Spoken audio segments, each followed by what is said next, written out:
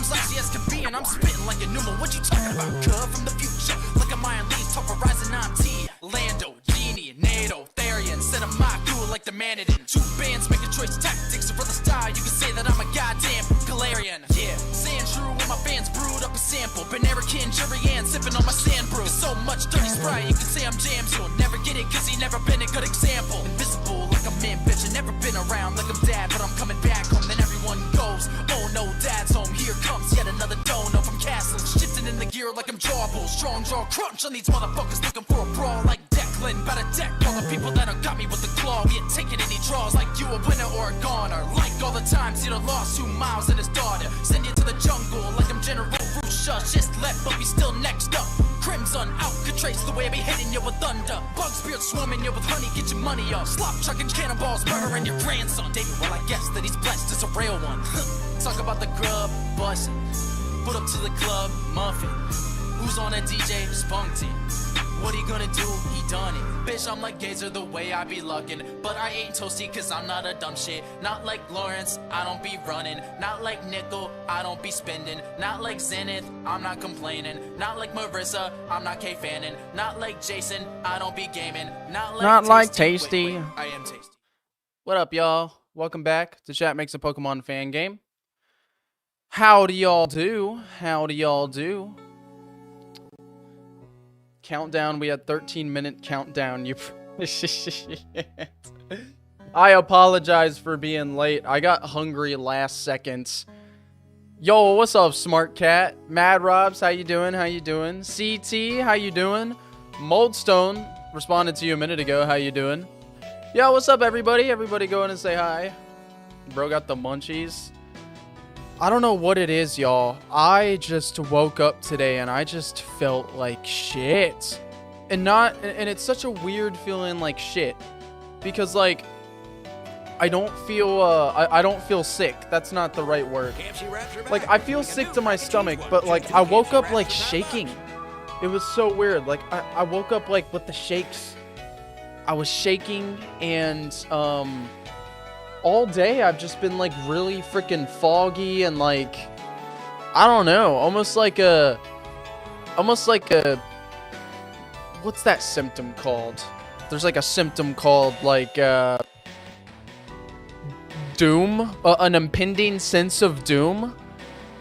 I don't know, like all day I felt like a weird impending sense of doom for some reason. It's very unusual. Going outside right now is like a death sentence. Is it hot out? I haven't even... No, I did go outside today, but it was like early in the morning. It was like 7 a.m. At like 7 a.m. I went out and I drove to the gas station because I needed to get a... Oh yeah, I went and got like an electrolyte drink because I felt so much like shit. Like, I don't know what it is. And now my stomach is bothering me. Did you eat something bad yesterday? I ate pizza rolls. I ate pizza rolls. And I guess those pizza rolls just did not sit right. I just ate more of them, so if I feel even more like shit later, I know it's those pizza rolls. Something's wrong with the pizza rolls. Forecast saying it's 105 in my area. Jesus Christ. Wait, hold on. That's crazy. I'm in Texas and it's 79 or 97. Sorry. Not 79. 97. It probably feels like 107, but still, that's crazy. I wonder where you're at. What's up, Tint? How you doing? Salutations, Tint. Salutations. Oh, man. All this talking is making my stomach hurt. What is going on with me, y'all? I hope there's not something crazy wrong with me.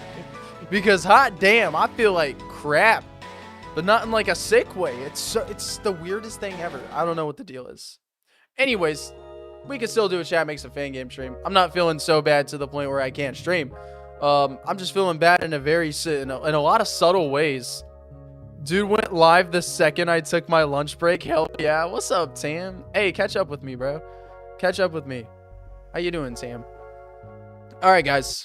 How about we go ahead and dive in? Have you moved out yet? Maybe it's making you nervous. I have not moved out yet, and I think that's definitely playing a role. I think I'm very nervous about moving out of Texas, moving back up to Ohio. That's might be anxiety. I think it might be anxiety too. Like, honestly, I don't know why I'd be having like crazy anxiety, but like genuinely, I'm just having. I think it is just crazy anxiety. You're moving? Yes. I'm moving back from Texas, or back to Ohio from Texas. But I'm not moving to like where I grew up. I'm moving like all the way at the north end of Ohio, Sandusky. So that's gonna be a lot of fun because I'm gonna live next to Cedar Point, and I love roller coasters. So hell yeah. Not moving to Italy. Go easy on yourself, Tasty, or else. Shout out Cedar Point. Dude, Cedar Point is... I'm going to work there, bro. That's what I'm doing, Tam. I'm going to work at Cedar Point. If any of y'all ever take a trip out to Cedar Point, I might be working that day, and I might be a ride operator for one of y'all's favorite rides. Who knows? I might be dispatching y'all's train type shit. Not Cincinnati. I'm not going to Cincinnati. I'm going to Sandusky. It's close to Cleveland. But yeah, any of y'all ever want to go to the roller coaster capital of the world in Sandusky, Ohio, the craziest like resort of all time, roller coaster resorts. I mean, like, it's a resort too. It's not even just for the roller coasters. I'm talking like there's like camps that you can stay at, and you can do jet ski and paragliding. They have all the fancy hotels and stuff. I mean, it's a fucking beautiful place, dude. Right on Lake Erie. They have the beach. Like, it's crazy. I'm working there. It's gonna be really cool working at a resort. So, if you guys ever take a trip out to Cedar Point, send me a DM and I'll tell you what ride I'm working that day, and you can come and I'll make sure your seatbelt's all tight, and I'll dispatch y'all's train, which I think is kind of cool. I mean, it is like a big landmark, isn't it? It's somewhere that a lot of people would go to. Basically, everybody that's lived in the Midwest knows about Cedar Point, or would at least want to go there someday because of how freaking awesome it is. I will sit here and glaze Cedar Point till the end of the day. It's my favorite place on planet Earth, not gonna lie. Maybe I can be convincing, says CT. Yeah, CT, you want to come up there? It'll be the craziest roller coasters you've ever ridden, I can say that. Or I guess rode is the right word. There's a bunch of places near my location. Yeah, you got Kentucky Kingdom too, CT. Kentucky Kingdom, man. It's a little tiny park. It's nothing crazy, but like they have two of the freaking craziest roller coasters in the world. Storm Chaser and Lightning Run, dude. Those roller coasters are ridiculous. Like, the airtime on those is insane. You're like, honestly, comparable to Cedar Point, right? Like, I'd honestly say it's like very comparable to Cedar Point roller coasters. Dude, I don't have the balls to. Oh, come on, dude. Dude, there's a little tiny rides too. Like, Storm Chaser and Lightning Run are tiny. They're not even fast. It's just the airtime is ridiculous. Like, they're like the tallest rides in Kentucky Kingdom are less than 100 feet. There is nothing to be scared of. Even if people who are scared of heights can't be scared at those roller coasters at Kentucky Kingdom.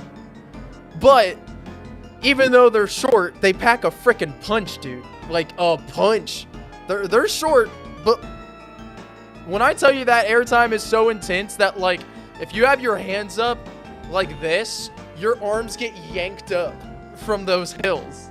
It's so crazy. It's so much fun.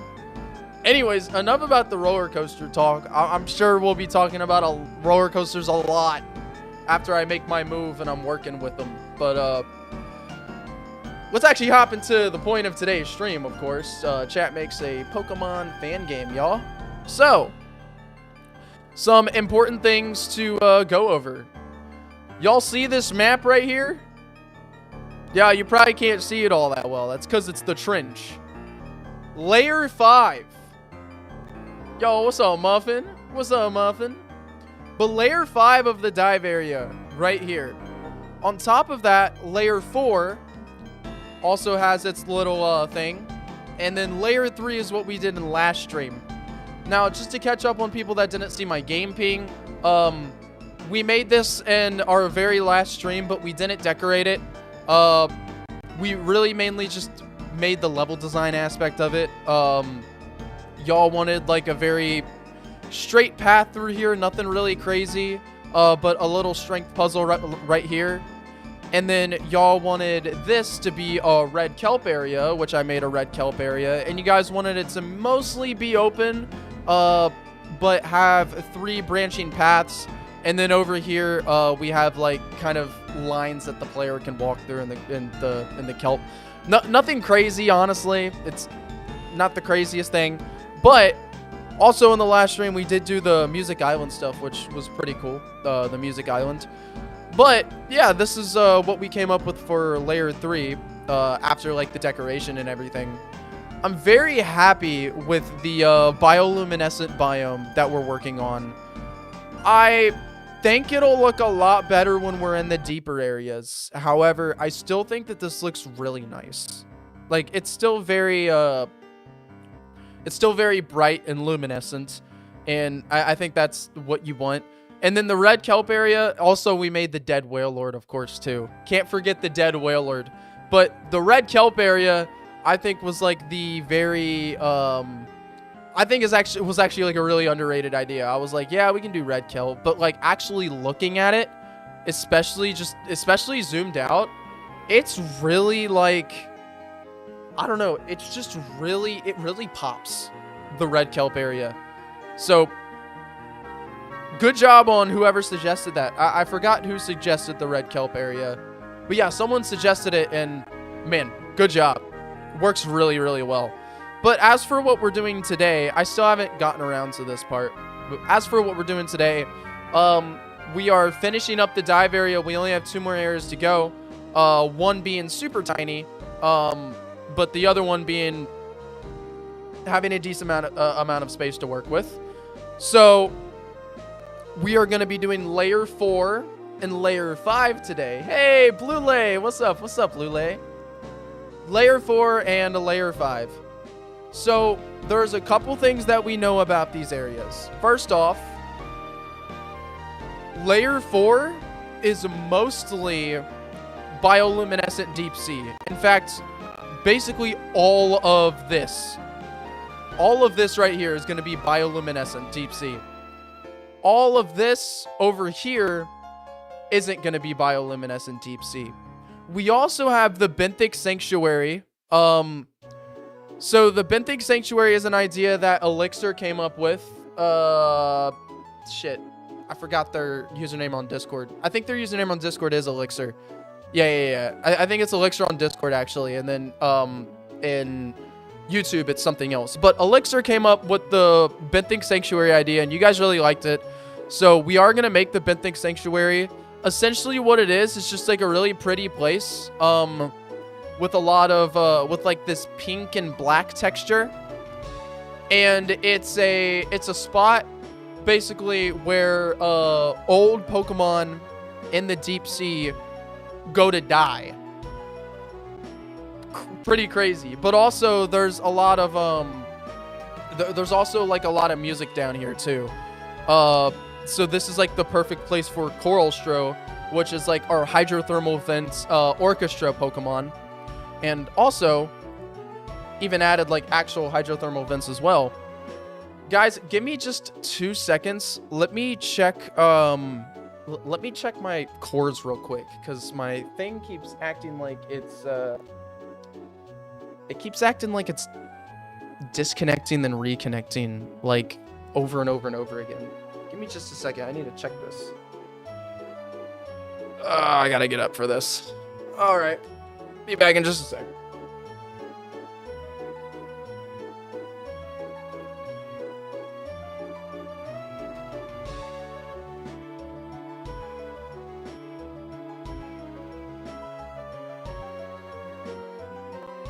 Okay, I think it's good now. Just had to double check. Yo, OffSync, how you doing? So we're making a retirement home underwater? Yeah, basically. That's probably the best way to put it. We could also put the chest puzzle there, maybe. Oh, yeah, like the open the chest in a specific order thing. Did you ever add the song I redeemed and sent in Discord to the playlist, by the way? Maybe. Let me double check that real quick. And then we'll hop into developments, ladies and gentlemen. I'm very excited to see what you guys have in mind for this layer 4 bioluminescent deep area. All right, let me double check just to make sure. No, I don't think I did. Is this copyrighted though? It is not copyrighted. No, I'm not adding this to the playlist, Viper. You can send a new one. You can send a new one. Yeah, I'm not adding that.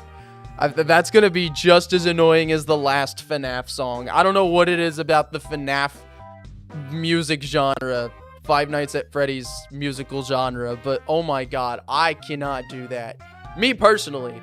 If you guys like it, it's okay, but like I can't do it personally. It doesn't even sound like soundtrack music. I love video game OST. It just sounds like a blob of freaking like I don't know.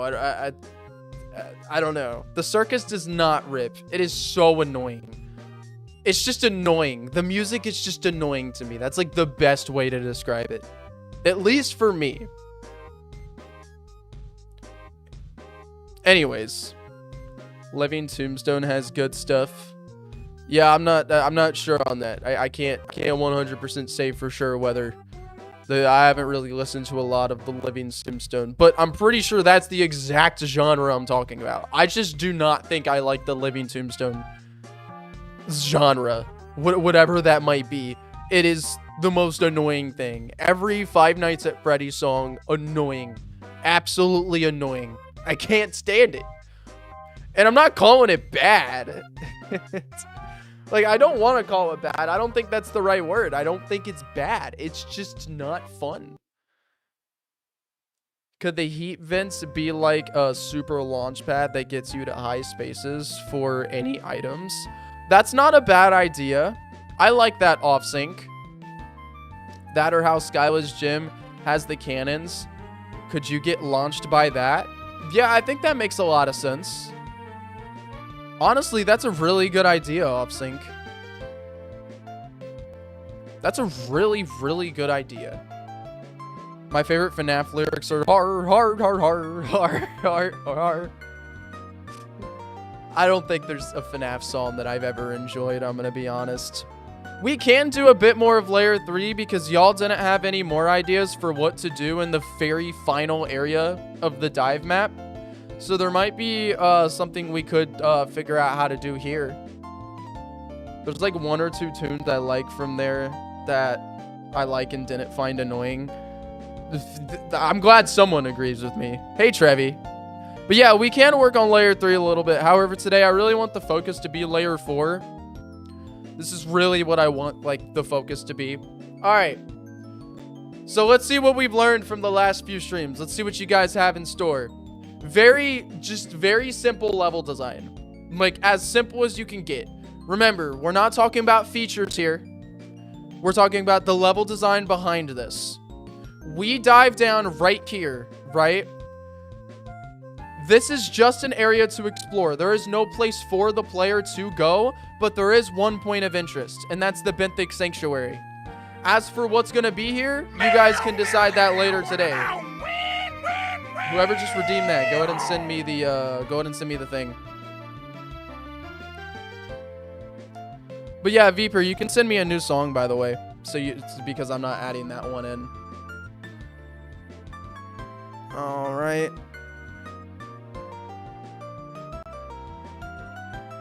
Yeah. Get some more Undertale music in the playlists.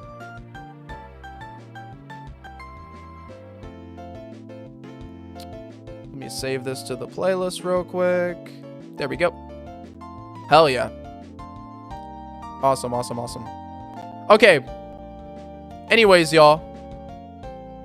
So, in very, very simple terms, like very, very simple terms, we have to get from right here over to right here, to the Benthic Sanctuary. This is all optional, which means the level design does not have to be simple. If you guys want it to be simple, it can be simple. But as for this area, we have to get from right here to right here. And we also have all of this space to work with. And so if there's anything you guys have in mind for what can go over here, that's also something we can do. Even if it's just out of the way to get a TM or something. So in very simple terms, we start right here. What is the first thing the player sees? What is the first thing the player sees? Is it going to be open at first? Is it going to be closed? Make it start open and wall off the sanctuary a bit to make it feel more private. Good idea. All right, so we can wall off the sanctuary a little bit. So let's go ahead and start with that. Even though it's not at the beginning, walling off the sanctuary at least gives us a better idea of what how much like real space we have to work with. So let's wall off the sanctuary a little bit. Boom. Benthic Sanctuary is being walled off.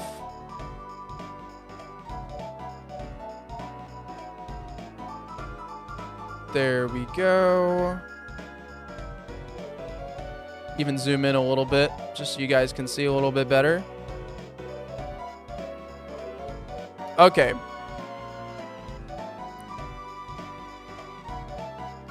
I don't know how far we're going to make this wall, but for now, it can just stop right there. But okay, we got the Benthic Sanctuary a bit walled off. So, back to the original question. The player just dived down to layer 4. Make it so it closes you in as you walk into the sanctuary. Oh, okay. Okay. All right, let's do it. Let's do it. Why not? Why not? So it's going to get tighter and tighter as you walk towards the sanctuary to really wall it off. All right, and then we'll just put that over here, and that'll go that way, and I'll figure out how to dispose of that in a little bit. But for now, that is fine. Okay, so it's like really walled off. In fact, there's only like one way to get in there. It's actually kind of like a funnel. You know what? That actually helps us because now we know the player needs to get from here to here. Since this is an old sanctuary, maybe some parts have fallen off or got broken. So maybe add rocks or little cliffs next to it. Not focusing on the sanctuary right now. Focusing on the bioluminescent area that leads to the sanctuary. Don't worry about the sanctuary at all right now. Just don't even worry about it. We're not doing that yet. We're doing that later today. All right. Anyways, back to the original question. We are right here. What is the first thing the player should see? The very, very first thing that the player should see. And I don't mean decoration. I don't mean a bunch of coral. I mean pathing-wise. Type path surrounded by small pools of glowing stuff, coral, glowing goop, etc. Very tight pathing with some pits. All right, cool. What do you guys think about that? Very tight pathing with some cliffs, or with some pits. What do you guys think about that? A ghost river. Moldstone said strength puzzle. That sounds fun visually. Did you say that this is also like hydrothermal? Maybe a line of fake candles that are coral spewing a tiny flame out of the top? So yeah, hydrothermal. We can actually make little... I know you guys had the someone had the idea earlier. Y'all said like a hydrothermal vent that shoots the player upwards. And that's like a really cool idea to get to like high places. Like the vent will actually shoot the player upwards. So we can definitely incorporate that into this. But what direction do you guys want the player to head after they once they get out of here, or once they like first get here? Do you guys want the player to go to the right? Do you guys want there to be a branching path to the left and the player goes to the right? Or do you guys just want the player to go up and then this area can just stay open? Start moving right since the cliff is very close on the left right now. That's a good point. That's a good point. So we can have that. We can have it do it like that. Thermal vent sounds cool. It gives you a feeling you're reaching the bottom of the world. Yeah, that's a really good point too. All right, so let's do this. Let me just double check. Make sure I have the right one. Awesome. I'd say right if there is a branching path, nothing crazy. Cool, cool, cool. All right, so the player is going to get here, and the first thing that they're going to see is that there is a path to the right, which means we can just make a very simple cliff right here. That'll go ahead and block this off a little bit. Awesome. Go ahead and zoom in too, actually. I feel like zooming in's the right call for this area. It is a fairly small area too. Awesome, awesome. All right. So we start off with this little cliff right here. And we're trying to push the player this way. Do you guys want a branch right here? Maybe a mix of cliffs and divots would be fun. Show how broken the deeper areas of the sea are. That's a good idea. Yeah.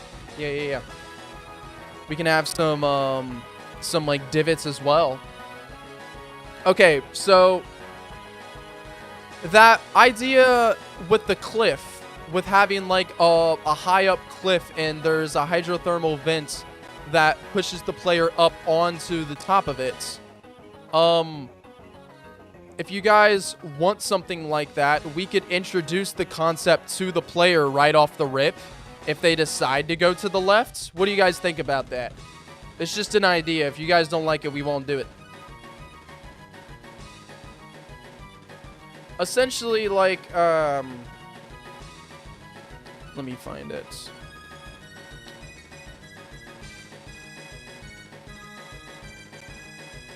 Left side could introduce the mechanic. Okay. Cool, cool, cool. We're on the same page. All right, so this side right here will introduce the mechanic to the player. Boom.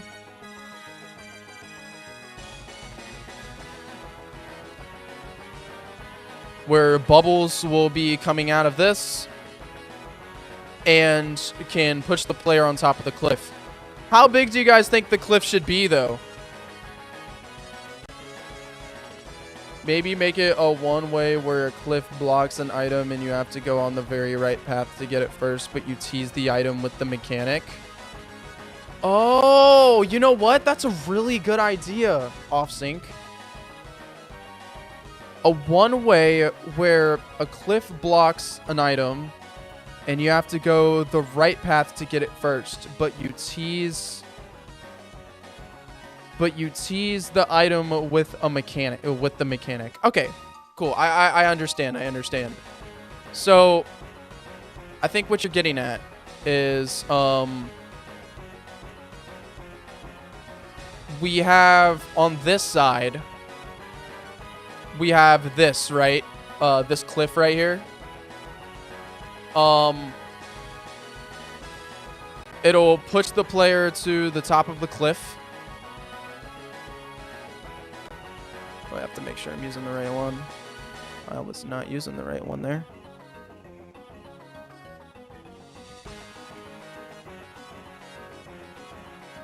And then at the top of this cliff, the player can see an item somewhere else.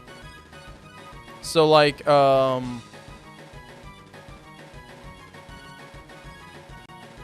in fact, maybe the cliff should be more like this then.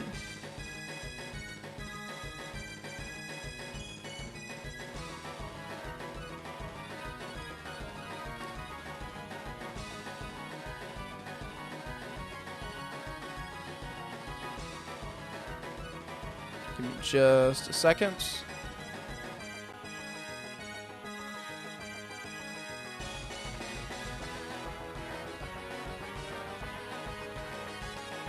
So maybe the cliff would be like this, and it'll push the player up here, and then they can see the item on the other side. Is that the idea that you were going for?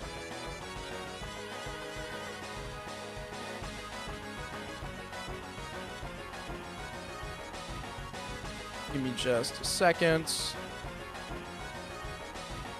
So hydrothermal vent pushes player up on here. There's nothing really here yet. Like a reverse waterfall in some ways. Yeah. So it'll push the player up onto here. And then they'll be able to see an item on this side. Are we able to implement the cliffs you hop for shortcuts above water, but underwater? Yes. Yes. We can. But it is better to use coral fans as a one-way path. So like, for example, what we can do is we can push the player up on here, and then the coral fan will push them this way, but they can still see the item on this side. So like hydrothermal vent, push player up here, they get a glimpse of the item that they can get later on, and then the fan pushes them off.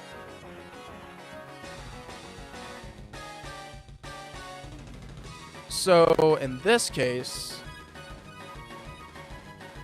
is that oil station thing a fly point? Probably, yep. All right, now we have to make the other side where the item actually is. Which I imagine would be like right here. Boom. So the player gets a little glimpse of the item's existence right here. Oh my gosh, why is my PC so laggy?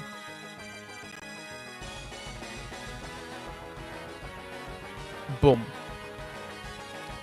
Alright, and then the item would be right here. So let's go ahead and grab a treasure chest then if we're going to put an item here. Item doesn't have to be crazy. Where is just a... There it is. So, item right here. Cool. Really good idea. Really clever use of the mechanics. Let me, for the love of God, why are there so many issues today? I'm checking my damn task manager. I am sitting at 96% memory is wild. All right, what can I do to help that? Nothing? I guess I could do this.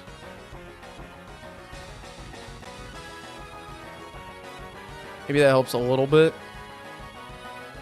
My memory is at 94%. Hot damn.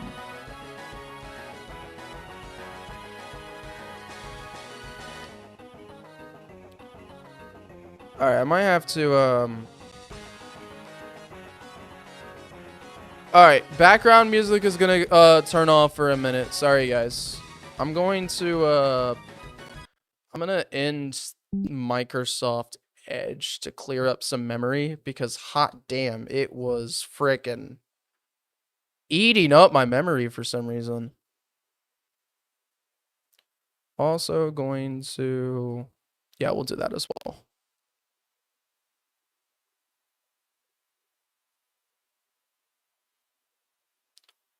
Cool, my memory is a lot better now. Dang, that was crazy, y'all. My freaking computer was... Whew. Do I use Edge or Chrome? I use Edge. Yeah, Chrome eats up more memory, dude. Chrome eats up so much memory. Oh my gosh. Yeah, I opened Microsoft Edge and it's immediately all that memory is back. What the fuck? In fact, it's taking more of it now. Okay. There we go. It's better now. All right, music's back. Can y'all hear music again? Should be good.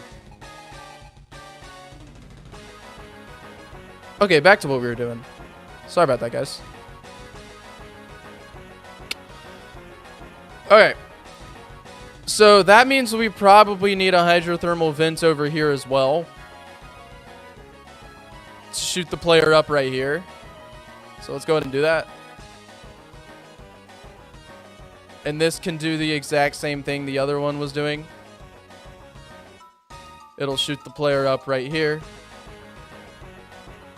And then on this one, they can actually choose to go down after grabbing the item. Okay, cool.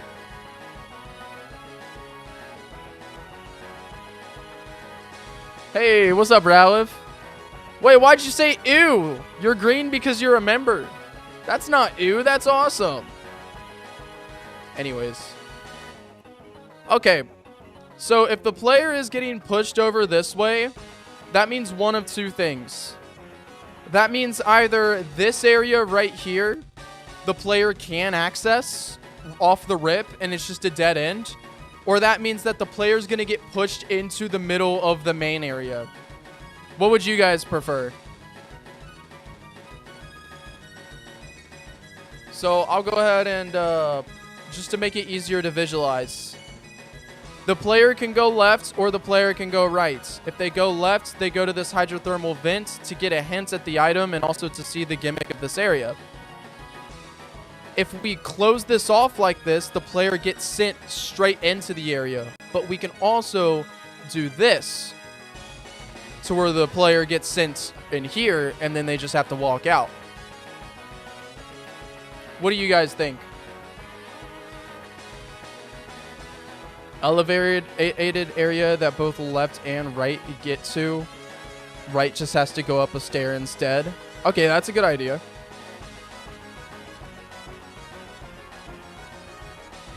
All right, let's do it like that. If that's what y'all prefer, then we'll have an elevated area right here.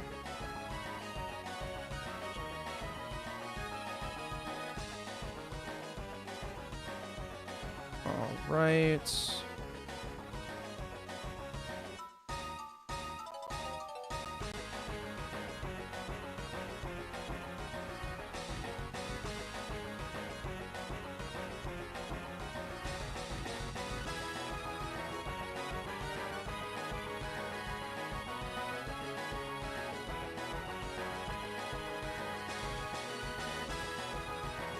Cool, so we got a little elevated area that the fan will send the player over to.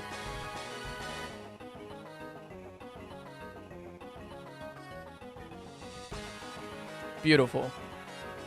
Then I can just bink, bink. So the fan will send the player over to this little elevated area. They can obviously walk up the stairs to get up here if they so want to.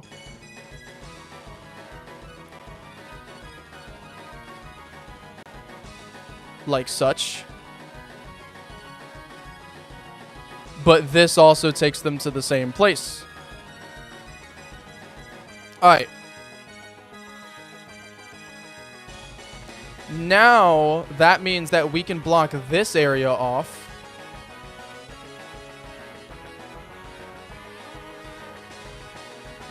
Just gonna put some rocks for now. Don't need to do anything crazy.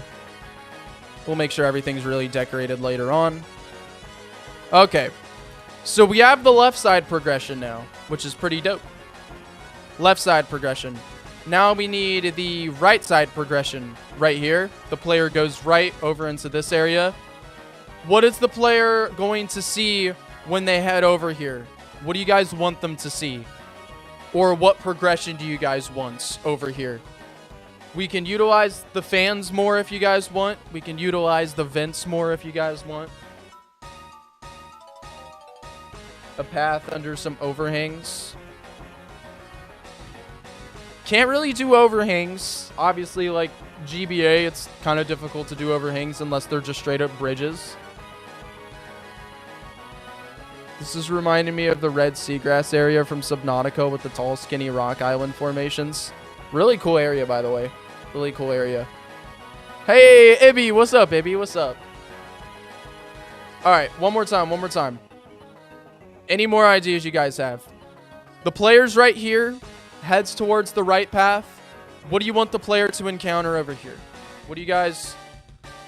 Maybe some holes, maybe some thin paths through some holes, maybe a big open area with the grass, with the seagrass to get those juicy encounters before we dive into something more interesting, more intuitive level design.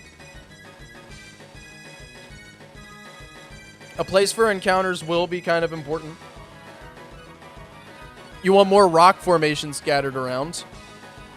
What do you guys think about Viper's idea? Have there be just kind of general rock formations in this area.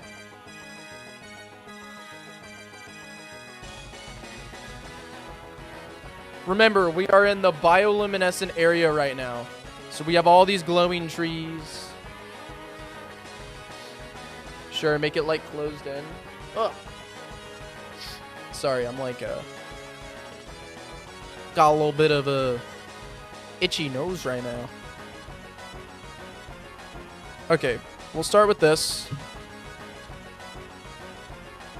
If we're in a bioluminescent, some glowing trees and glowing pools. The glowing pools, I don't have something for that, but it's something that I could add. It's definitely possible to add. With some puddles, per se. We could just kind of use take from puddles. In fact, let's go ahead and see what you guys think about that. Because the glowing pools might not be for everybody. So we'll double check. Let's just go, let's go take a look at what we can do. I already have the deep sea. I really just need my good old puddles. And I'm pretty sure I can get that from just outside.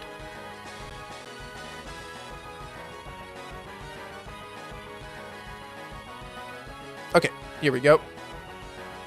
So we can really just take from this.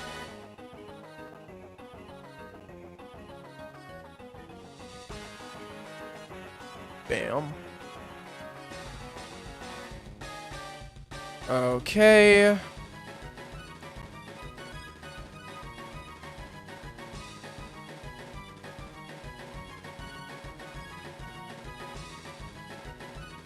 Awesome. But more importantly, what we really need is, well, first off, be nice to grab our this color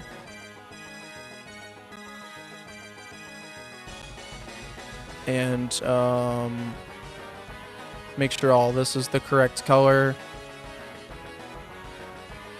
and then we can just pull for the rest of them. This one right here.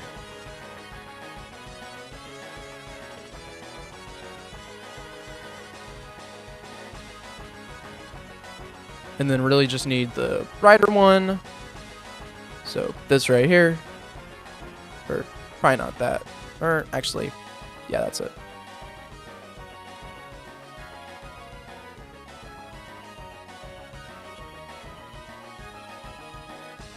I see that 1 pixel right there. Cool. And then for the outline, we just need to get the ground color for that, which is right here.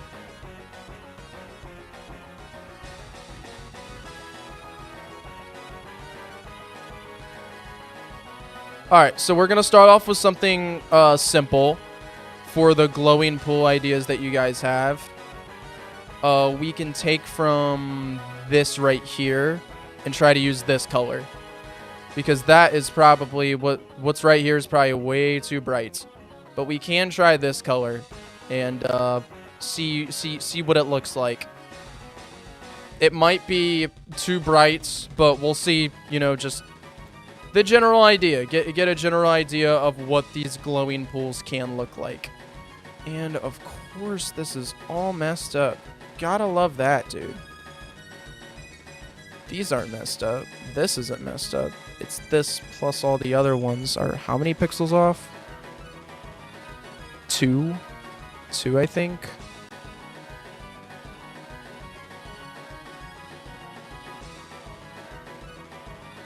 Yeah. 2 pixels off. Okay.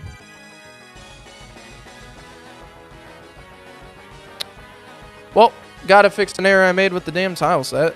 So that's always fun.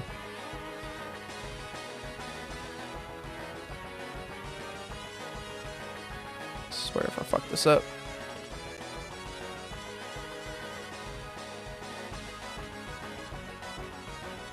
Oh, man. Can't freaking see.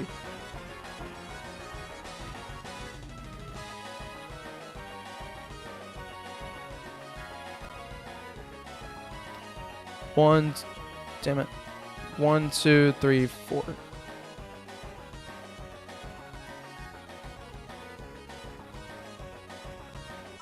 Okay, back at it. Please be lined up. Beautiful. Awesome. Okay, so if we have these pools, it's gonna look something like it's gonna look something like this. Are you kidding me? Motherfuck, dude.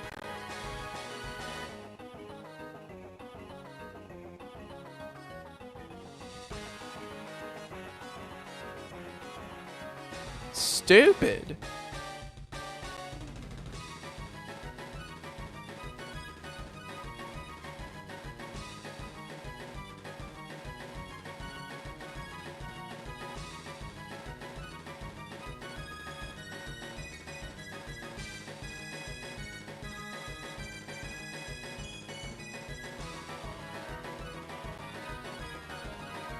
There we go. Finally. Jeez. Alright. What do you guys think about glowing brine pools? This is what it looks like. A glowing brine pool. And then we'll obviously have the glowing trees and the whole bioluminescence-ness around it. But what do you guys think about it? Do you guys think it should be darker, maybe?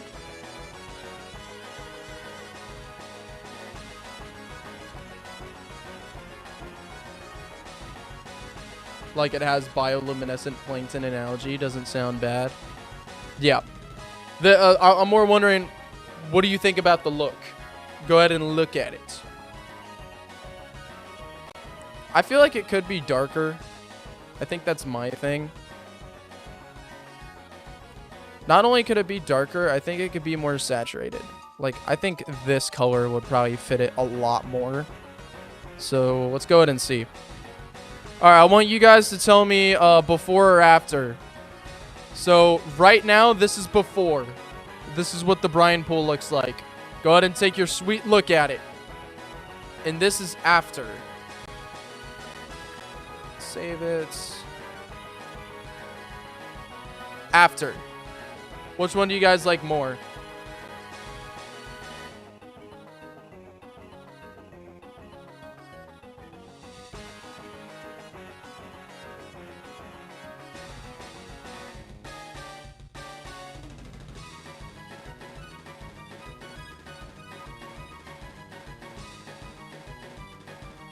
Before one was a bit too white. Fair enough, fair enough. Alright. I think the best part about these brine pools is that since you guys want it to have like want this area to have a lot of divots, inside of the divots make a lot of sense for where the brine pools are. So for example, the player's gonna come over here, and this area is gonna be their introduction to the you know, the little introduction. Let's just go ahead and put a little divot right here.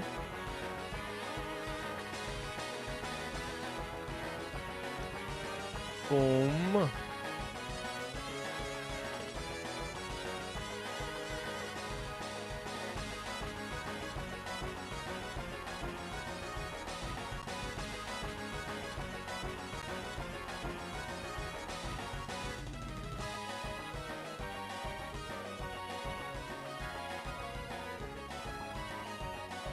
All right, so divot, and then either brine pool inside the divot itself or brine pool inside of a divot's divot.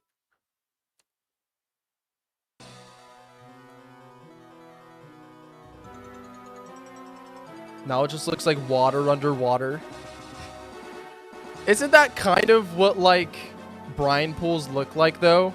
But then this is glowing because of, I guess, bioluminescence.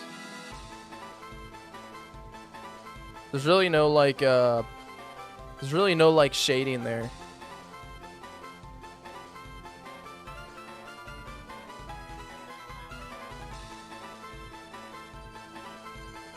If it was more like this, I don't know.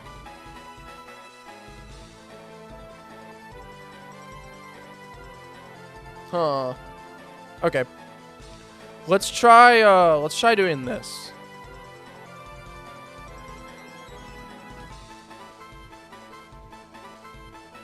Let's try it to where we have both the divots, another divot inside the divot, and there's a brine pool inside of that second divot.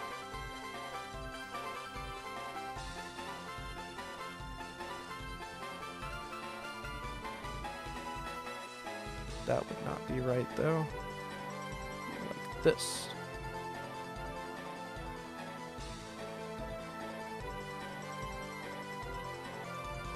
And then we'll see how this looks. Ooh, probably not without no shading around those edges.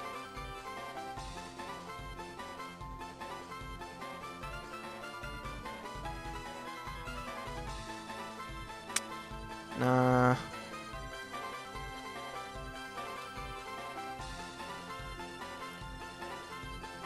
Is it the underwater section? Yeah. Highlights on the rocks would be good to make it obvious that it's glowing. Well, I can't really do that. But what I can do is this.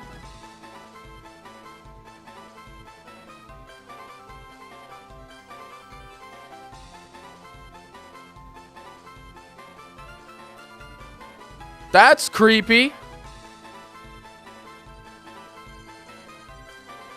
The big pool kind of works for me, though, not gonna lie. I think it looked better in the single divot. You think so? Single divot or double divot? Here, we can even do it side by side. Also, Buzz Holden, welcome. Sorry, I almost forgot to say hi to you, my guy. All right, we'll compare them side by side. Thank you for subscribing. Yo, whoever just subbed, thanks.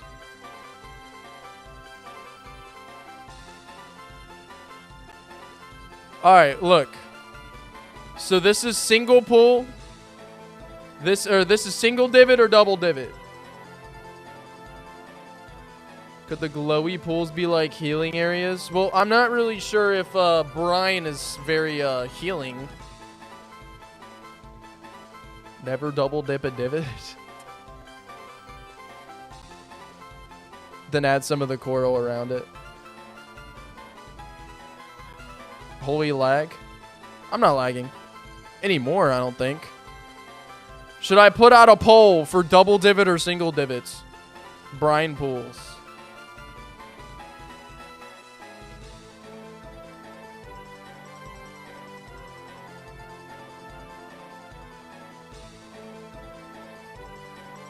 I can't do the glowing rock treatment on single pools.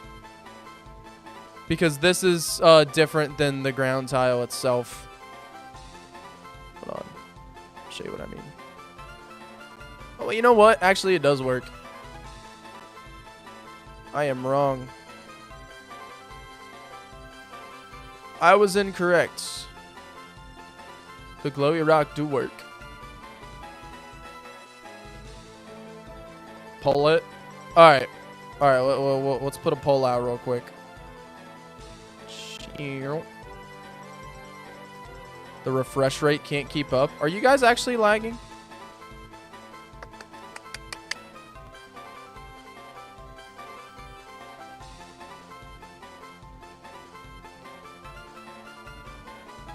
Hold on, y'all. It might disconnect temporarily.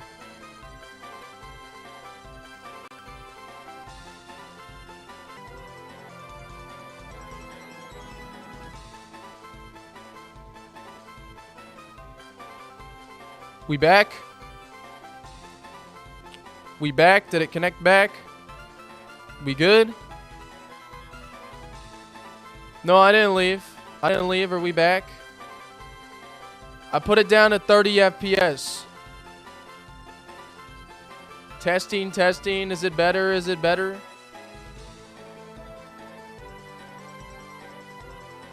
We good? I don't know what the fuck's up with my computer. But the refresh is kind of crazy.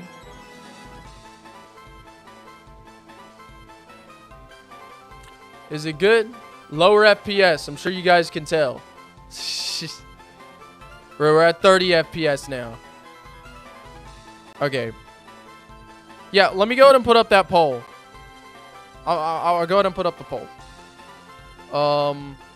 Single divot or double divot brine pools?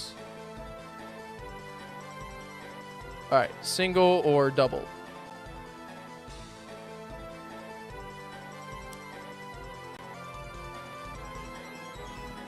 Alright, go ahead and choose which one you prefer. Do you prefer the single or the double divot?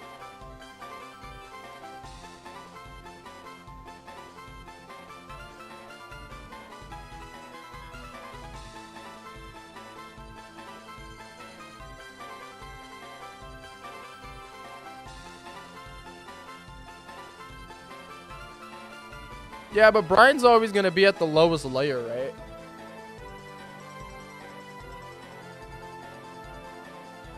Also, I mean, having them next to each other, as you can see right now, it just kind of looks a little meh. Vote on the poll. Vote on the poll. Do you want the double or the single layer brine pools? Which one do you think looks better? Also, the color on these are really starting to grow on me. I really like the color of these brine pools. There is only 6.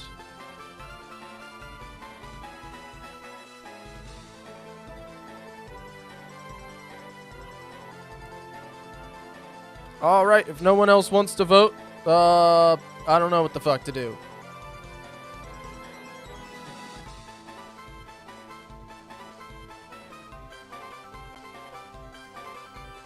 If it had less terrain. Well, let's try doing that then.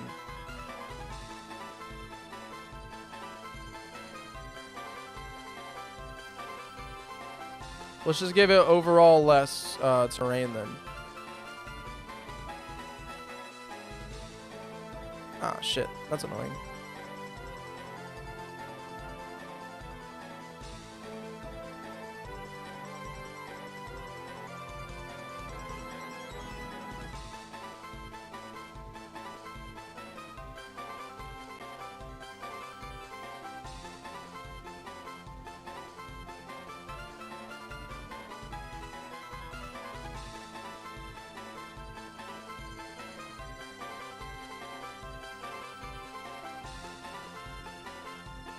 Something with a little less terrain. Yo, what's up, Electabuzz? Welcome to Chat Makes a Pokemon Game. Oh, I like that. So I think we'll do double, but the goal is probably just to overall make it not make the brine pools too small inside of the double divots. Double divot style, per se. In fact, I'll even make it just a little bigger. Because why not? We'll have it to where it goes down right here. And then walla wham. And then we can do it like that. So it's double divot still. But it's like good double divot, yeah? Then you could add the coral to the lower level. Exactly. Okay. So we have this is like the first thing the player encounters. The player can just walk around it. Now we could have it to where the player needs to walk this way. Or we could make it to where this is blocked off and the player has to go up this way. Which do you guys prefer? Do you guys want the player to circle around? Or do you guys want the player to go up, keep going upwards? Circle around or keep going up? Which do you prefer?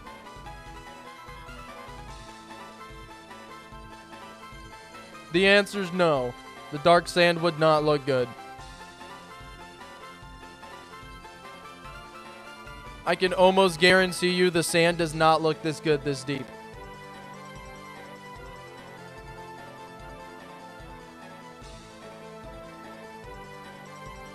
Let me prove it.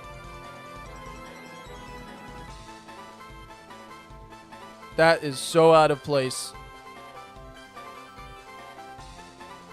At least in my opinion.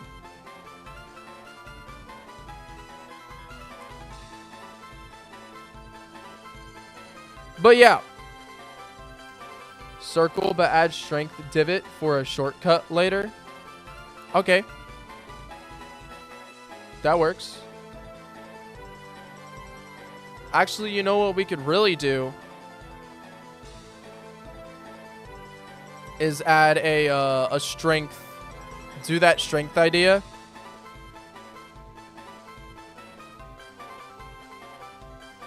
But just a little differently. So what we could do... I don't know why I'm up here, dude. Let me get the fan. We could have the fan right here to make this... That's currently making this a one-way, but we can push a strength boulder in front of it. And when we push a strength boulder in front of it, it'll fucking stop the fan so the player can just go in and out endlessly. That's probably the best way to do it.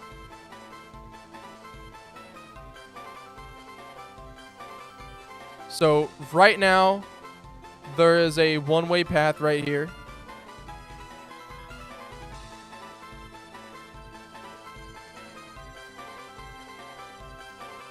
So the player is circling around, but the player can push a strength boulder in front of this and then use this path whenever they want.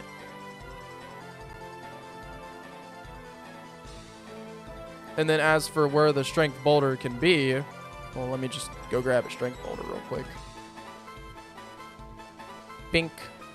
As for where the strength boulder can be, it can just be set up right here.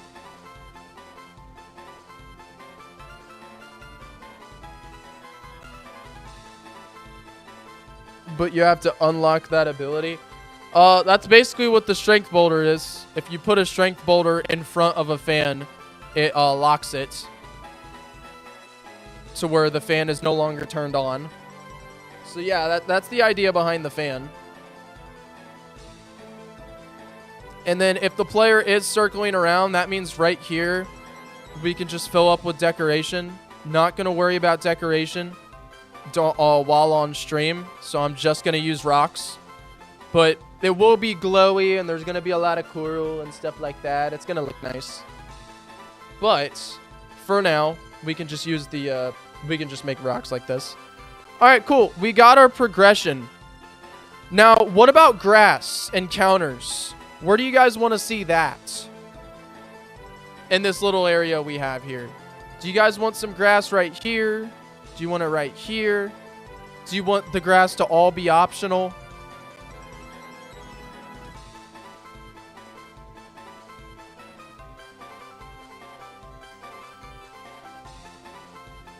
Put grass patches right around the dive up square.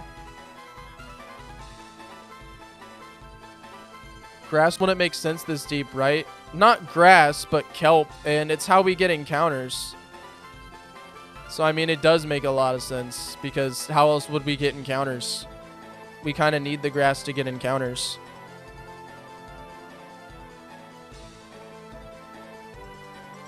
But we'll go ahead and put the kelp is the right word.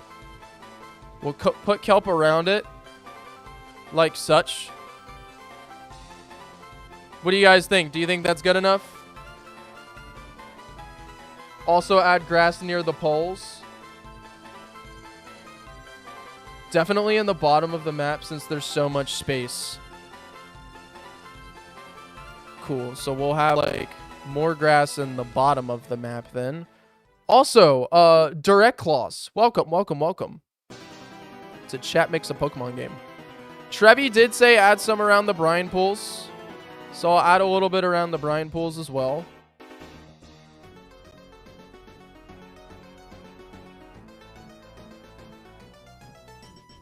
Or I guess the current brine pool. Also, this grass is ugly right now. I need to make a better tile for it. The grass looks really good on layer 3, but it needs to be darker for layer 4. I don't have to do that right now, though. I can do it, you know, sometime after stream.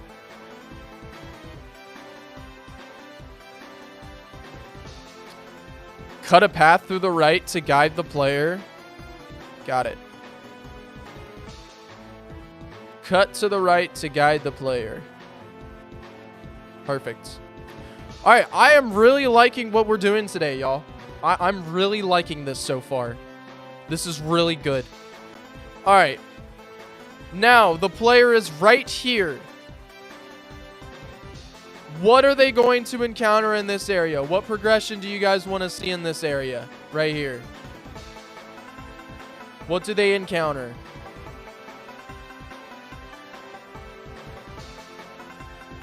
Tasty, please add more ground textures, lol. Do not fret, my friends. It'll look really good. I'm not doing any decorations. I have stopped doing decorations on stream. That's why there isn't any coral in the map now. Because decorating on stream takes forever. But here. Just to give you a little idea. It's gonna look beautiful when I decorate it.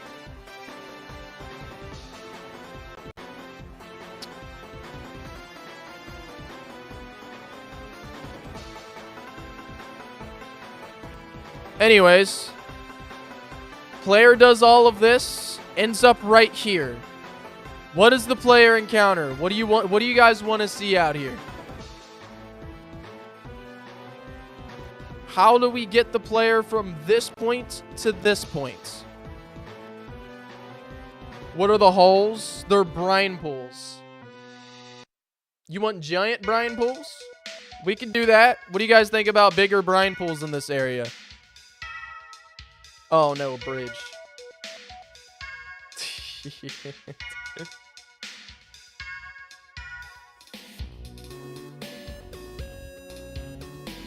A simple path and a bigger brine pool. Irisy says bigger brine pools and a simple path. Raul is also down for the bigger brine pool. Alright, let's do it. Bigger brine pool it is.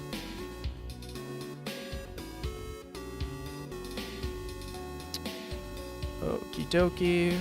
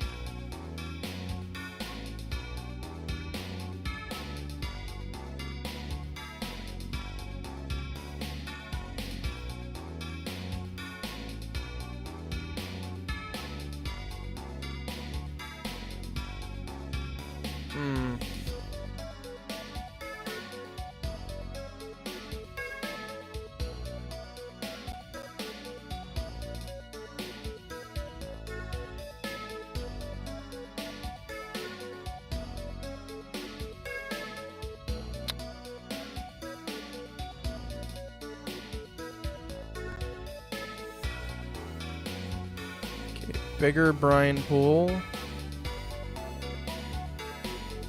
It's in the works.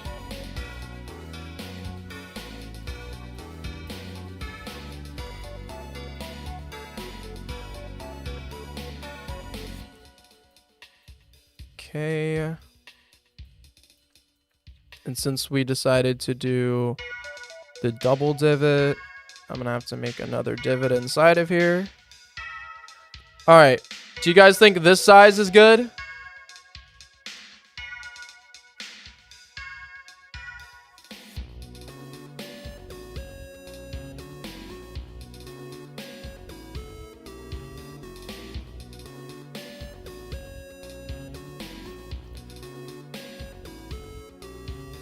We already have a dead whale lord. You have a dead whale lord, Viper. Also, thanks for the $2 holla, my boy. Thank you so much. Let me see some chat emojis for the good old Viper. The shape is good too. Feels more natural.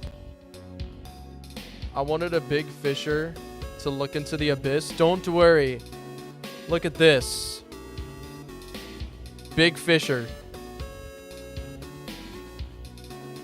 You can also dive down into that fissure, but we're not there yet. Okay.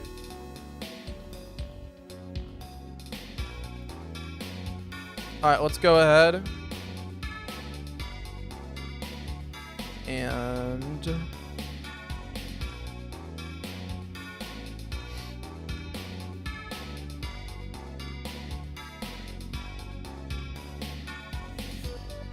also, this looks messed up. Cool, that's better.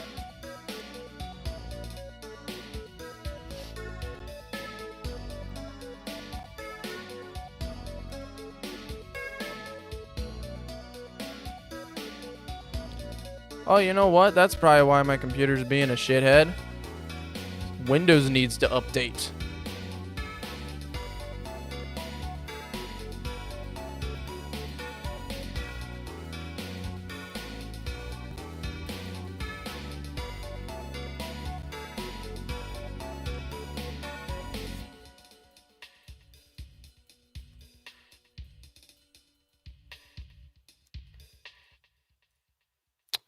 Okie doke.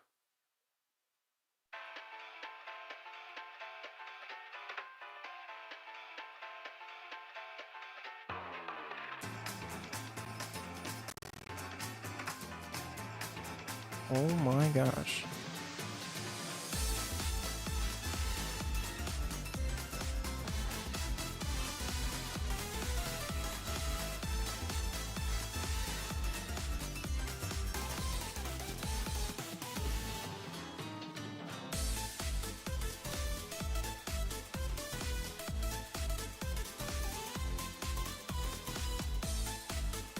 Okay.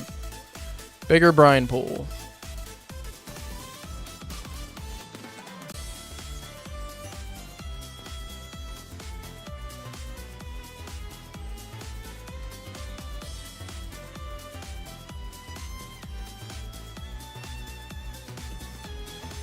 All right. What do you guys think? Don't fix what ain't broken. Bridges are kind of hard to make.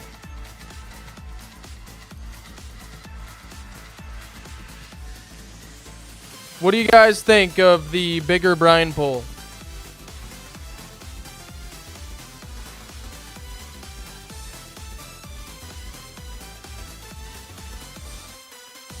Jump the pool with a heat vent to access the graveyard. A jump over it would be kind of peak. Or,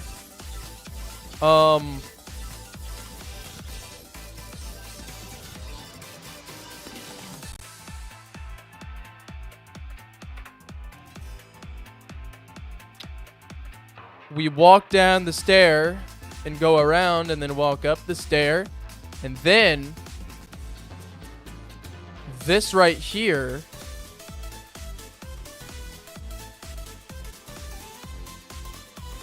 alright.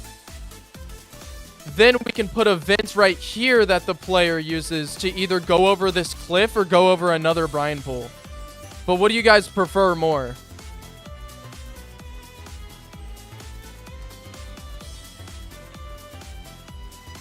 Can you try filling it up completely to see what it looks like? That would undo everything I just did, though. Hold on.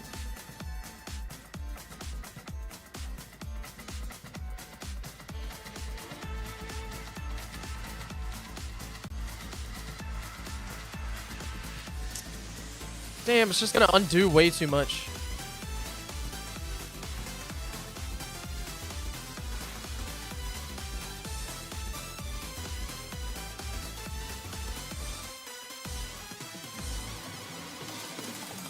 That is something I didn't consider.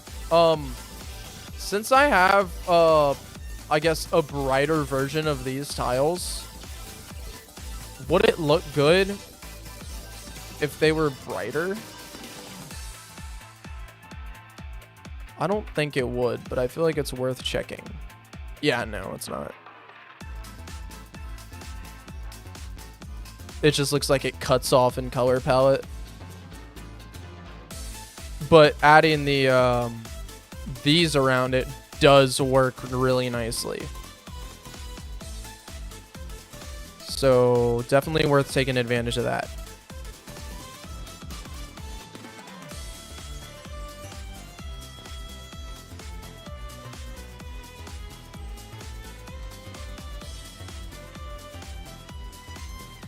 I think if the tile's too bright, it messes with the contrast. That's true.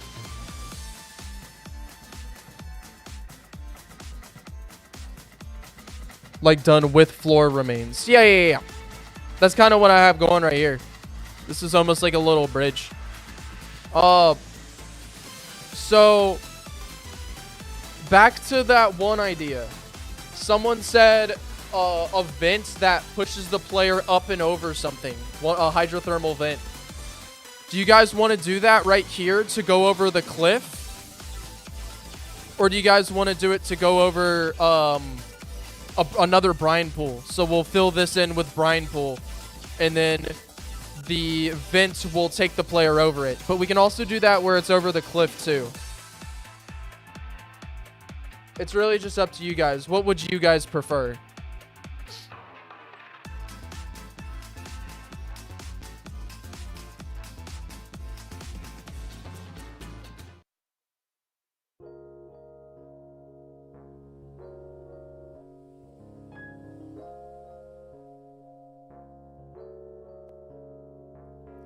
I'll explain again if you need me to. Oops. So we put a hydrothermal vent right here, right?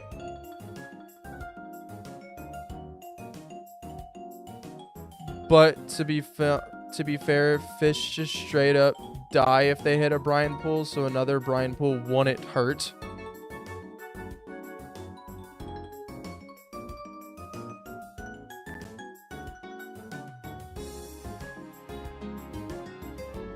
Anybody else have any thoughts? When the player walks over the hydrothermal vents, they'll be shot upwards and over something. We can do it over the cliff, over another brine pool. Or we don't even have to do it right here.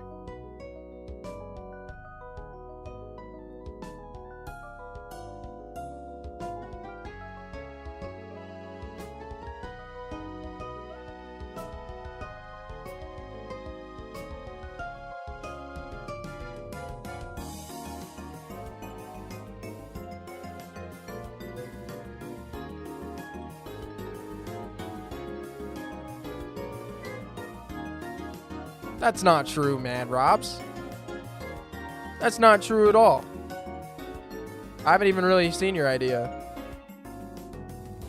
Okay, but I'm not doing giant underwater skitty, though. I'm not doing a giant underwater skitty.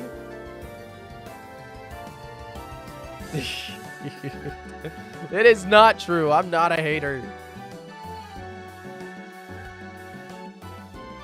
Tasty the certified hater.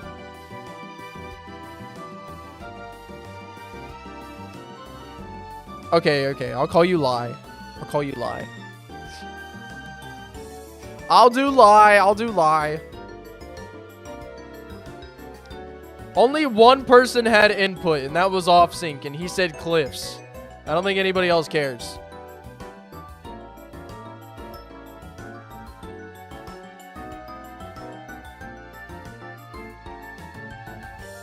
So in that case,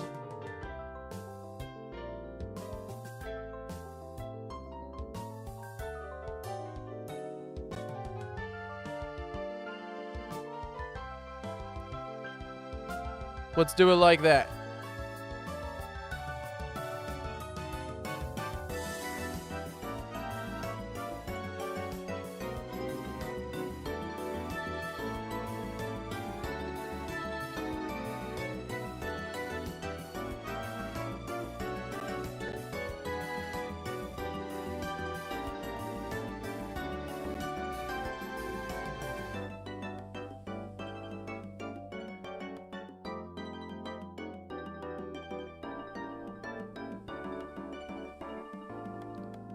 So the cliff is now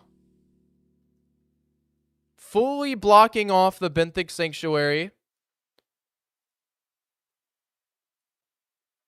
But the player can take the hydrothermal vents, and if the player takes the hydrothermal vents, they'll be able to head over the cliff to where they're supposed to go. Cool, cool, cool, cool, cool, cool.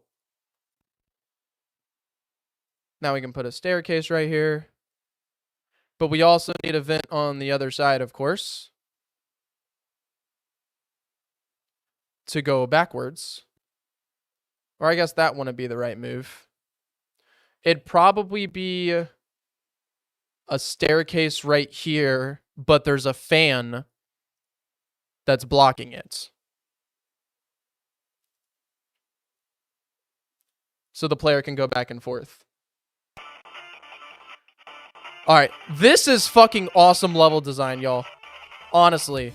Like, this level design is certified peak. You guys are cooking so hard. This is probably my favorite area so far in the dive area, and it's not even decorated. I just love this progression so much.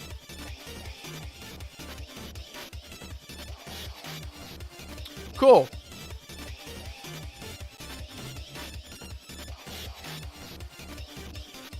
Actually, I'm gonna have this fan be right here instead, so it pushes up against the wall, so the player can still walk down this way.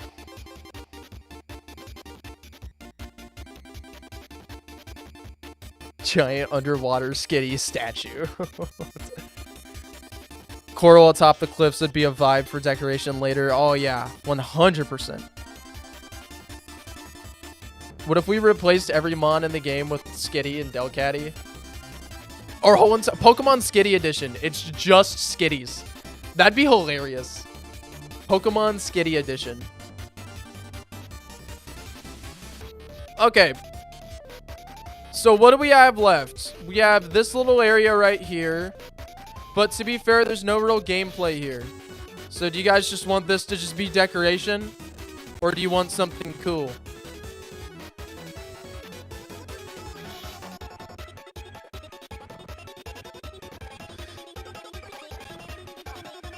Grass or decoration? Okay. We'll just have it be decoration. And I'll put a little cliff here too.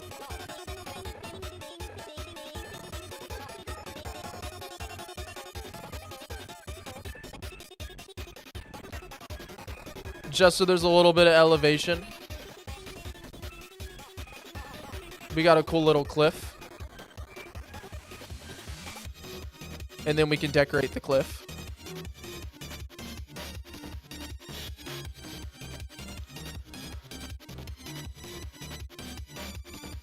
Awesome. All right. Do you guys think this is enough for the bioluminescent area?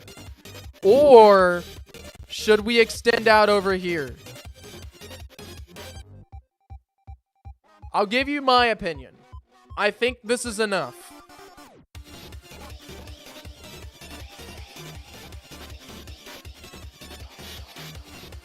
But at the end of the day, it's up to you guys. We can add more over here if y'all want to.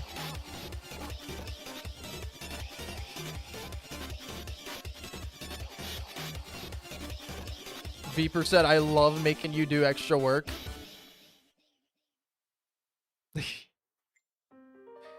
Such an a-hole.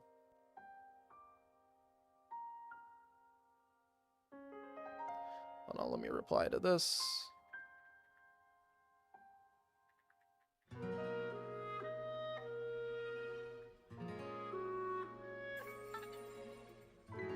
How to reply to that real quick. Sorry.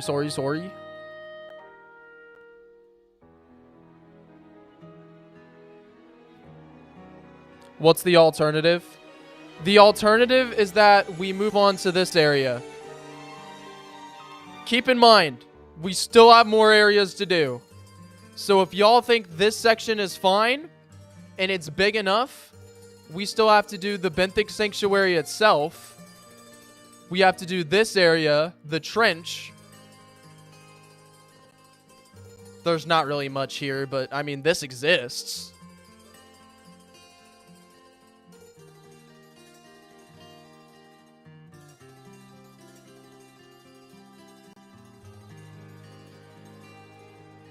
The alternative for that area, it would just be more bioluminescence. Yeah, I mean, just more bioluminescence, essentially. This is already a side area, so having a side area inside of a side area, we can do it if y'all want to. But it would really just be, I have no idea what to put here. Maybe just some items, but at the end of the day, we have plenty of room to put items in the area we already have. So maybe more items? But I don't know. I think it's already enough. But I'll go ahead and I'm just going to put out a poll just in case. Because I don't want to let you guys down. If y'all think this area is too small and there should be more to it. Should this area extend more? Question mark. Yes or no? That's all I really want to know. If so, we'll start brainstorming.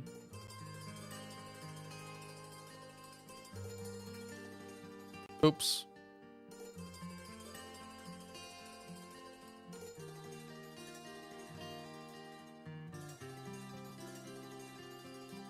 It's fairly 50-50.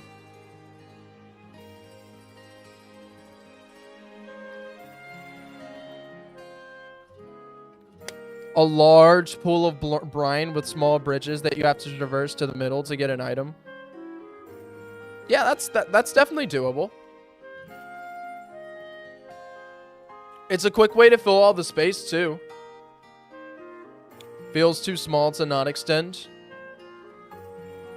Well, no is winning. No is winning. But like you were mentioning, you know, it wouldn't be too much to add a lake with some bridges you go across to get some item. All right, I'll go ahead and end this poll, and we will meet in the middle. It just feels empty with nothing there. Well, yeah, of course. We would have to close the border, and it would look fine, and we would just fill it in with decoration on the border. Like, if it feels forced, it's probably a bad idea. That is a good point, and no did win. Overall, I mean, obviously, we could always have more people in the stream for more votes and more, you know, words. But at the end of the day, it is Chat Makes a Fan game, and no did win. So I think closing it off is probably the best bet here. If anything, rather than just closing it off, we can just have like a little tiny bit more. Like, instead of a big lake, just another smaller lake, and there might be an item over here.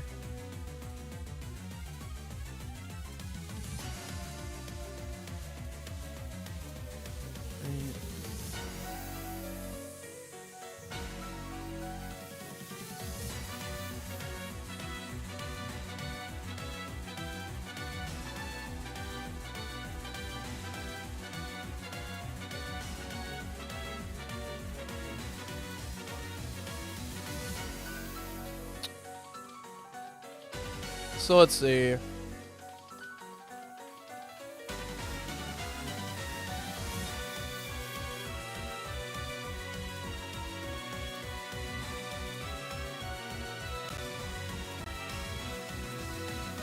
All right.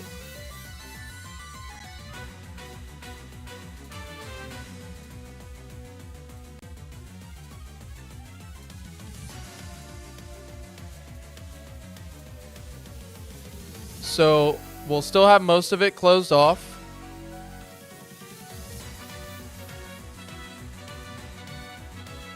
However, we have just enough room for a little lake.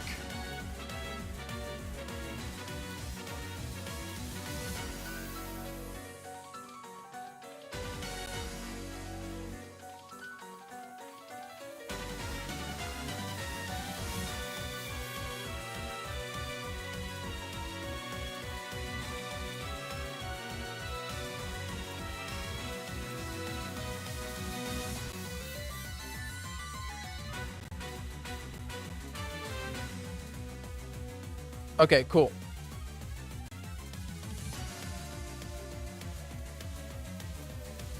Isn't there plenty of caves already? Yeah. Good amount of caves.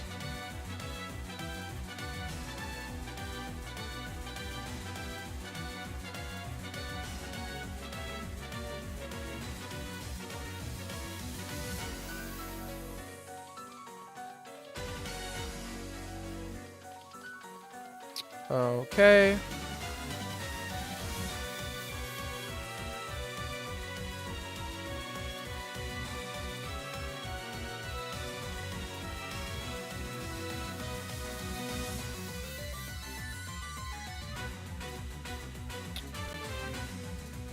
Here is my compromise, ladies and gentlemen. A decent sized lake. Right here.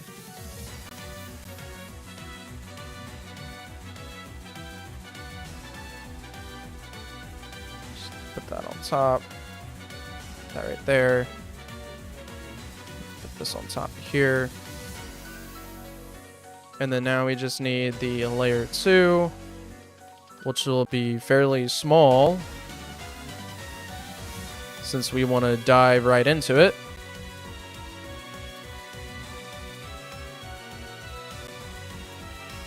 Why am I doing this on this layer?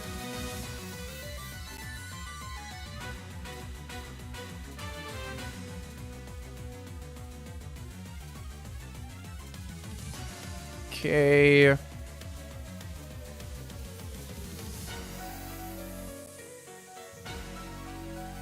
Effects. Shit. Won't look bad doing that.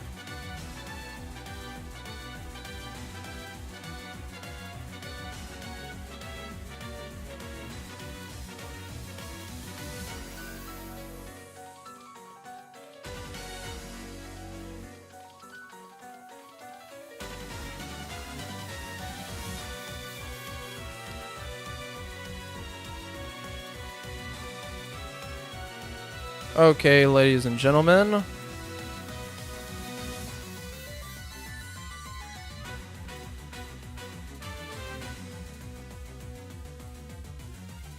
that's not what we want.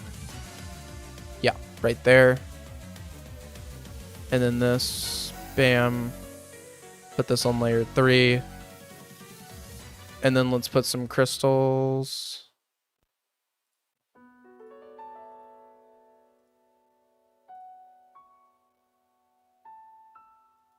Oh, that is the wrong color.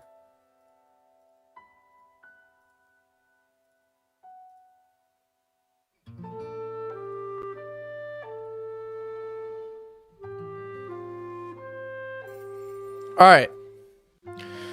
There is my compromise. The biggest lake on the map yet.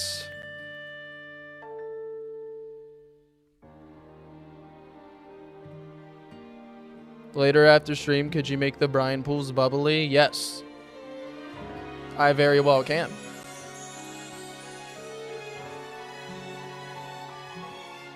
Cool. Well, I'm very happy with this area. But it is time to move on to the next area. Do you guys want to do this? Or do you guys want to do the Benthic Sanctuary? I feel like the Benthic Sanctuary is going to be pretty short because I already have the level design for it. It's really just I want to know what you guys want to see in the Benthic Sanctuary. What is the purpose of this area? We know that it's not super important and there's not like a big old cutscene or like a thing here, but we do know that this is a point of interest. But why?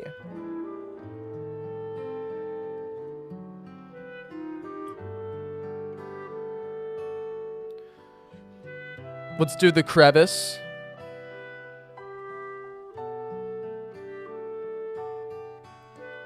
Any aquatic ghost types for wild encounters? Yeah.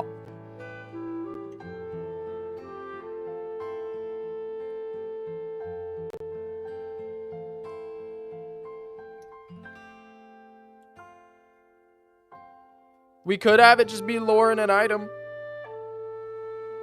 Is that really the worst idea? Just some lore and an item? Maybe there's a Coralstra that's sitting right here playing music.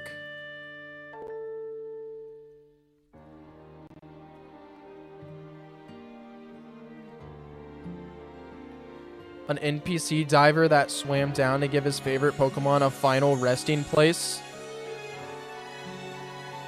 That's not bad. What do y'all think of that?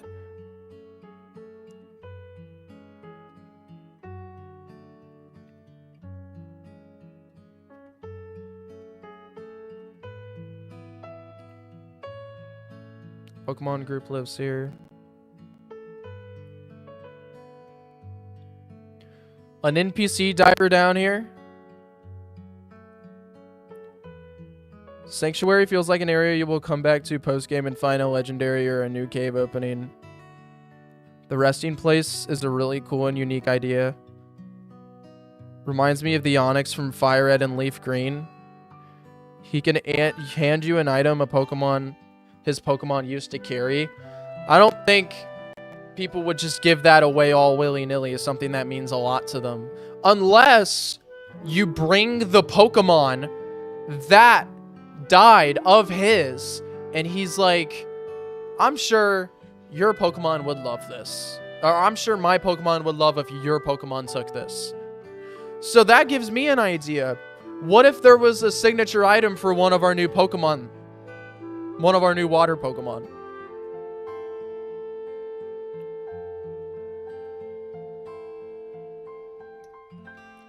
Like a signature item that, like, if this specific Pokemon is holding this.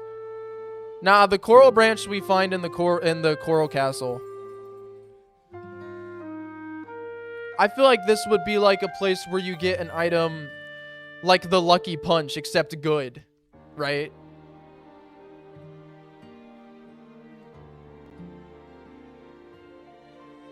None of our dive Pokemon need an item. They're power crept as hell. Yeah, but we'll nerf them. I mean...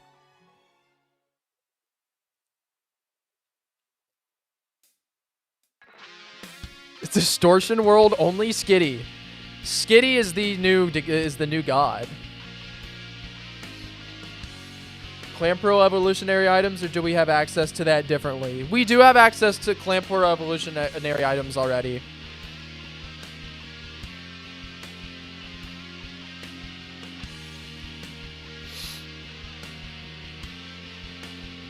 I like the idea for a buff to our Fossilmon. They're old and dead, so it fits.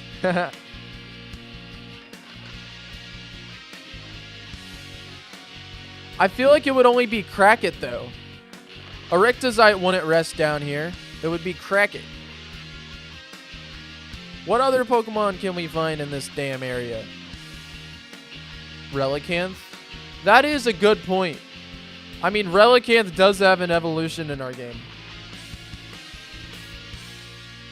Maybe Apromastius has a signature item.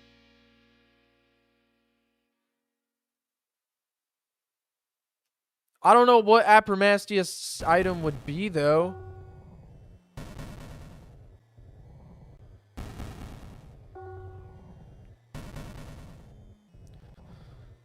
Lantern, Malamar, Frill Deep is OP. He doesn't need shit.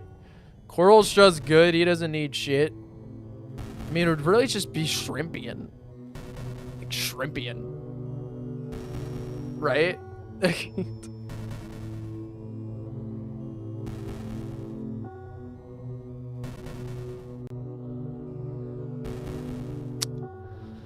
I don't know. I don't know. All right, let me make a, let me go grab or actually, I don't need to grab anything. Let me just make a diver NPC. I'm just going to make a diver NPC. Well, let's go ahead and start with that. We'll make it a girl because we used a guy last time. All right, diver NPC.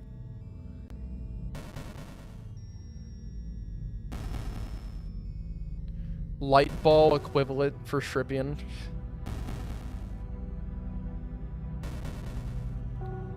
This would have an item for Crackit, and the one in the then the Mushroom Forest would have an item for Erectazite.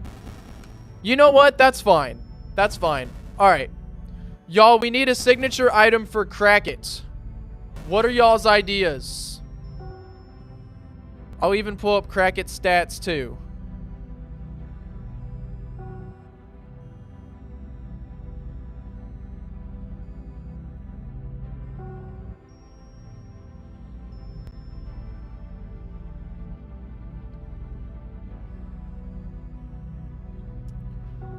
Alright, Crackit's a rock and water type with 105 attack, 105 speed, and 70 special attack.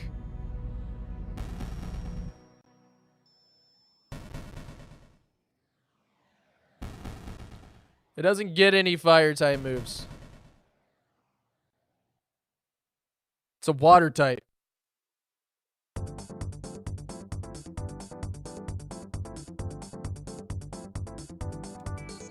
Signature item for Crackit.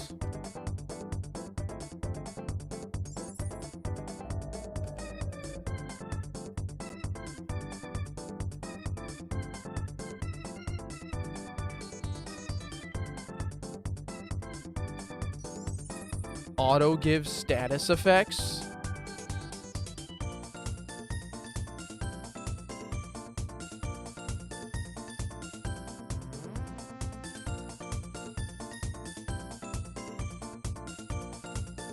Oh, it's not supposed to have 105 speed? Is it supposed to have 70 speed, 105 special attack? I went ahead and fixed that. You know, a Mega Skull villain auto burns. That's a lot, though.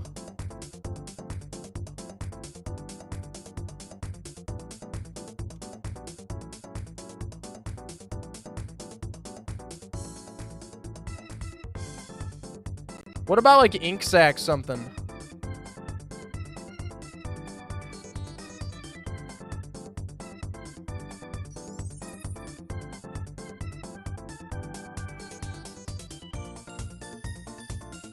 Something to do with ink sacs?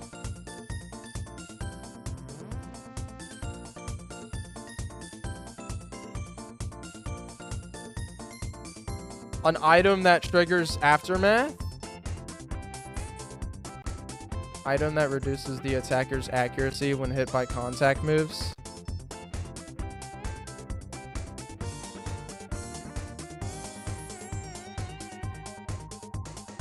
Chance to flinch?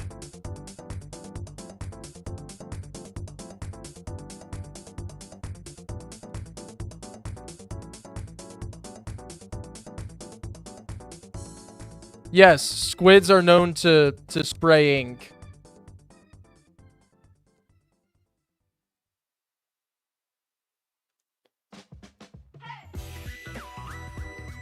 Accuracy is just something that shouldn't be messed around with.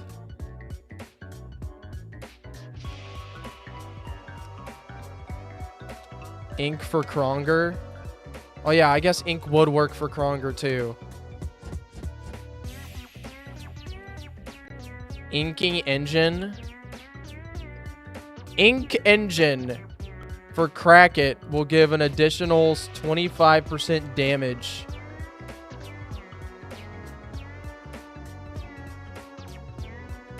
Or just flinching.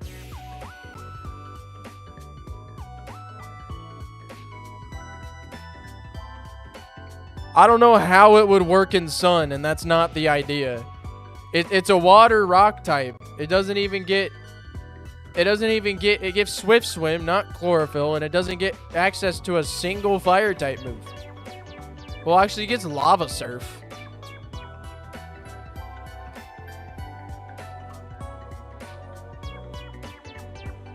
Parental Bond as an item is just like...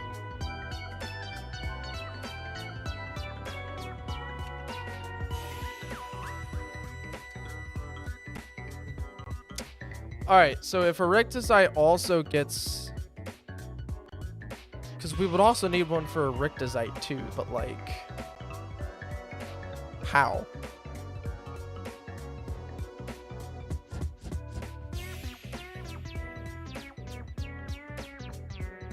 Sleep on contact, maybe?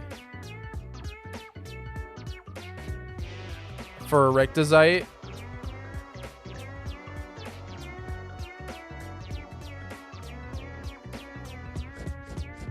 Okay, what about the item for Crackit can be somewhat like,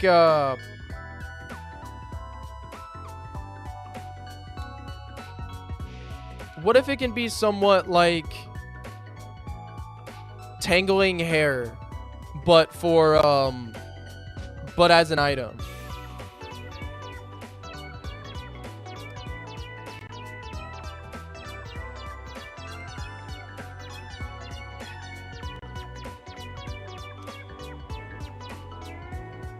When using a water move.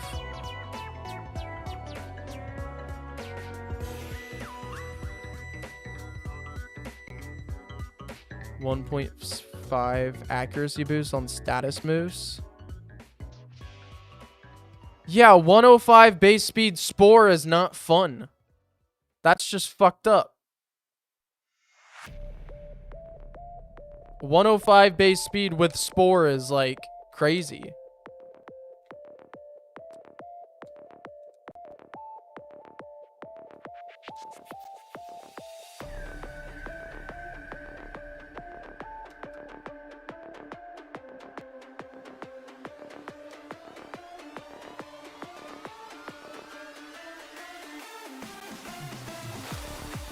I don't know. I just I don't see an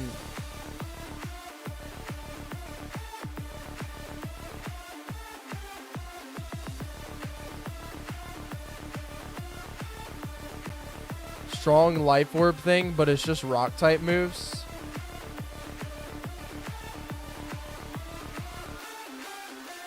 Cotton down item sounds pretty powerful. What about just an item to be held by Crackit? Boosts defense. Somewhat. Or boosts, or maybe...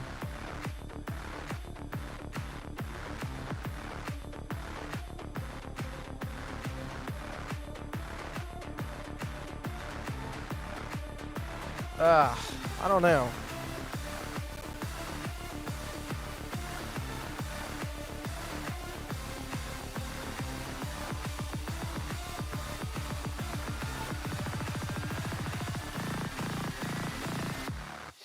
Inverted assault vest for Crackit would be insane in a sand team.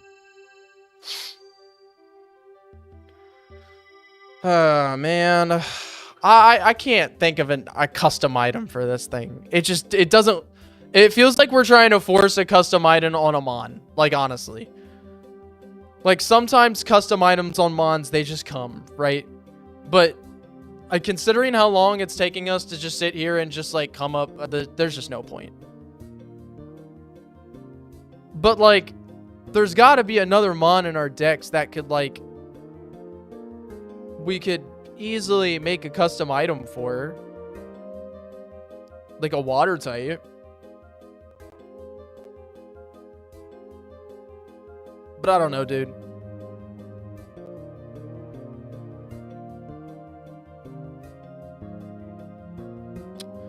What other water types do we even have, low-key?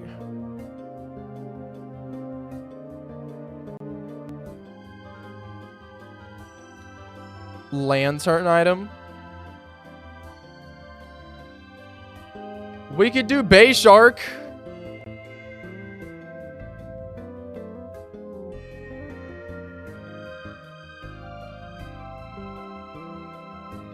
Glowing sack, higher accuracy on all moves.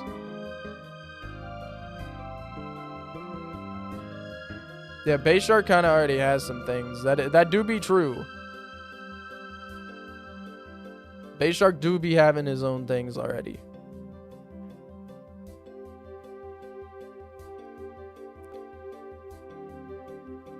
I mean, we could do Lantern, but it's not one of our Mons. Lantern's just a Mon.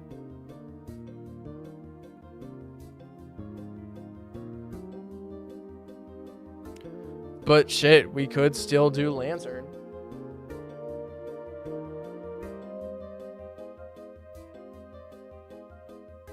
Eviolite, but just for Relicanth. We actually could do that. I'm actually super down to do that. Eviolite for Relicanth. Because normal Eviolite isn't in our game. So we could do Eviolite, but just for Relicanth.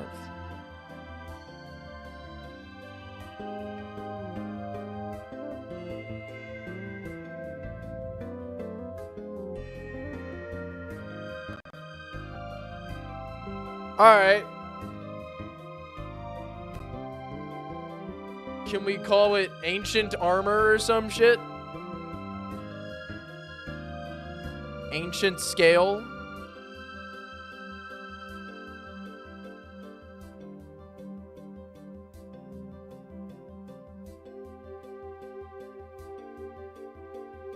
Ancient Plate.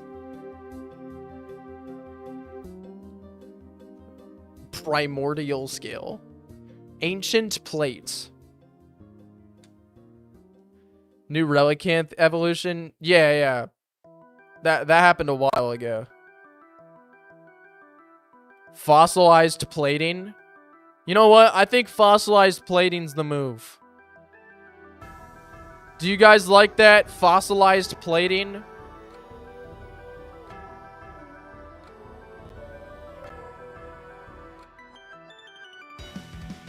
Where's Relicanth at?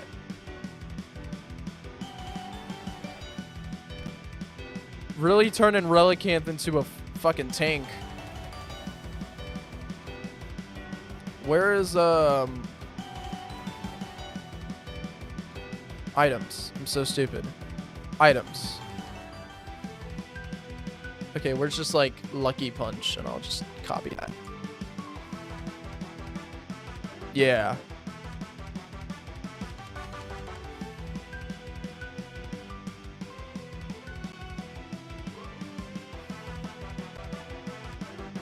Wait, which one was I doing? Was I doing fossilized plating?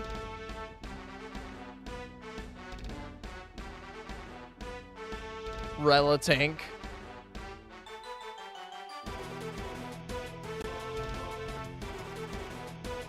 Yeah. I was doing fossilized plating.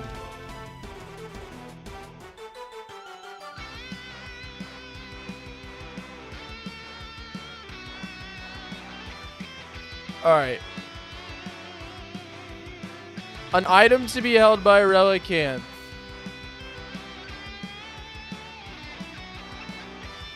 The Ancient Plating boosts Relicanth's defense and special defense stats. Or I could just do defensive stats.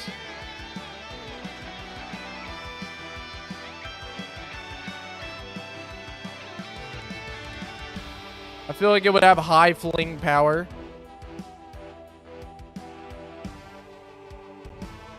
Alright.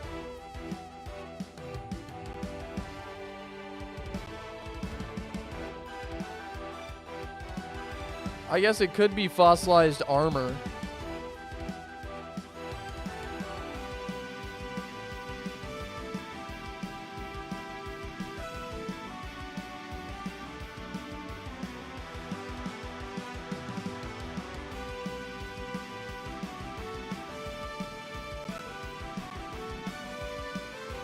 Fossilized armor, I guess.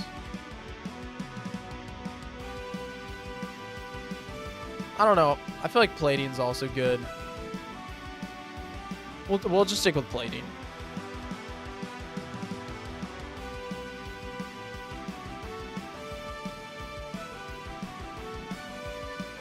Okay. Fossilized plating. Boom.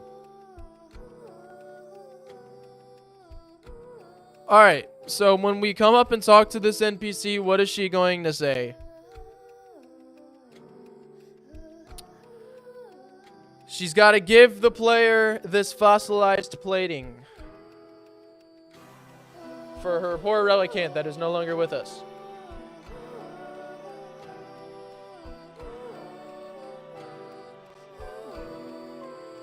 What is she going to say before she gives this item to the player?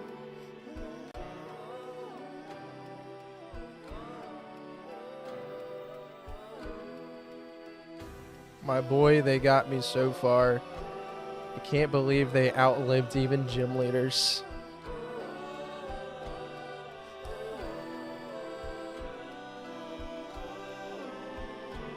That's gross, Miles.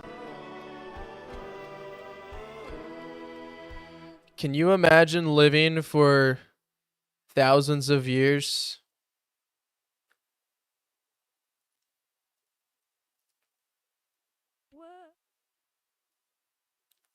Can you imagine living for thousands of years? I feel like that's what she should open up with.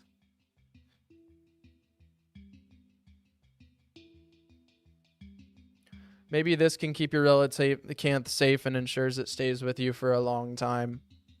I like that. We can throw that in there.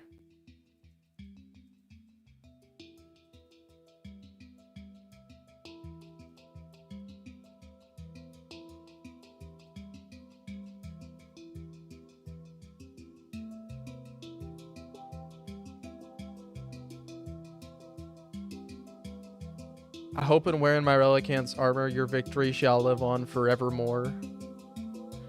thousands of years and still no evolution until now. What could have possibly forced them to need to evolve? That's actually so real.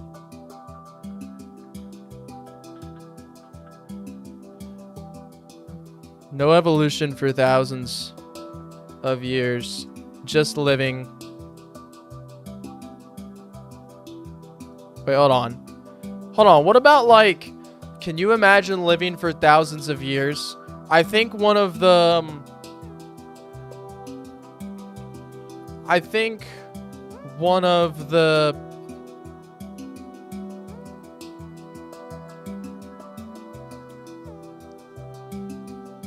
Or I think what's most difficult for me right now is I befriended my Relicanth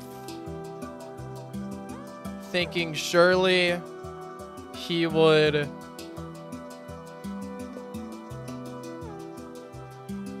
live longer than I would.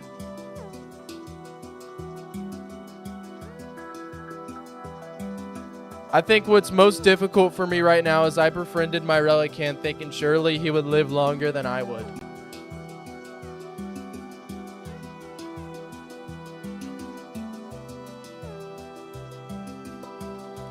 I don't think you're not Shadowband Reaper. Must have lived alongside the mini Kraket that filled the oceans before seeing me. Oh, that's good. But he was...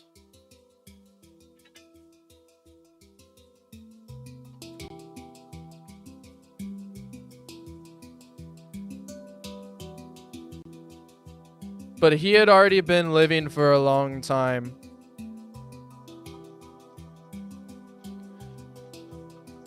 He must have lived alongside the mini Kraket that filled the oceans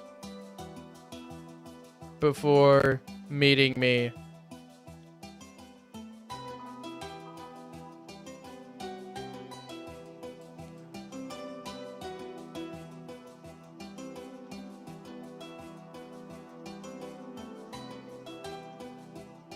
Alright, so just to recap. Your Relicanth is still so healthy. Take this, let it wear the armor that let my boy charge into battle against the beasts of the deep. That's not bad, that's not bad. He must have lived alongside the mini Kraket that filled the oceans before meeting me.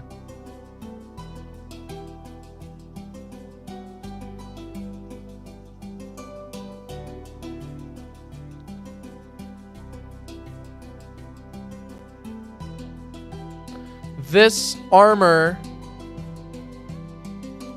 this fossilized plating is something my Relicanth held on to.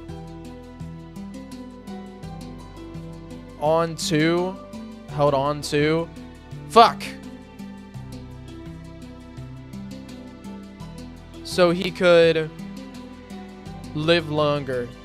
This fossilized plating is something my Relicanth held on to so he could live longer.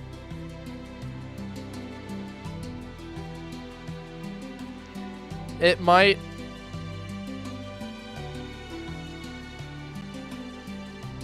I know you may think your very own Relicanth will live forever. I know you may think your very own Relicanth will live forever, but use this just to be sure. Okay, this is what I have. Would you guys change any of this? Let me go ahead and recap. Can you imagine living for thousands of years? I think what's most difficult for me right now is I befriended my Relicanth thinking surely he would live longer than I would. But he had already been living for a long time. He must have lived alongside the mini Kraket that filled the oceans before meeting me. This fossilized plating is something my Relicanth held on to so we could live longer. I know you may think your very own Relicanth will live forever, but use this just to be sure. I don't really like that ending. I'm not gonna lie. Even if you live long, you'll never know when you take your last breath, it seems.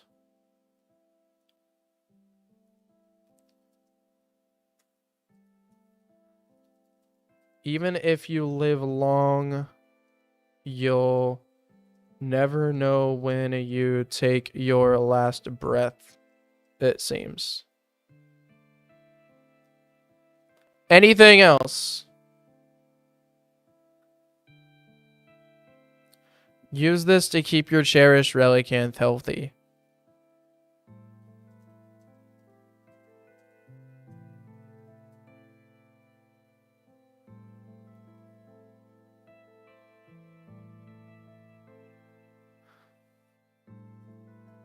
Nothing lasts forever is actually kind of a good thing to say.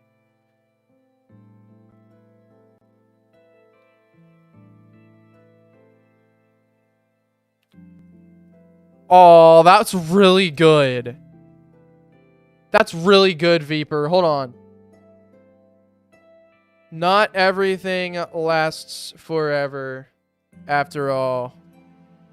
Take this as an opportunity to enjoy what you have before it's gone.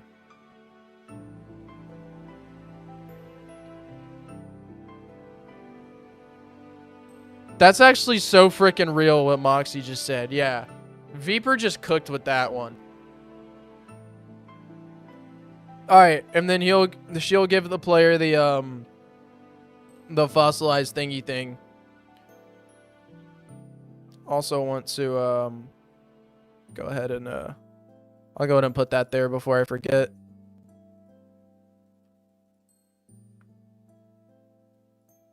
Fossilized plating. Awesome.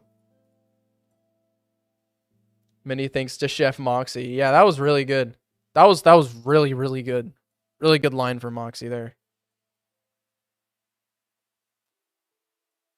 I keep saying it's good and it somehow gets better. I love creativity. I know, that's like the best part of Chat Makes a Fan Game. It's like the best part, dude. Also, average person 55. I'm glad you came to hang out. Okay, guys. I don't think we really have any other ideas for the Benthic Sanctuary other than just, you know, the lore.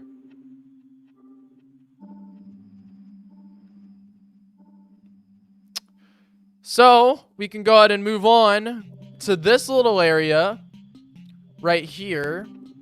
So, this little area has the Binarium Artifact Temple and the Trench. That's it. That's all this area has. This area is quite literally only here for two reasons. The Binarium Artifact Temple and the Trench. And we get to the Trench right here. It's pretty simple. It's nothing crazy.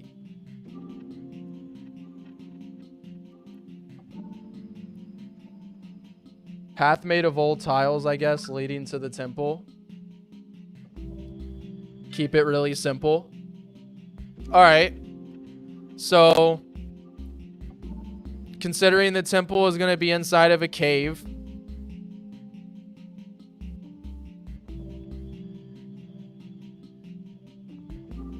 let's go ahead and make us a little cave. This cave will take us to the temple. Ah, mother of shit. Fuck. My chat's gone. What's the trench for exactly? It's a scary area. The trench is scary. It's dark and scary. That's what the trench is for. Chatless behavior. Yeah, fucking tell me about it. I don't have chat. Hold on, what do I do? Fuck, what do I do, y'all? I don't know what to do. I can't unplug my camera. Alright, you know what? We might have to take like a 10-minute break. How long have we been streaming?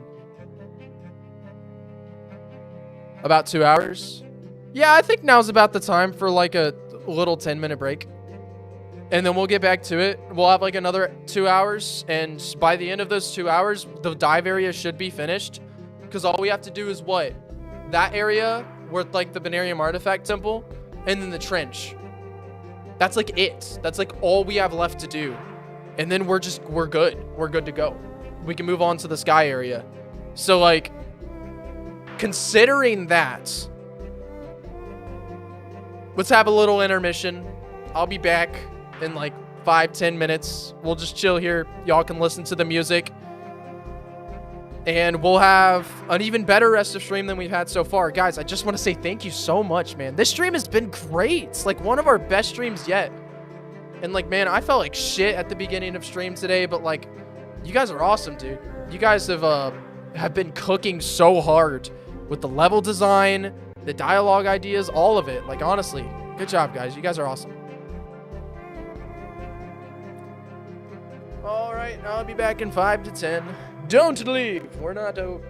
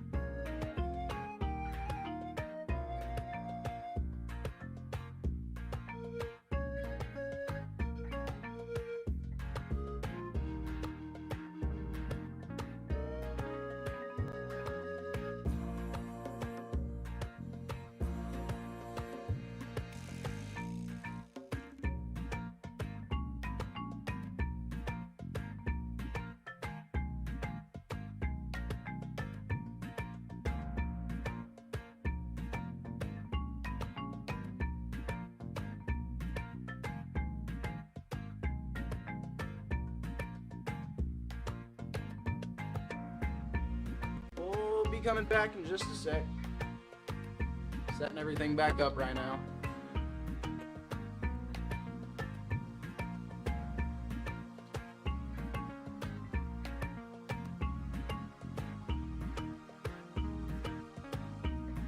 Let's see. Yeah, I wasn't gone for long.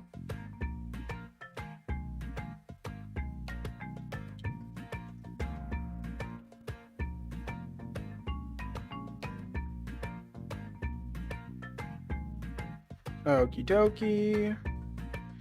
Let's just go ahead and pull this up.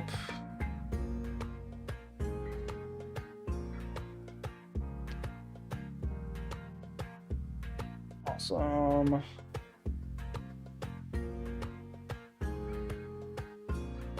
And I think we should be good. Did you add my song, by the way? Yes. I think so. Pretty certain I did. Either way, I can't add it now. I had to close Discord.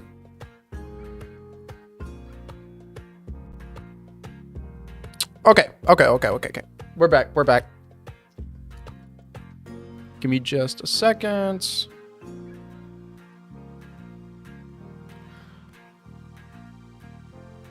Actually, I will go ahead and open back up Discord because my computer's running pretty smooth now. I think I gotta find a better way to play background music. Microsoft Edge just takes way too much memory.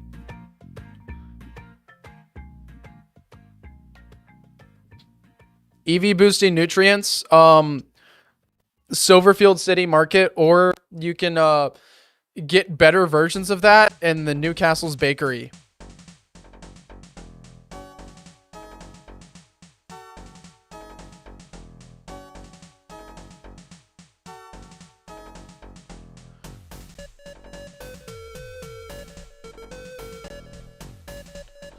Give me just a second, y'all. I did not add your song to the playlist yet. Let me go ahead and do that.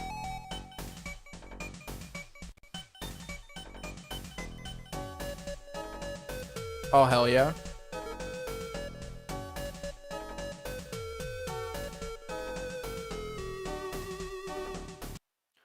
And then I'm going to go ahead and replay this.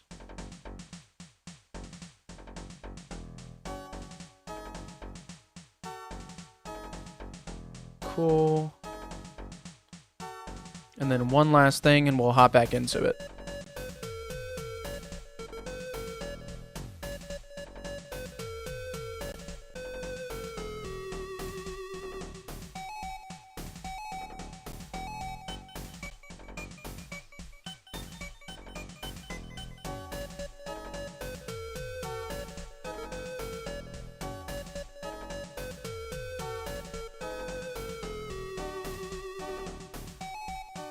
Awesome.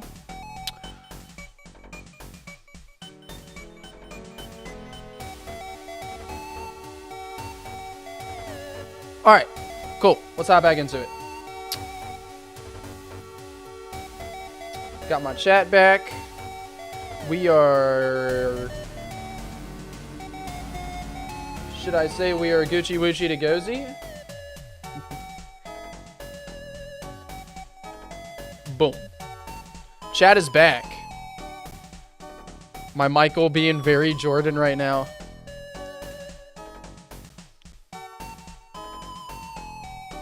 Billie Jean. I hope this... I mean, I highly doubt this would, Yeah, no, it doesn't. Just making sure. Just had to make sure. Alright.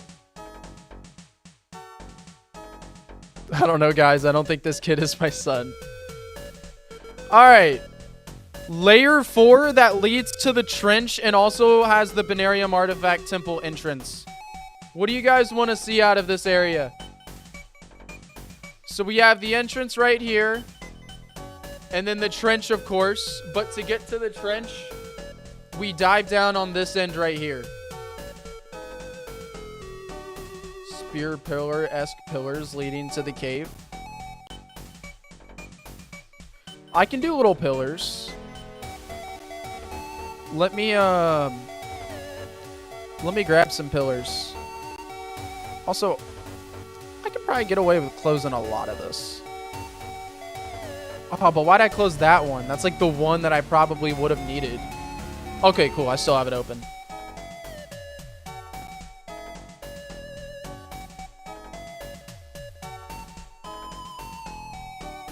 Do you think pillars like this would work? But obviously made to look underwater.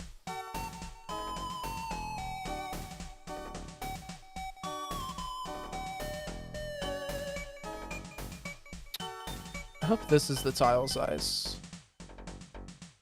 I think it is. I can always double check. Hey, Prince Sable, how you doing? How you doing? But yeah, I have these pillars.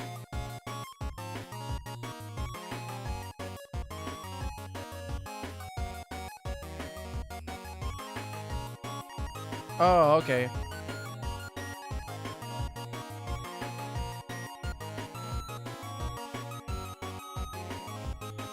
You can do it like that. Just needs to be blue to fit in the dark water. Though it is underwater, so a lot of erosion. Prefer like a damaged version. Hell yeah, let's do it then. We'll do a somewhat damaged version. And we'll also grab these too.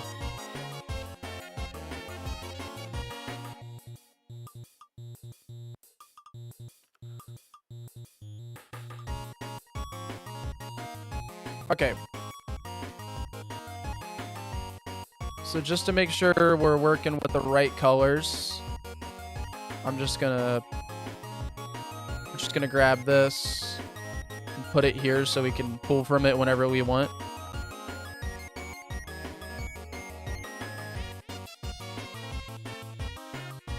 All right. So we need to make these look more damaged, more eroded down, and also make the colors right. So we'll start with the colors.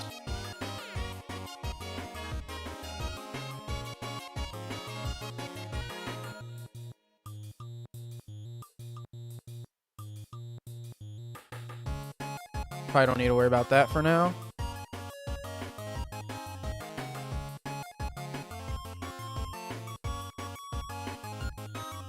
That's probably too much.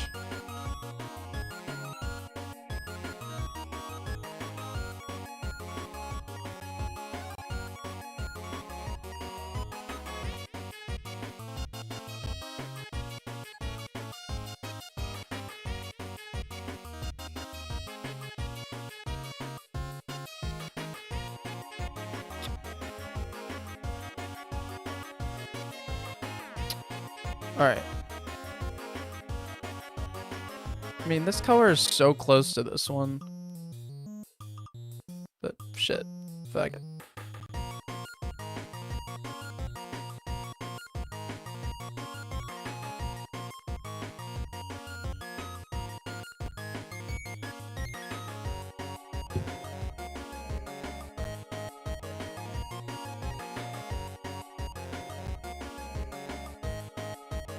I feel like this would look better as something lighter, though. Okay, and then let's just make sure we have the right,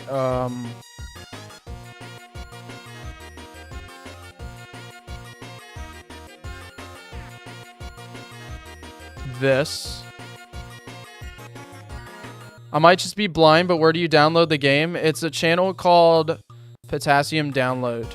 Right here. Potassium Download.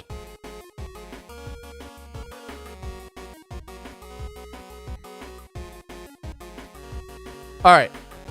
So we have our pillars now. We just need to make them look more eroded. Which means they probably wouldn't really have sharp edges like they currently do.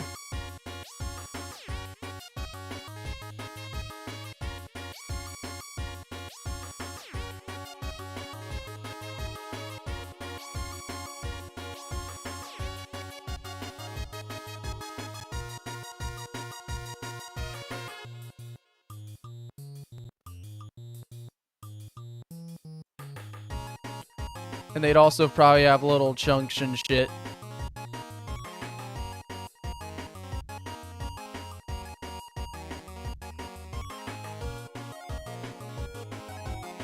Potential cracks.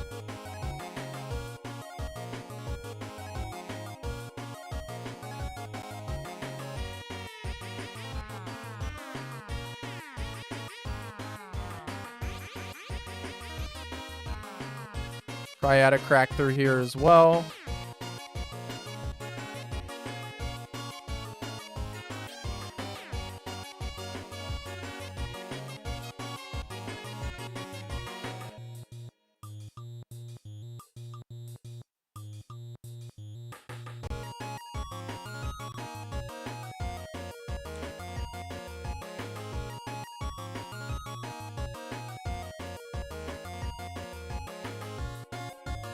Yeah, I don't know why they can't see that channel. Can you check out my Apermastia sprite? Oh. Excuse me. Yeah, that's like a nice jams. Oh. Sorry, guys. That's looking nice, though.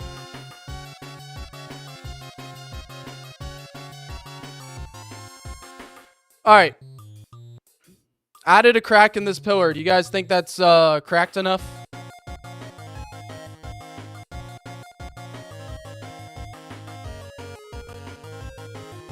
Just beat it.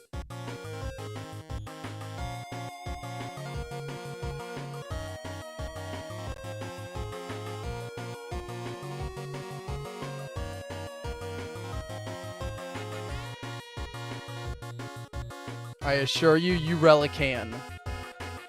It's so stupid.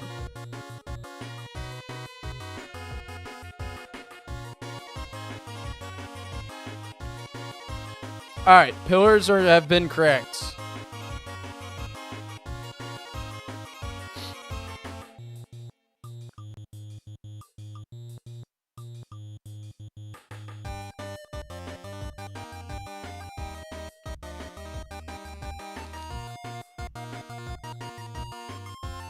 This is so many remixes in one.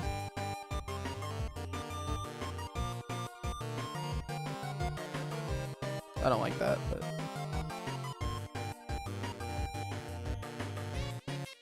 We can't have it chip off right here, though.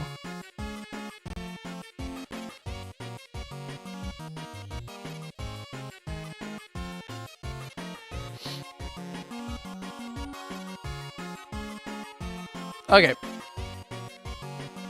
Let's go ahead and plug it in and see. How long is this song? Like 7 minutes, I believe.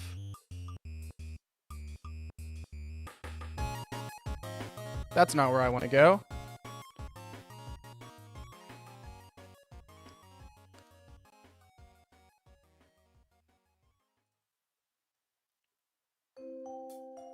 All right, we have our pillars now. So y'all said you want pillars around it. Or pillars leading towards it.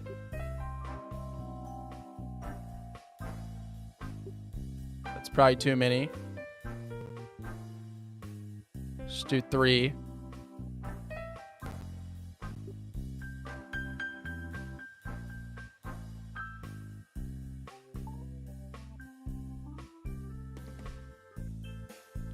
Is this how you guys meant that?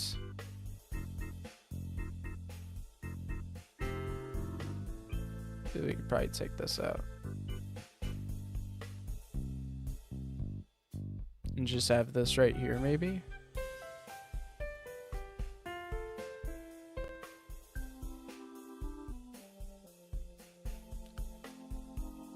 With like the pillars leading towards it.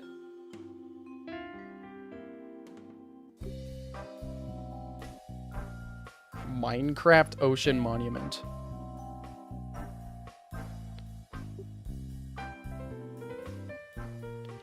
Anyways, as for pillars, not really sure how to... To be fair, we could just have it like this. So like we head this way and then entrance is flat up displayed. I guess flat out would be the right word.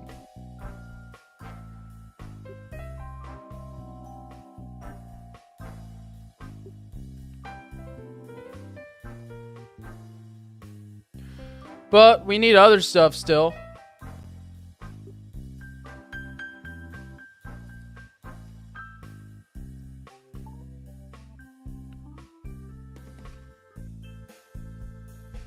What could path the player towards this? We could use sand.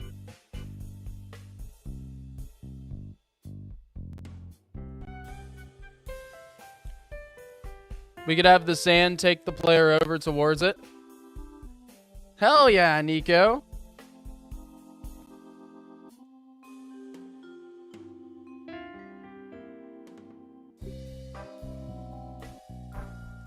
But yeah, that's always an option. Usually follow shiny things. Oh, you didn't know it was a fire type, Nico?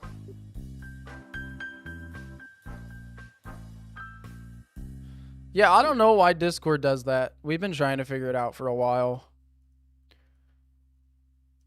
But I can have the sand path lead straight to it. But I can also make it to where the sand path is muddied out. Like, here's what I mean by that. Like, I can make it to where, like, it takes a break right here, but then, like, picks back up right here. I can do stuff like that just to give it a little more variety.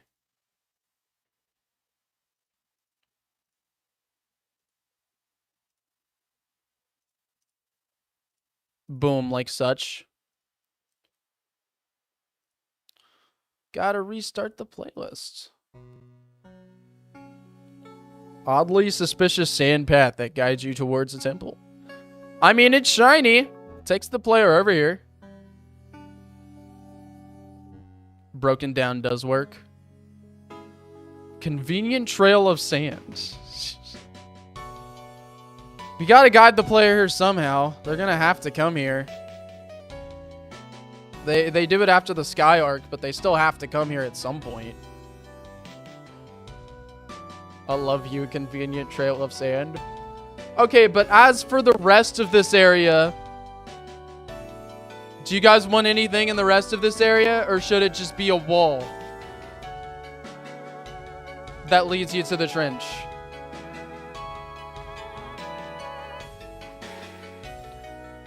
Nothing in the game so far does need a shiny stone to evolve, I believe. Where does the cave lead? Or the cave lead? It leads to the Binarium Artifact Temple, which is a place that the player is going to have to go after the Sky Arc. The player has to go to all 5 of them.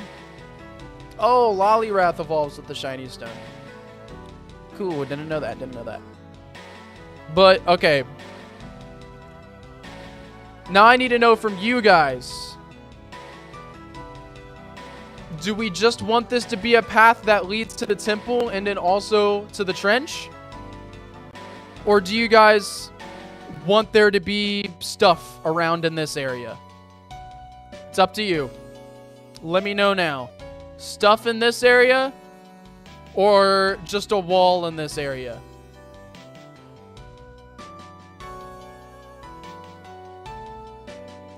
Stuff in this area or wall in this area? That'll tell us whether we're going to start putting stuff in here or whether it's just going to be a wall.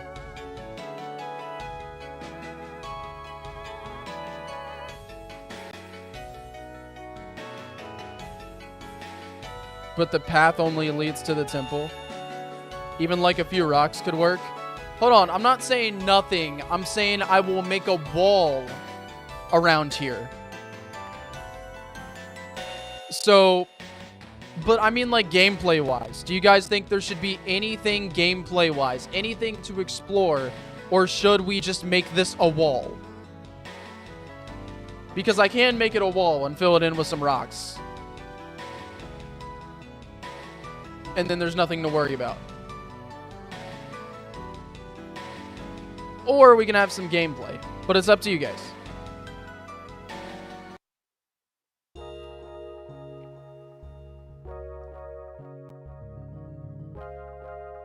Feel like it should be purposefully empty? Okay, cool. If you think so, we'll make it purposefully empty. Add the big rock wall.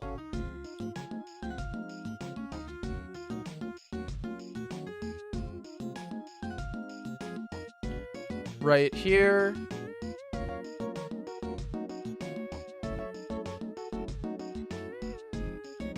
But we'll stick with it being purposefully empty.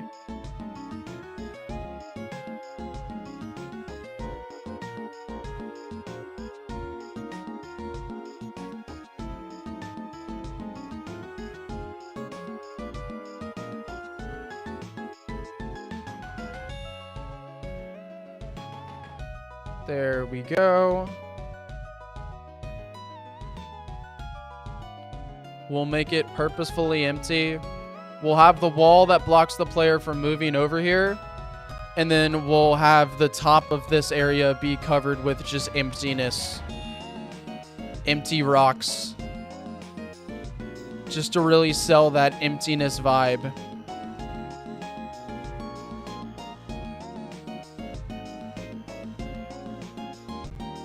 Cool.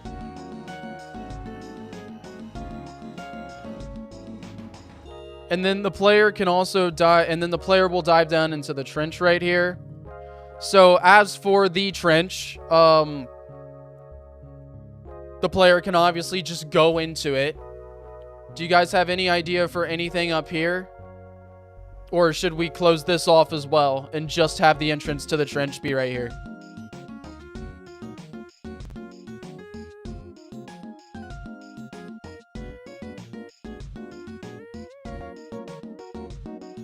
That's a good idea, Nico. That's some good wisdom. So what do you guys think? Anything y'all have in mind for right here? Or do we just block it off?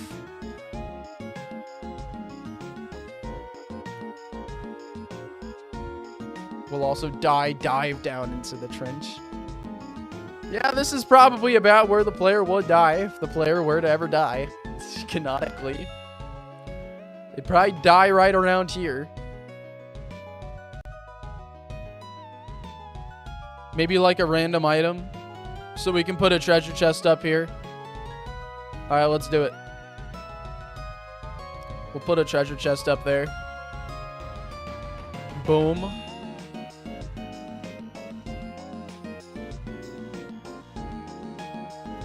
Treasure chest.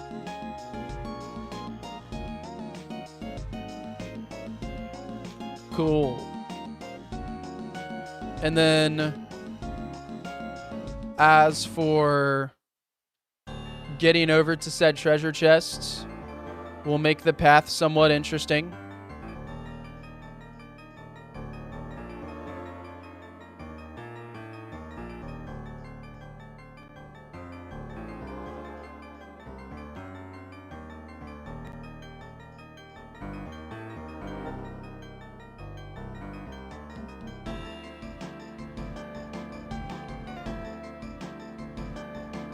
Somewhat of an interesting path. And I just realized I just used the wrong tiles for all of that.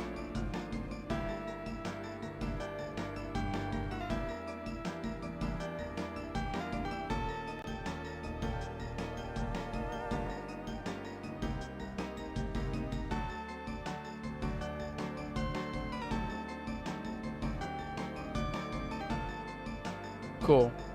Maybe you could add an item there. Yep. Added a little treasure chest here.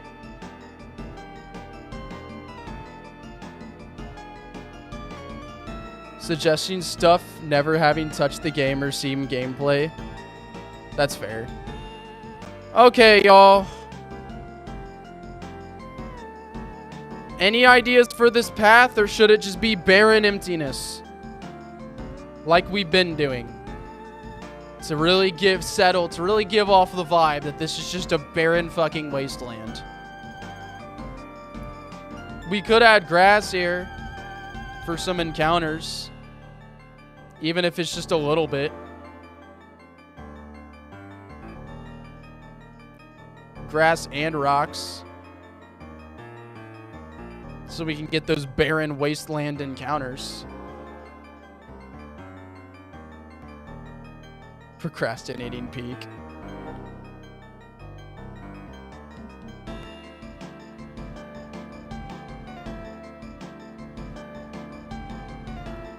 Oh, we finished the reef a long time ago, Nico.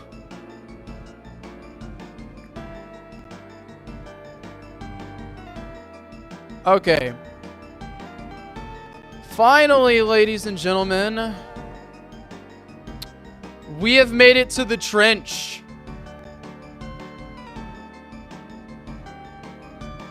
The deepest part of the game. This is where we find Dreadgeel.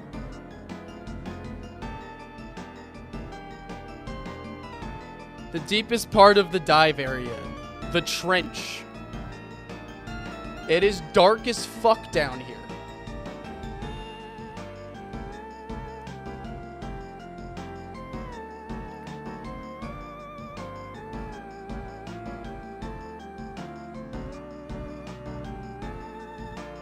So,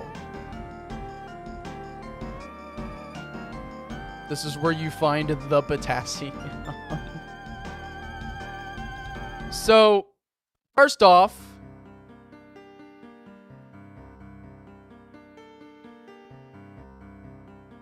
is Dreadgeel a single stage mon? No, Dreadgeel is the pseudo legendary. But we find its evolution or its pre-evolution here. However, there is the option to do a boss fight where you can't catch the Dreadgeel, but there's a boss fight with a bunch of treasure at the end that the Dreadgeel is quote-unquote protecting. That is an option. But what do you guys want to see out of the trench? What do you guys want to see here?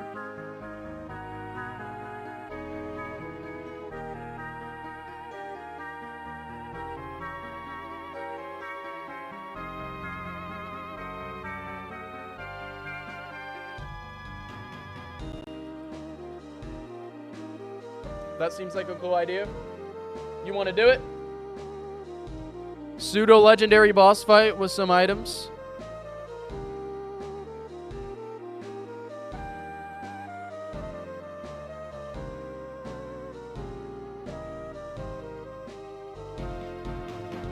In that case, we can lay out a bunch of treasure chests at the end here. And then the Dreadgeel boss fight would probably be, like, right here.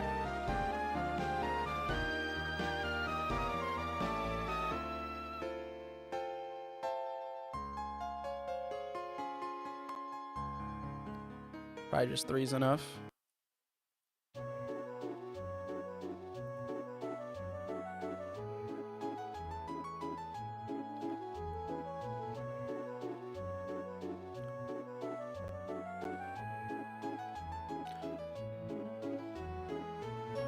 We don't need to make the area too detailed. Yeah, I agree. I agree.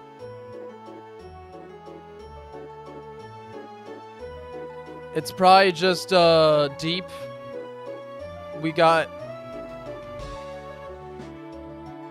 This is the perfect place for another dead whale lord. If you guys want another dead whale lord here.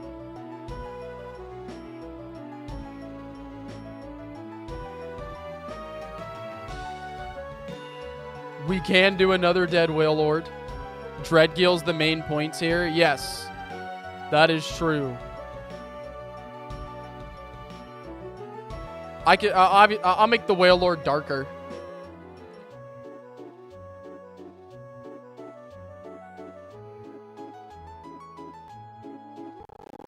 That is a good point.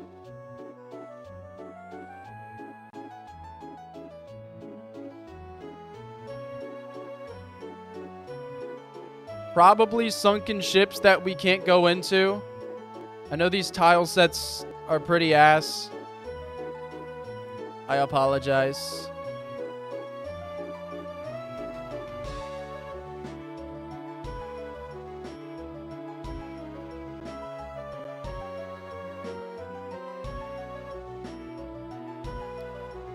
I can make the tiles better later on. And then we got debris laying around.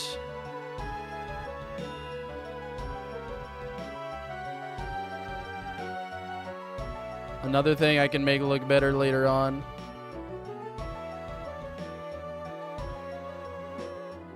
Yes, this is the only place you can find a Luriel. Krabby the horse crab.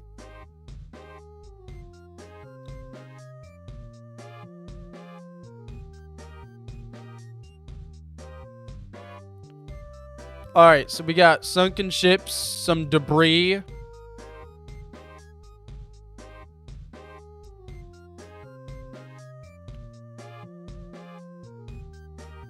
I'll worry about the tile sets and stuff later. So how do you guys want the progression down here to feel? Should it just straight up be empty? Like, or do you guys want like a rock maze? Where do you want the grass to be to where we encounter Luriel? Do you want the grass to be just around? Or do you want it to be like very specifically in this area right here? Or we could have it just around in the general progression. The player enters. What's the first thing that they encounter? I feel like that's been helping us a lot in this stream. Probably just the specific area, he says. Not gonna lie, it needs to be really dead. That's a good point. So we can probably just put the grass down here. Maze, no grass. But I guess we can have like some grass here because we need to encounter Luriel somehow.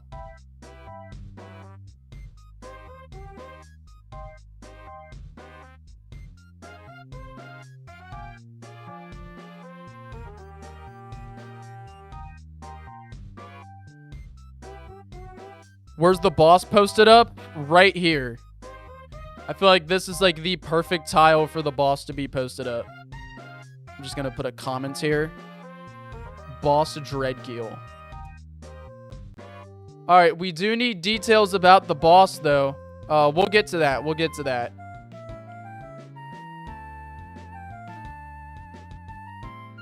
Can we, the character, fight the boss? Yes. Yes, that's what this area is for. The boss fight plus treasure and the Luriel. I don't have bone tiles.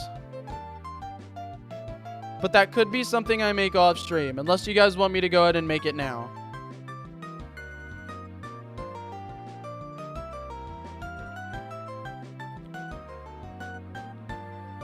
But wouldn't cave encounters be kind of annoying? Especially this deep. Are we doing story today?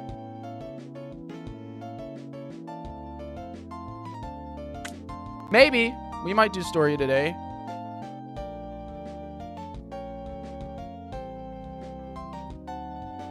Alright. Like fist fight? No. Not fist fight. Alright, I'm gonna go ahead and start with the rocks. Y'all said you want it to be sort of mazy. And it's gonna be barren and dead with rocks.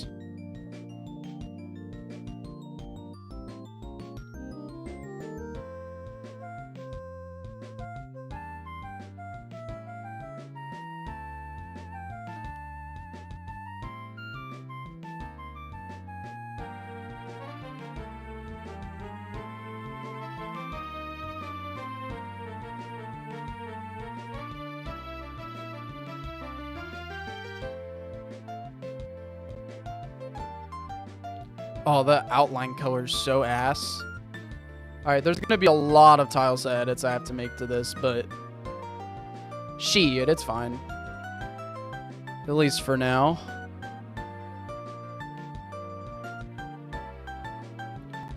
But I'll probably end up replacing a lot of these rocks with bones. Since y'all do like the bones idea, there should be bones down here. Fresh bones.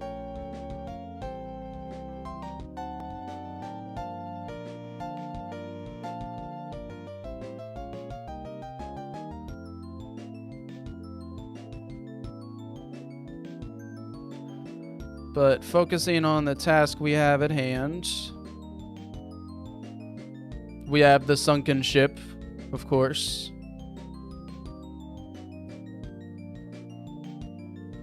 Don't need all of this to be like that.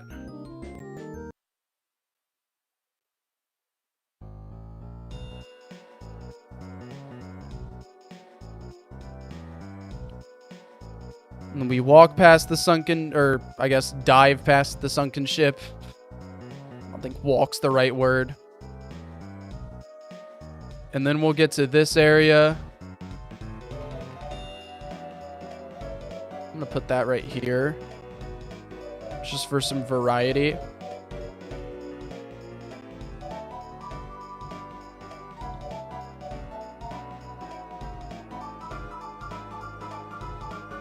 And then we have the dead whale lord.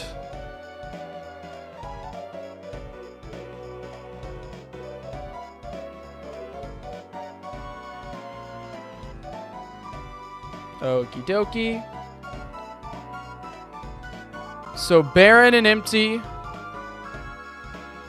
Other than rocks and shit. And then we do have the grass down here, of course. But other than that, pretty much barren and empty is what you guys asked for.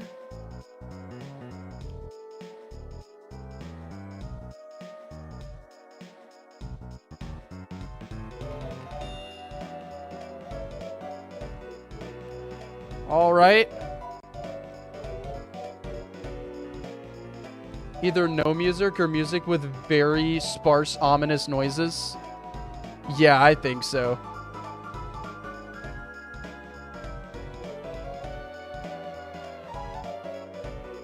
Okay.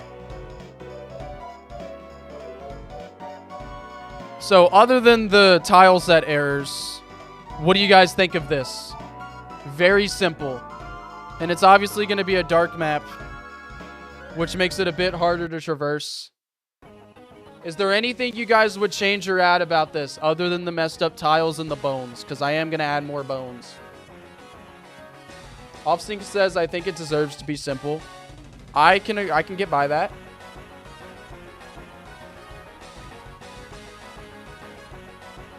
Other than the boss fight, do you guys think there should be any items found down here?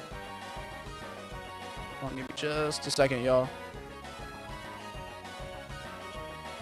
I will be right back.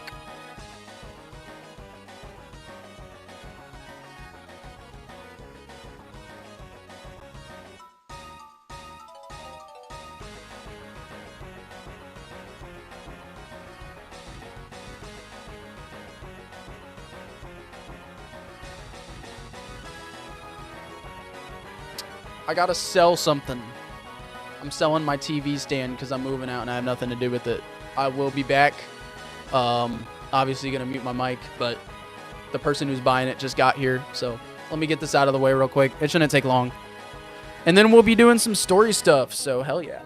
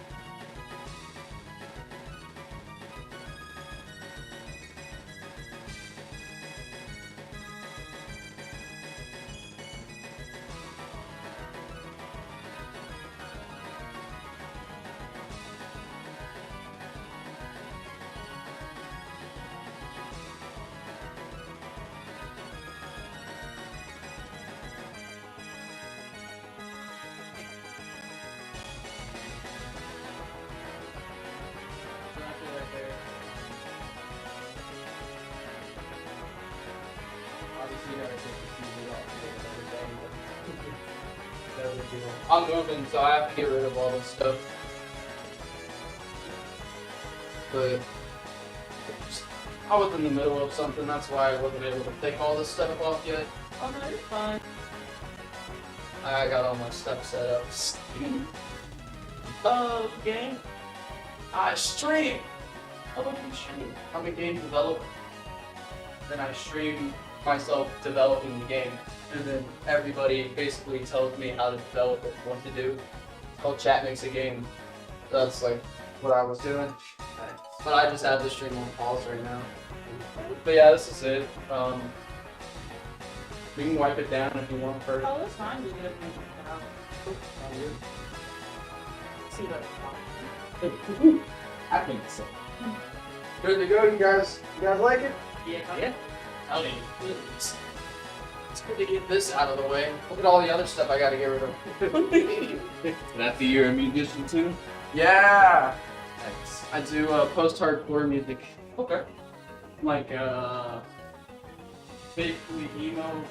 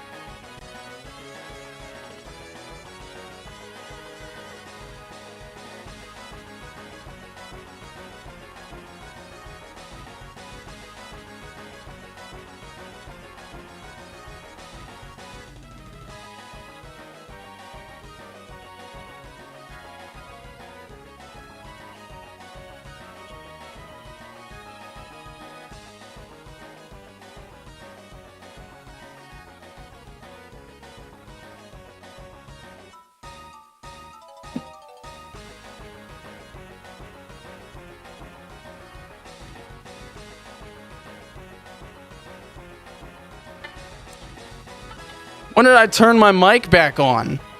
I thought I turned my mic off. When the hell? My mic should have been off. Could y'all hear? You had it on the entire time?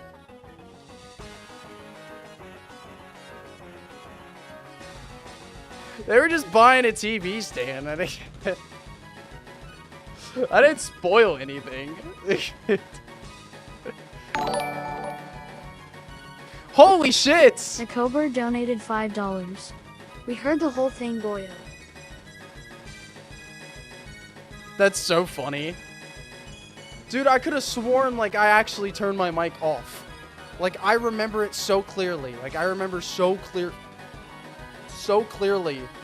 turning it down. That's crazy. That's actually crazy. We told the nice lady to play Potassium.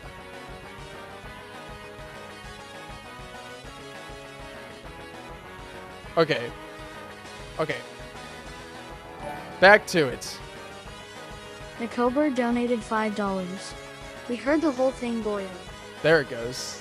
It took a minute.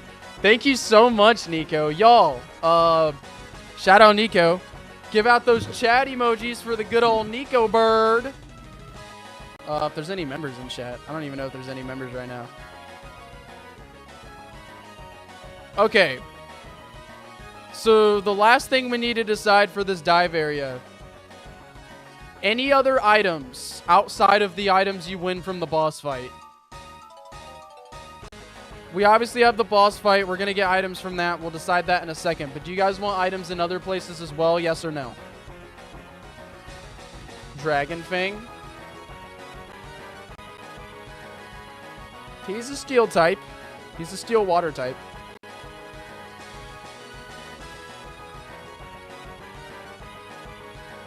What if the boss holds an item you can thief?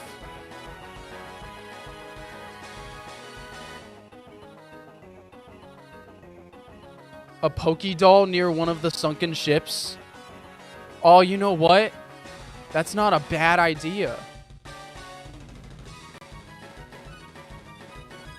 In fact, like, right here,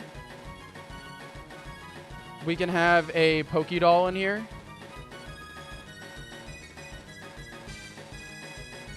And then someone did say like a PP healing item. Why not? We'll put a PP max right here. Since we don't give those out often, those are very, very rare items.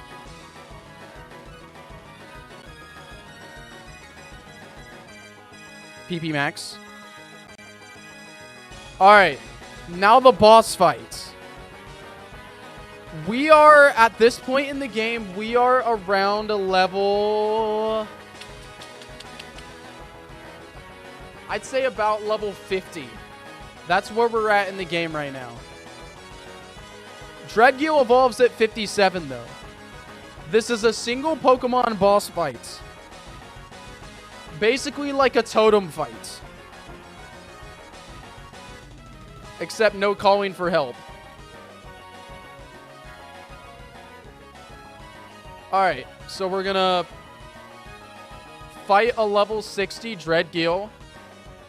66. Yeah, it is 6 Mons versus 1. Level 65, do it tasty.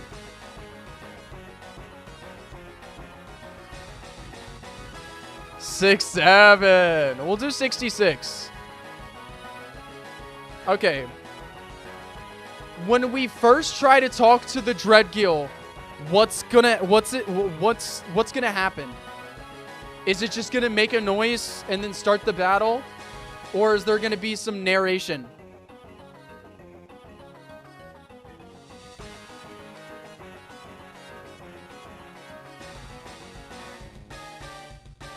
Narration? Alright, then what should the narration be?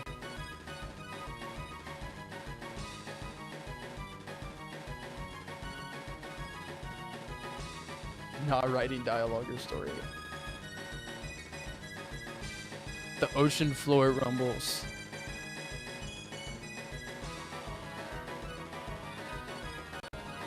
This Pokemon feels powerful.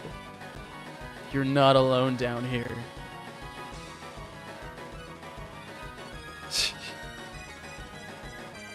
You're not alone down here. ...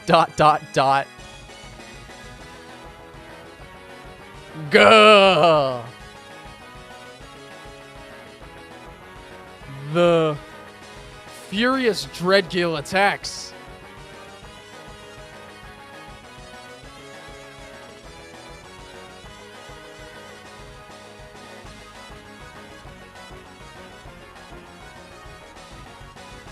There's no reasoning with this thing. Dude.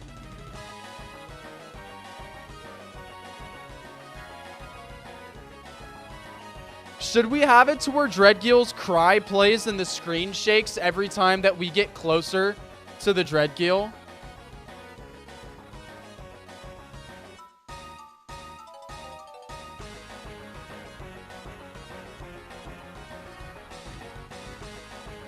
Alright, let's put that in here.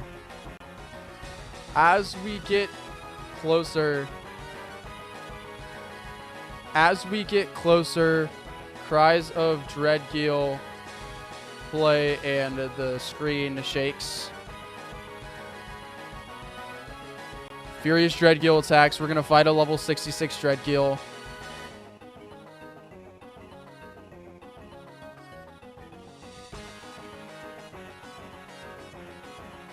And also Dreadgill moves towards player at high speed for attention.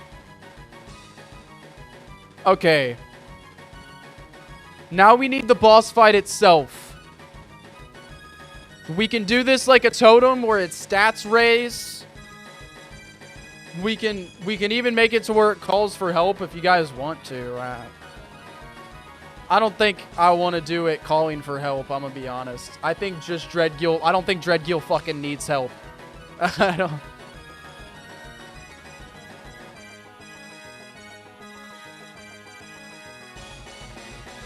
But we can make it to where it has in-battle effects.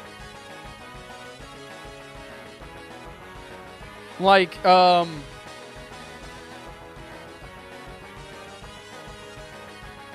head out. Bye, Nico. I don't want to automatically trap the player. I want the player to have the opportunity to run if they realize that it's level 66 and they might not be prepared. The battlefield got weird.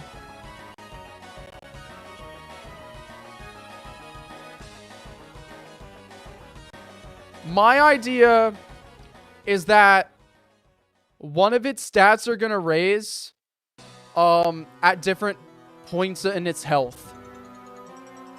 So like at 75 HP, Dreadgill is going like Dreadgill's defense will raise. At 50% HP, it's I guess maybe special defense will raise. And then at 25%, a random stat raised by 1 at the end of every turn.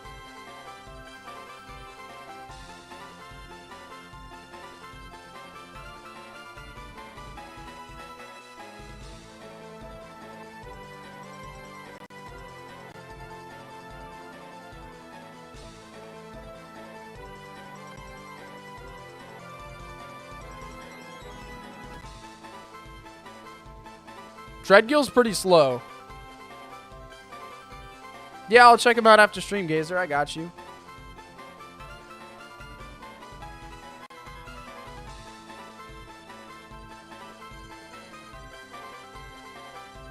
Unable to use items will stress folks out.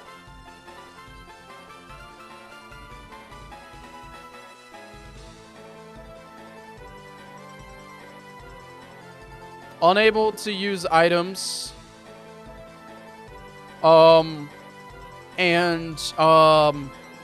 Stats are boosted at different HP levels. So at 75%, boost defenses. And then at 33%, we'll boost, or at 50%, we'll boost speed or attacks.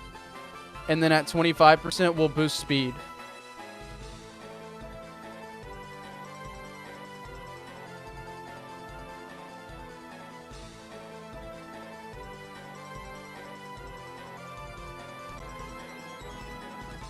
All right. After we defeat the Dreadgeel, what's the dialogue gonna say? Dreadgeel fled?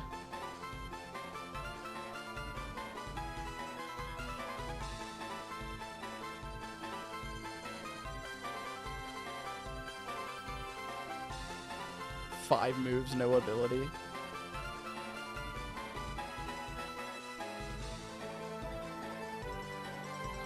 God damn, Gazer. The ocean floor seems a little calmer now. That's all I got.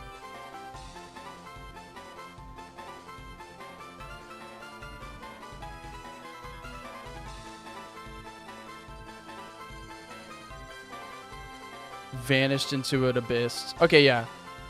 Dreadgeel vanished into the abyss.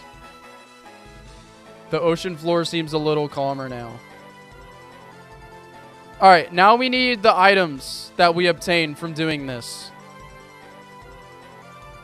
Obviously a lot of money.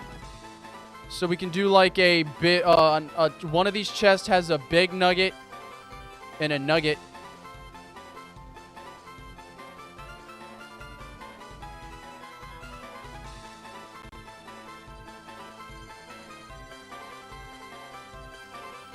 A nugget and a big nugget. But what else? What else outside of money?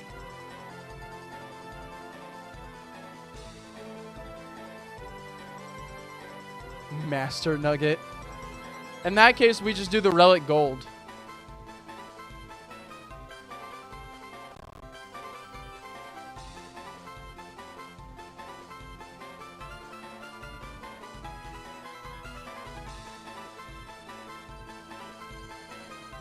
Relic gold and a life orb. All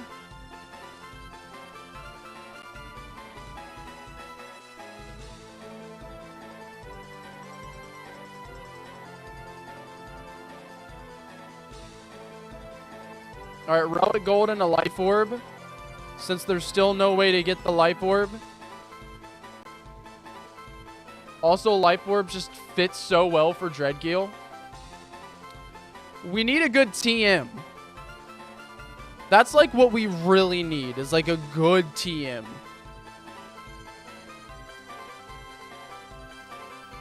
Something that's like really worth it. You can't get life orb. Jason doesn't have the life orb anymore. Oh, but Triple Triad still has the life orb. Well, to be fair, it's not supposed to. Can't go wrong with having another one. But we need something here that's like necessary. Like something that makes this fight like worth it. Like sure, we have all the money, right? But we need like something actually worth it from doing this boss fight.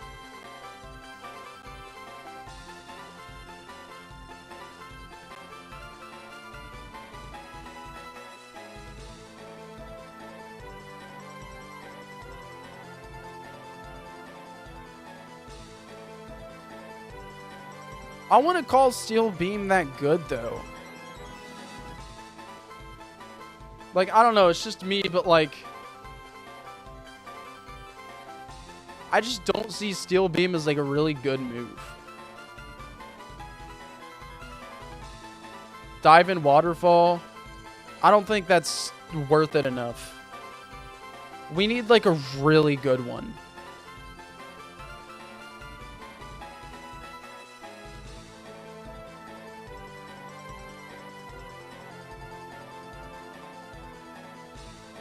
Flash cannon. Did we already give out flash cannon?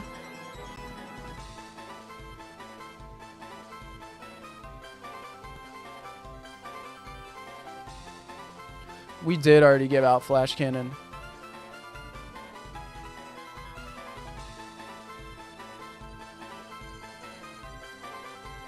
Do Draco Meteor.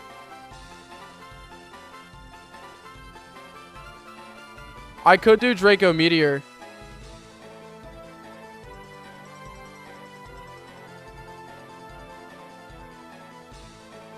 Draco Meteor's definitely an option.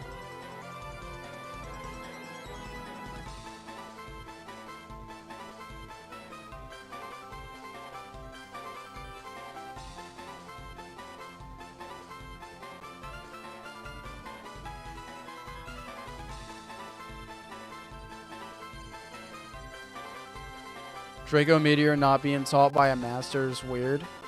Yeah, but it still works.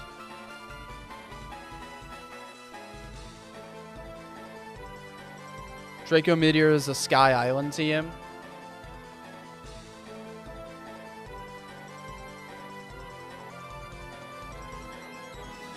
What about U-turn?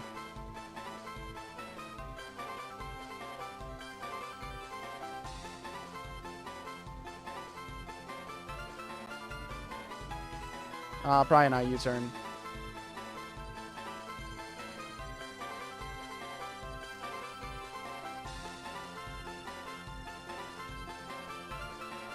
Then the horror of Dreadgeel. That's a good point.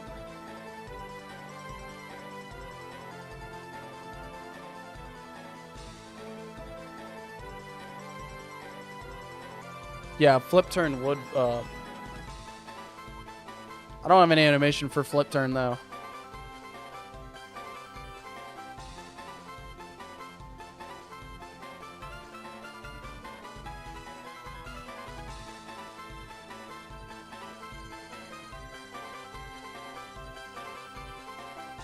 Yeah, Hurricane does seem like a Sky thing.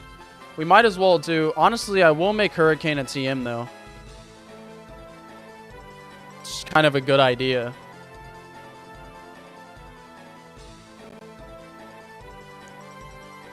Wave Crash? What generation is that?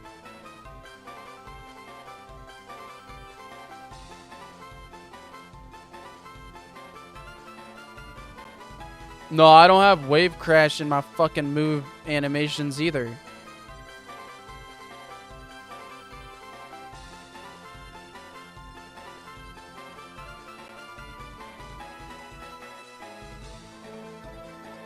We don't have Wave Crash.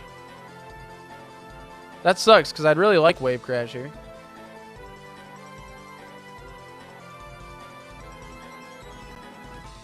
Yeah, Wave Crash would be perfect. Can you make it? No, I'm not fucking doing move animations, dude. Guys, it takes quite literally probably 3 to 4 hours to make one move animation. It is ridiculous. It's fucking bonkers.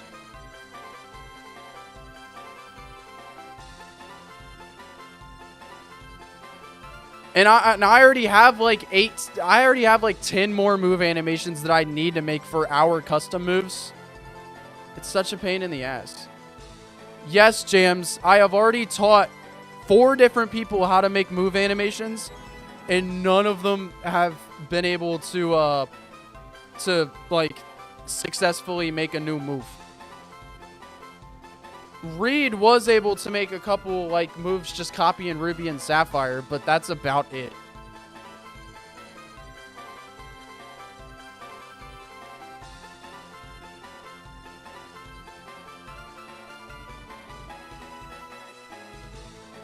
It's just one of those things. Nobody wants to do move animations. Viper, I'm done teaching people how to do move animations. I probably spent over 10 hours teaching these 5 people how to make them just for them not to be able to do anything.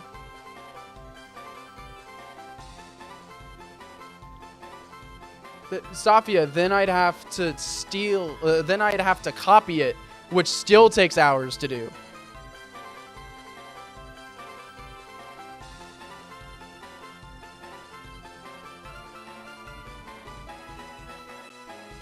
Like, if anybody wants to learn how to do move animations, all I can do is just send you it and tell you go ahead. Like, send you the editor and then just say go ahead, try. Because I can't help with teaching the learning curve anymore. It's a bit of a difficult learning curve, but...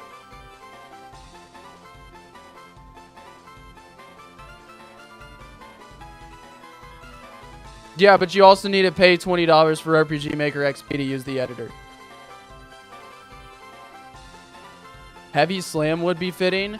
That's fair. We could do Heavy Slam.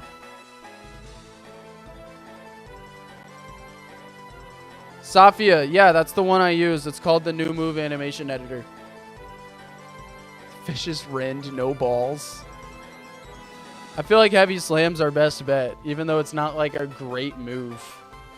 It's like our best option here.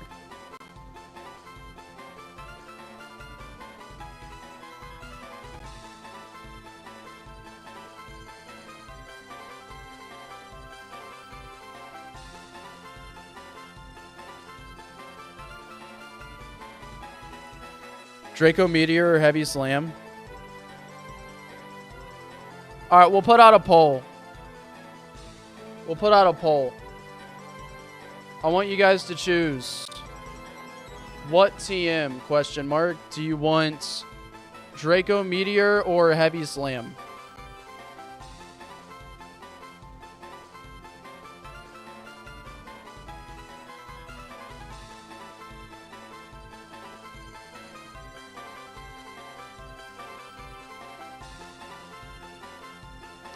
Go ahead and vote on that poll.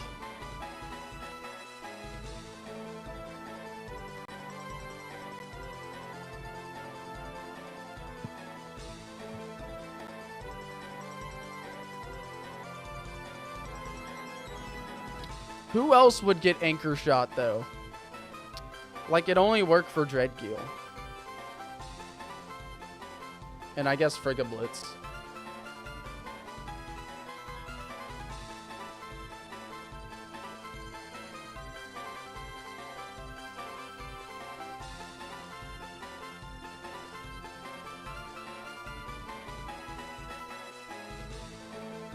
Frigablitz and Delmise.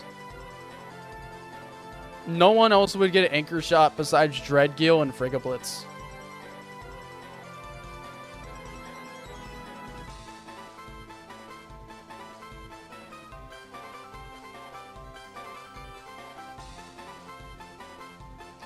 All right, we'll do Draco Meteor.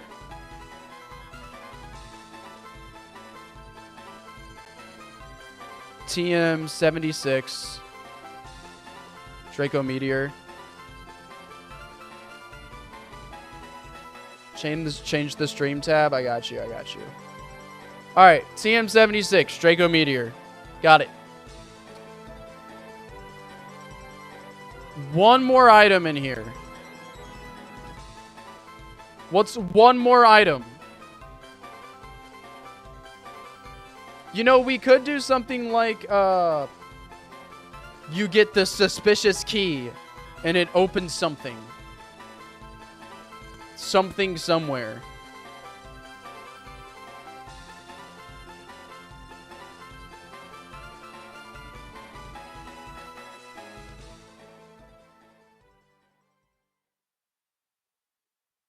Dragon Fang is so nothing. Like, it just doesn't help. A key to Horseman access? You know what?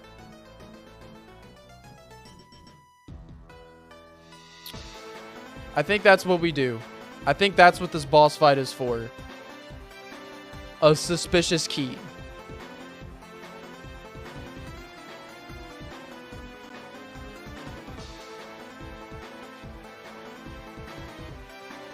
The suspicious key.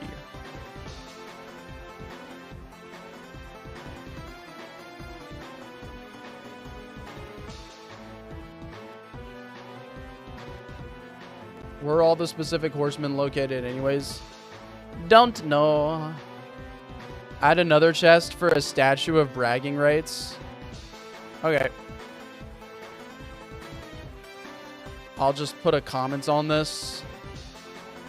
It'll just say, give out a statue for decoration. There we go. Okay, the suspicious key.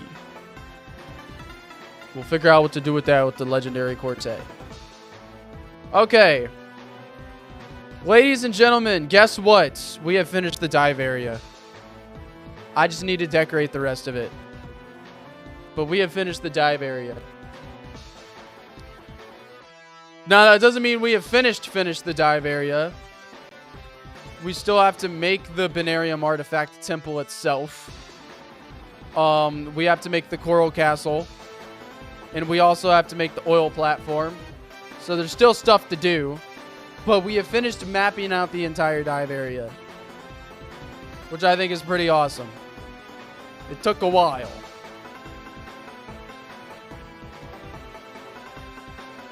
But we do still have to do story stuff at the oil platform.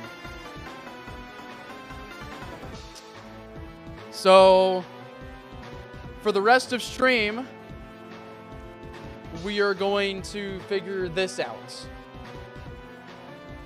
Can't wait to explore this in game. Same. Which means we have the oil platform. We can fly here. There's a little Poke Center in here.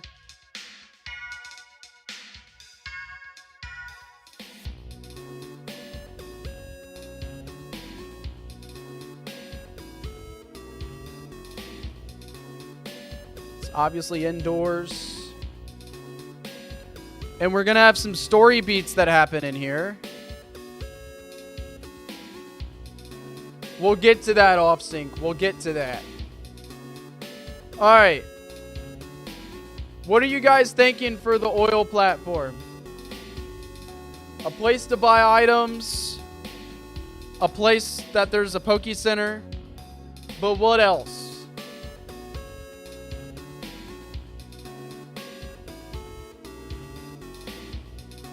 Obviously Lilith. When it comes to rooms and stuff.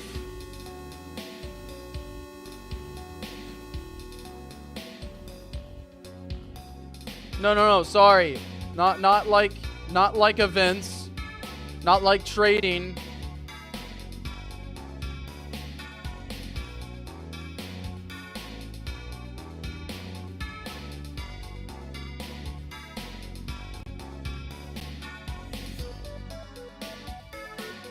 No, not like visuals.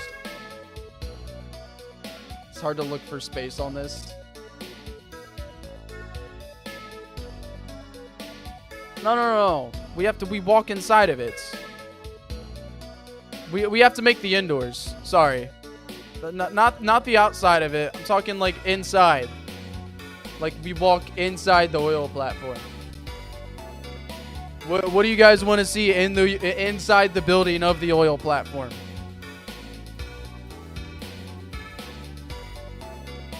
I don't know what floor would look good. I feel like it'd be this. Break room. We could do a break room.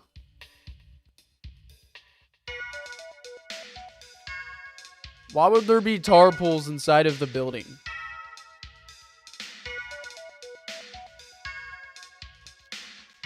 Alright, we walk in right here. A blue floor.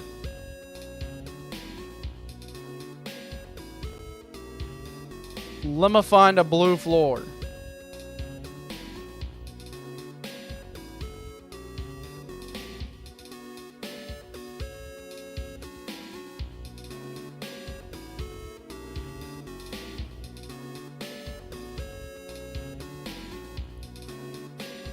This is a blue floor, but it's far too bright, I feel. This floor exists.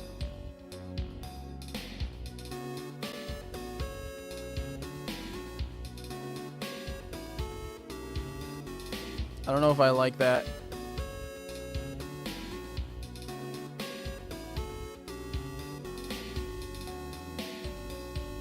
All these floors are too bright.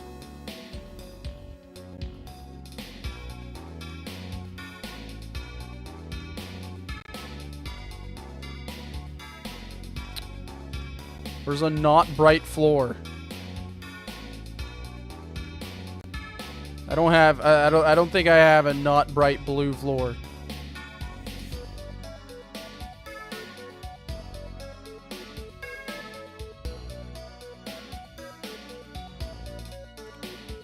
I can do this brick.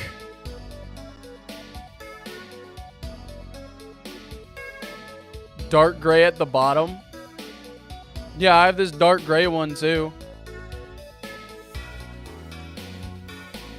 I feel like the white ain't too bad. Also, I feel like this table kind of helps. And this could be the Poke Center thingy thing.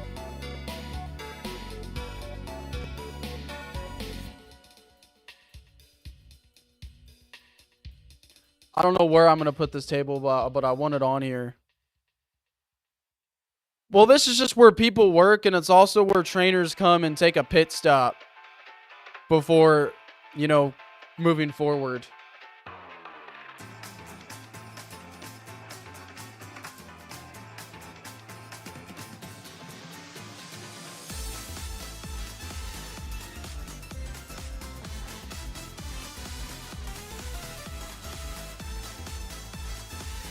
A toilet seat with an open hole just straight into the ocean.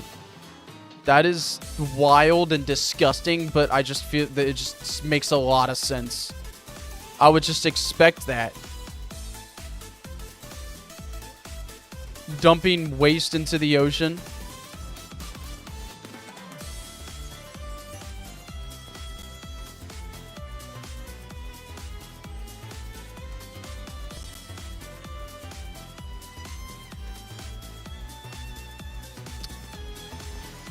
I'm not doing decorating. I'm just looking for stuff to put in here.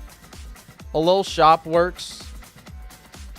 Yeah, I think a little shop makes a lot of sense too. Get some lockers. That's a great idea. Let's get some lockers.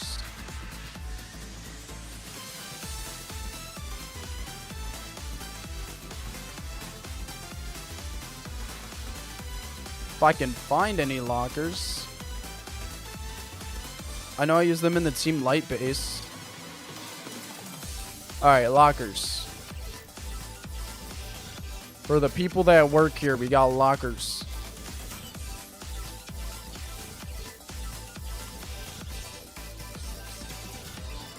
There's definitely a break room of sorts.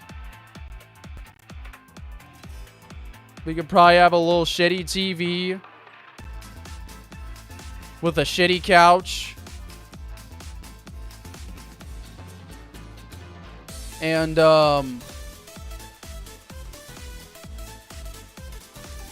what else do you find in break rooms?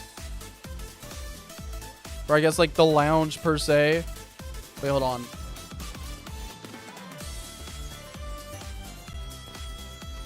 Vending machines. Yeah, a vending machine makes sense. Alright, what am I really looking for though? Okay, this sink is a lot better. It's like a more shitty looking. I want it to look as like shitty as possible. This fridge is a lot better. It's also shitty looking. These lockers look like ass. Okay. Fuck. What was it? Carpet. But I also need the correct floor. I'm gonna go ahead and save this here so I don't have to scroll back for it.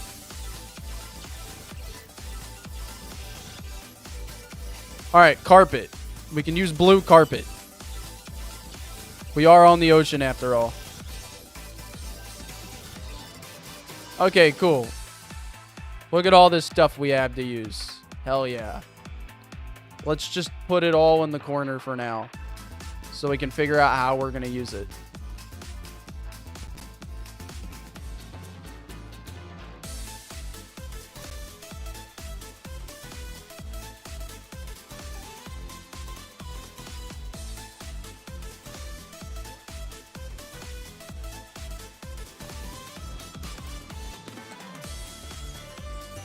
Okay, now we need a general layout. We can have just one big open room. We can have multiple rooms.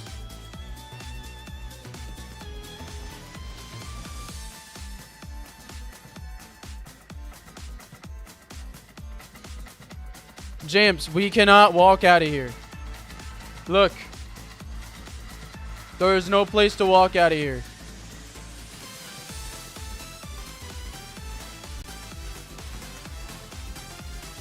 The story stuff would probably just happen inside of here.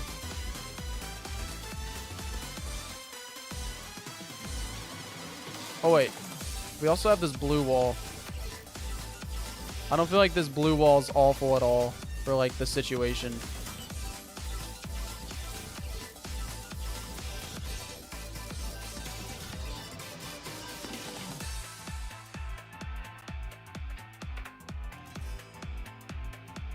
Wall to the right of the entrance to section off the area. Okay. Section off this little area.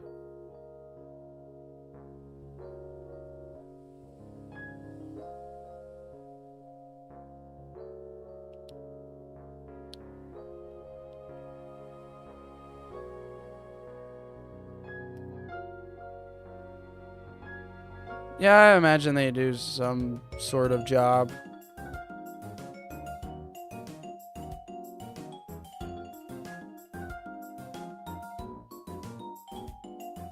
Back could be like the market. Okay. We still need an area for like the story stuff to happen if it isn't just going to be the main area. It'd probably be in an office of sorts. Like there'd be an office up here.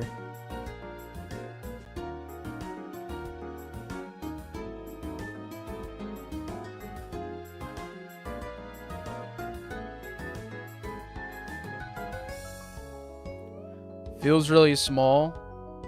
I mean, this is kind of big.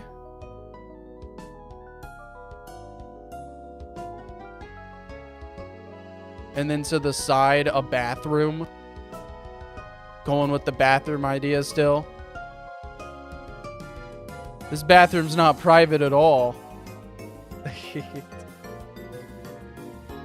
Oh, okay. Sorry. I thought you meant we go outside, Jams. Sorry. I thought, like, you meant, like, let's go outside. No, there's no room outside. But we have this area. We have this room.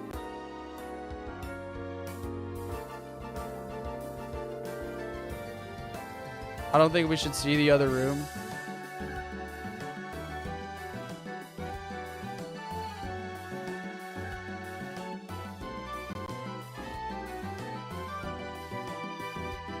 Okay, well, if we can't see the other room, then that means there's going to be a door here. And then this would be on its own separate map. Inside of this map.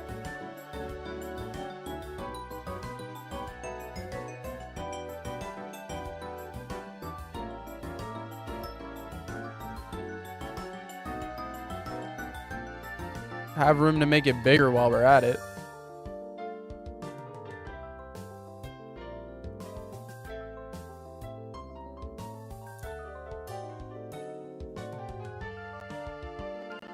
And then I guess we just get rid of this. But we can still have the bathroom. Probably fit it right here.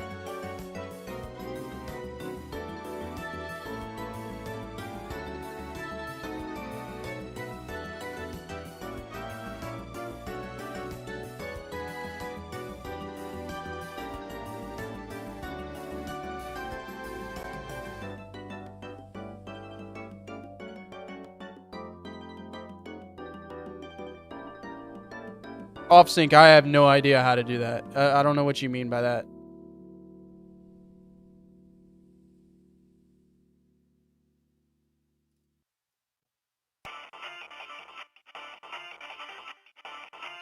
I don't think I've ever been more lost than it takes you outside a little. I don't get that. The metal of the rig on the walls. What? Me still no understand.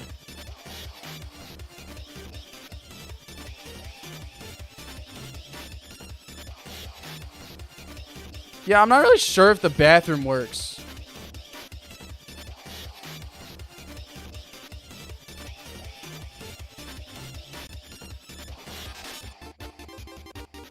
Like, it is a Pokemon game. But this is what we're working with. This is what it looks like from the outside.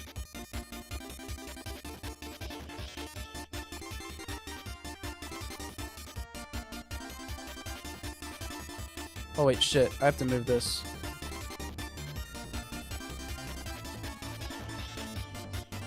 Add some pipes in that. What?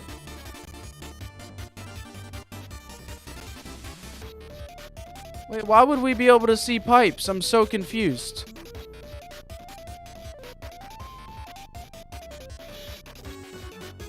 Why would there be pipes in here?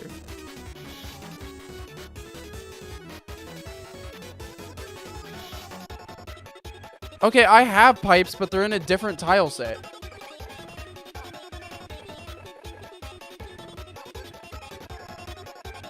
Just add oil.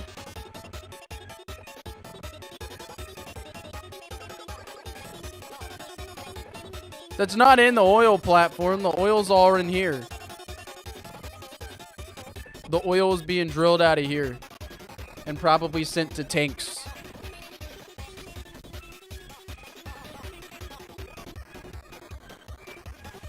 Some crates in the corner.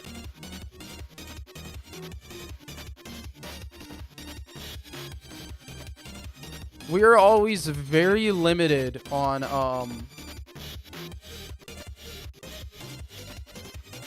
I don't have tanks. I don't have tanks. You know what? I have those vats from the Banarium factory. I don't think... Huh. I don't think oil was stored inside of vats, though.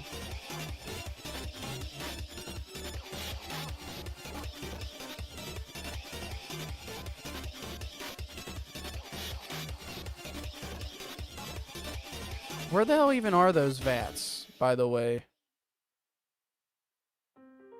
It's right here. You have this big-ass vat.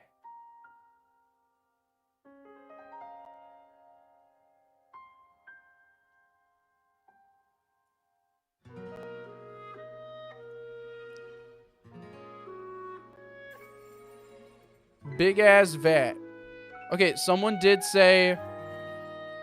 this thing vending machine, so I got the vending machine taken care of.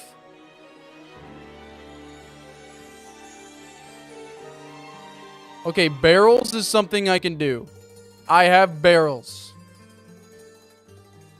In fact, we got plenty of barrels.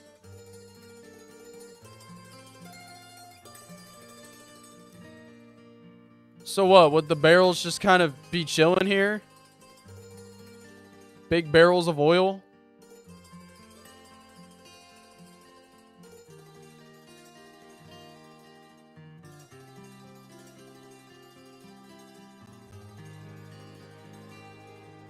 I don't think that's a good spot for them anyways. I feel like they'd be right here.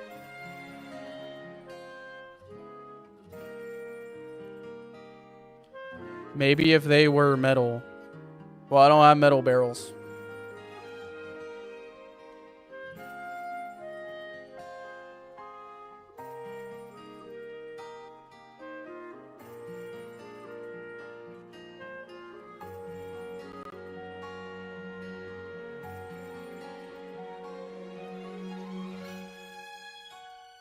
Yeah, I don't really know if oil would be housed here. I think oil would be housed outside of the building.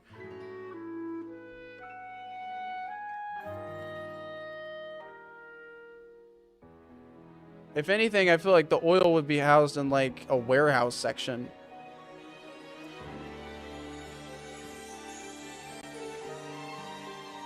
Cool, we got these barrels here then. Perfect.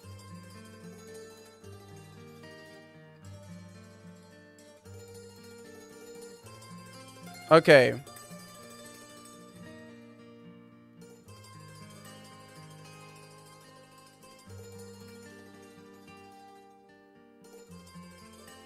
That's awful.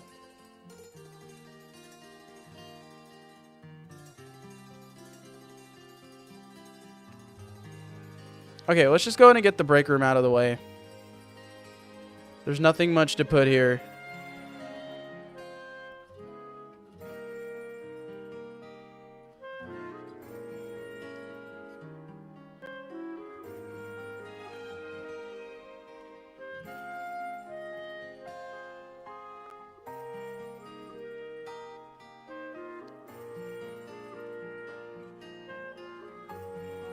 God damn it. Okay, we're gonna push this up. I don't have enough room for this shit.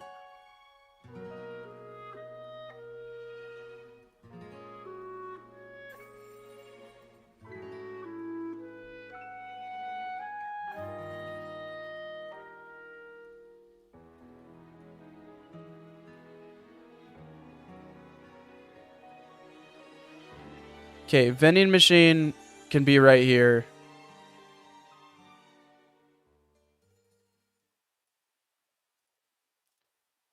All right, and then we have a little glass table right here.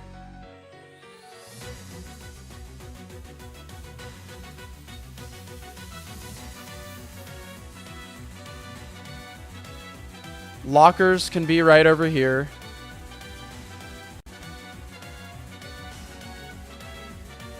Boom. We can fit the carpet in the break room.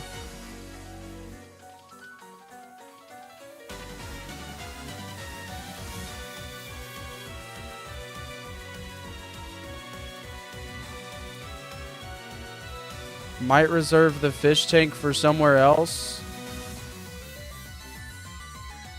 Or put it in the corner. No. Honestly, you could say fuck these barrels. Or put the barrels here. I don't know, that still feels just a little too cluttered.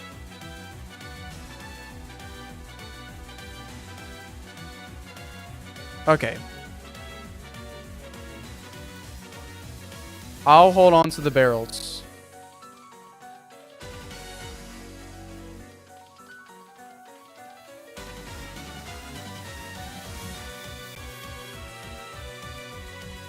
Okay.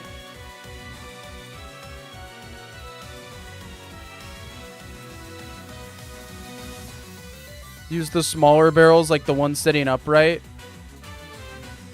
Okay, that actually works better. You have a barrel right here. That works fine. That allowed him to store his discharge. Oh my god. Probably not. I don't know, that just doesn't seem canon.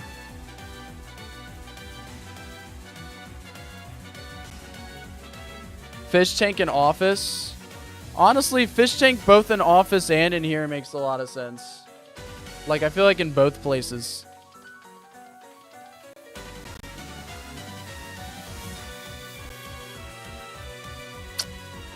Alrighty.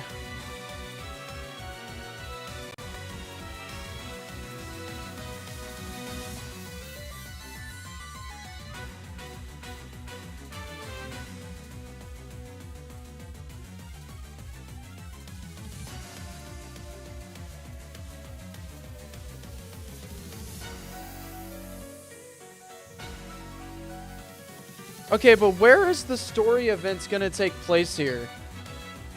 Yo, Paolo Ben, what's up? What's up? We have a water cooler, right? No, that's the fridge, probably.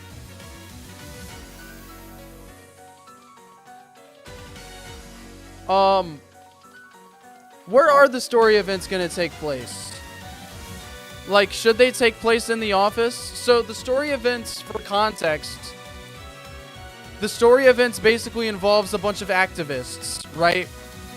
That are protesting. Goes up to you about the announcement.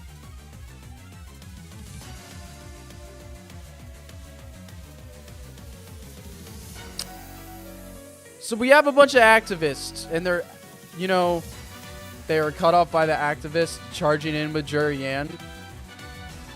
And then they head to the office, I'll take it. The activists charge in. Or maybe they don't let anybody out. So we have to go, I don't know. How would that work? How do you guys think that that should work?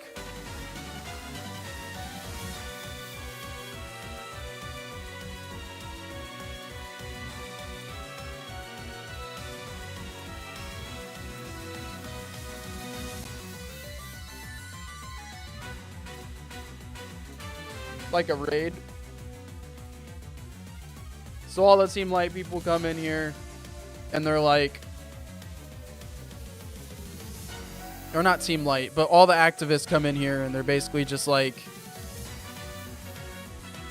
stop the oil drilling, as they walk in there.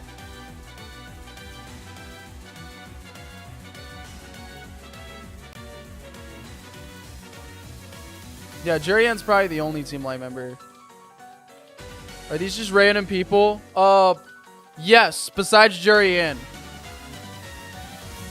Jurian's like the only not like person that isn't just a random activist that's gonna participate here. I do need a little healing station though. I should probably grab one of those. I don't even think I have a healing station in like a normal map.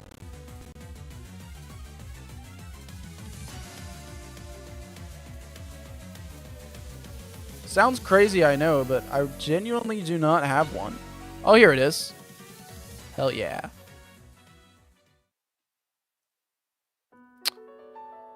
Yeah, that's a big ass healing station. So probably the healing station would be like, let me just 3. Healing station would probably be like right here. And then we'll extend this out. So we have our healing station. And then Nurse Joy's standing right here. And then we can have a PC as well to access our Pokemons.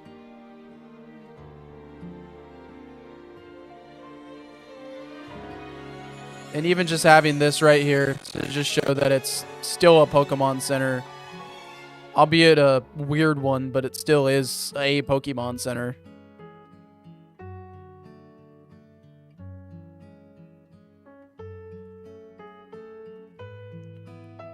Does that? Does.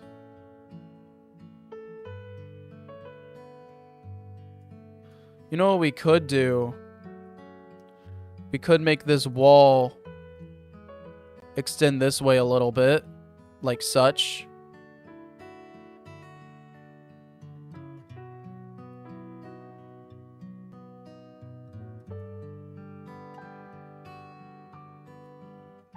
Honestly, I'd even argue to make it extend down a little more. And then do it like that. So we have our PC, but I'm going to push those to the edges here.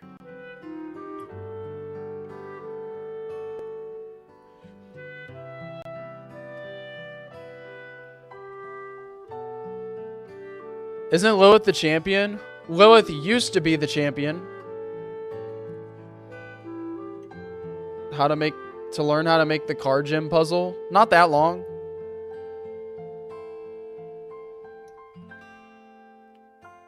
Yeah, that card gym puzzle wasn't too bad.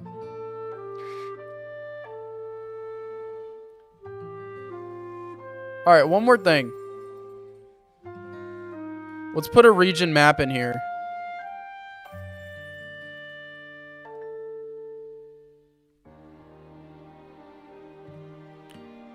Region map. Put one of these cards over here. An important door. Signaling that it's an important door.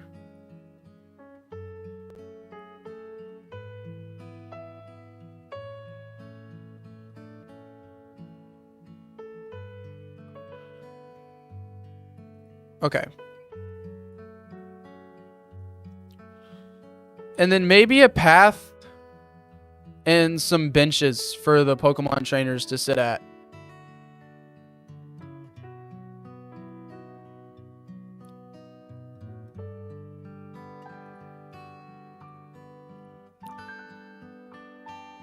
Okay, I don't think that works.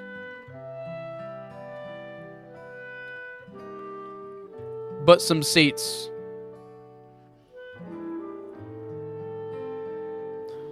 And then we can do some sort of carpet that's leading up to the Pokemon Center. As for what carpet, probably a pink one. It is a Pokemon Center after all.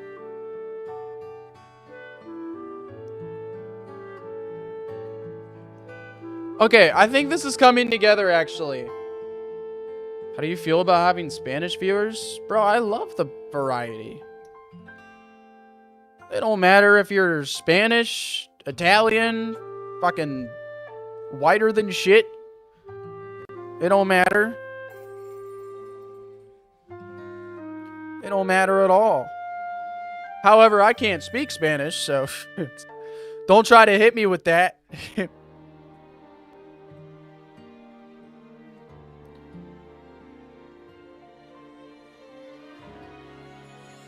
Wheelchair Lilith here.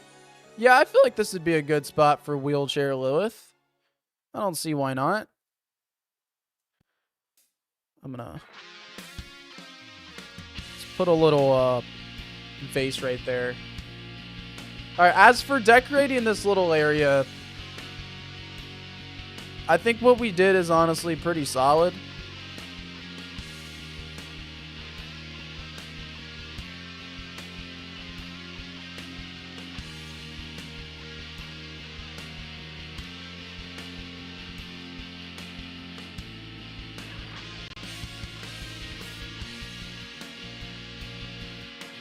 I'd say this is fairly solid.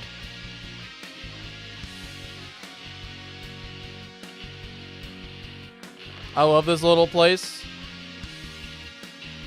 Yeah, this is solid. Alright, now the office. Someone has to work here.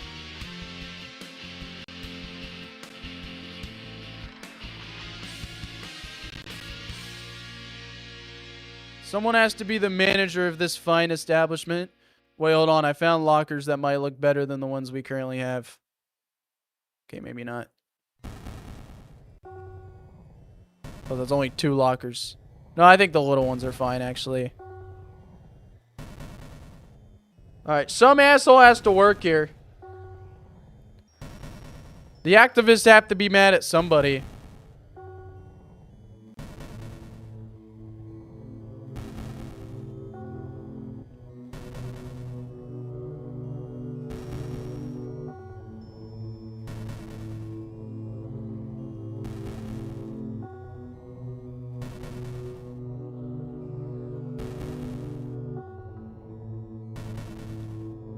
CEO wouldn't be on site, it'd be like the operation manager.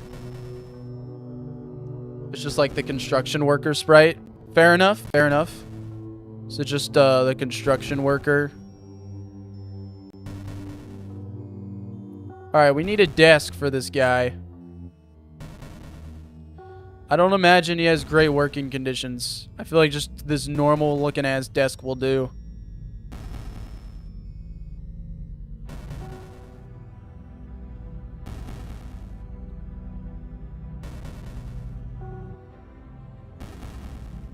I have no idea what would be on his desk, though.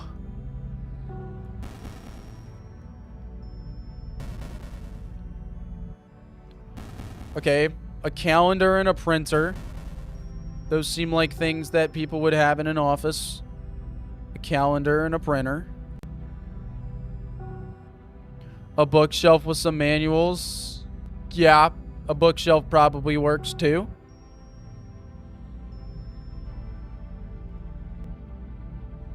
A bookshelf with some manuals. Let's see. I have some new bookshelves down here I can use. They look like shit. We can find a better one.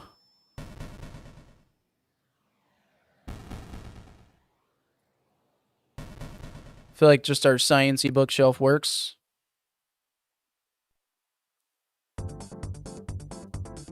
There we go. Sciencey bookshelf. Again, I'm gonna just put most of this off to the side. I want to think it would be really funny if we have a fake out fight with Jurian. Like, we start the battle only for her to be like, wait, huh? These guys are hurting Pokemon. I'm not doing anything.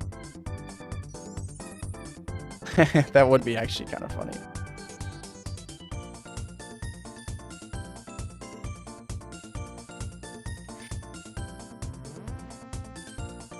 Trash cans. Trash cans are fair. We could also have a sign that says something.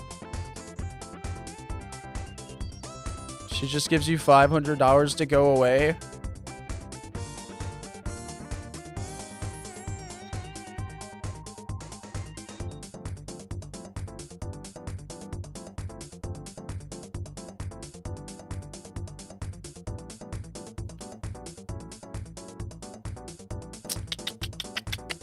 We could probably have this little map thingy.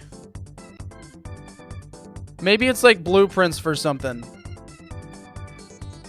Like this could be described as like blueprints for something. I don't know. That's the best I got.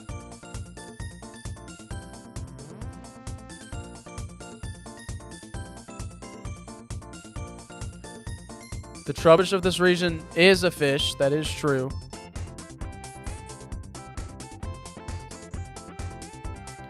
There probably would be crates inside of here, or just boxes of some sort.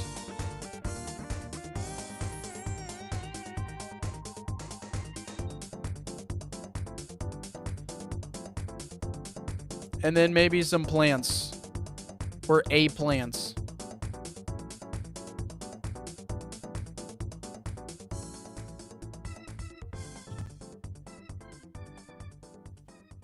Plant and the dialogue says it's plastic.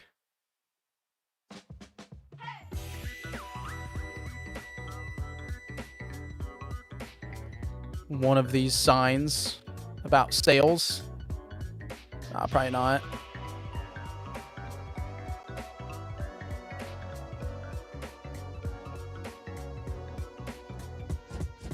We could have some windows. With some of these. I actually don't hate the windows.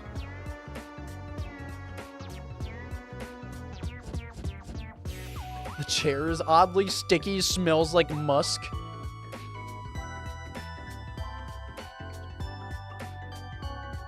A prototype Renalock. They're not building Renalock at the oil platform. I'd imagine not, at the very least. No.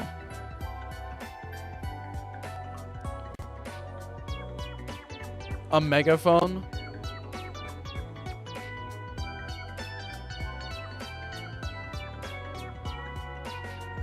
Okay, what if I do like a chair? I kind of just need a chair. Very simple. Like a black chair. Maybe a yellow one, just for some contrast. Okay, no, that looks like shit. We'll do the black one.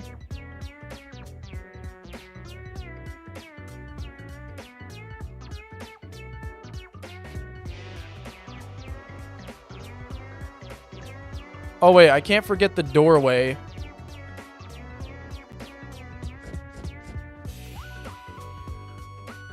Boxes.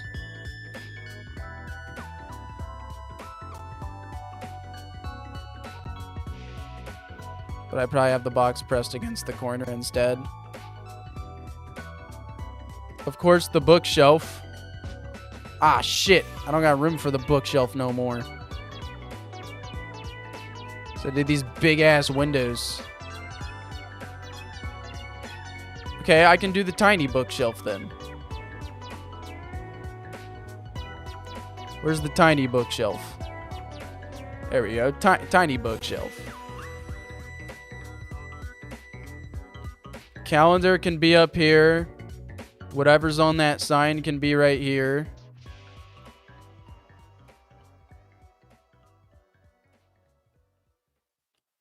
Can I put this on layer 1? I can. That's convenience.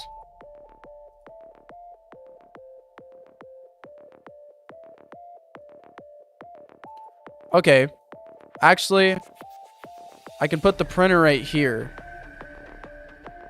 There we go. And then trash can. I only have room for one trash can. That's fine.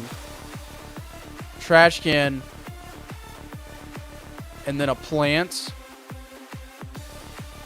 Or how about trash can right here, plant right there.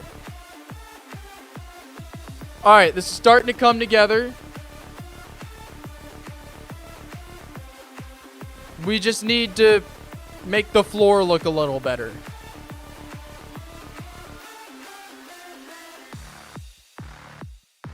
So we can put this here. Or this.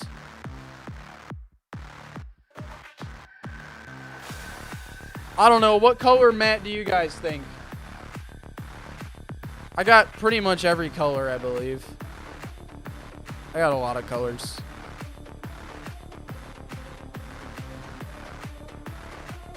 Green. I don't think that lime green is going to look too good. You know, I do have this, like, kind of muted blue.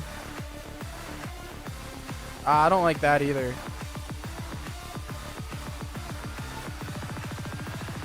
I also have this green. You think the gray works?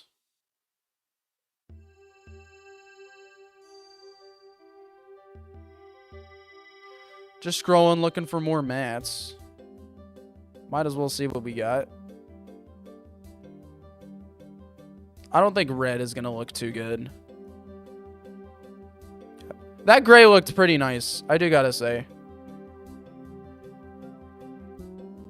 Honestly, the gray it looks pretty nice.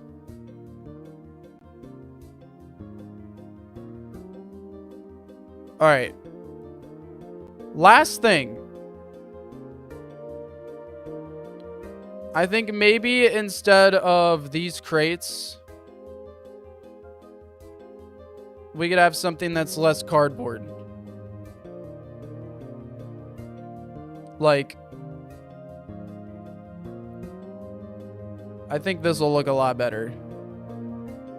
To just have the crates be these. I also have the blue ones too.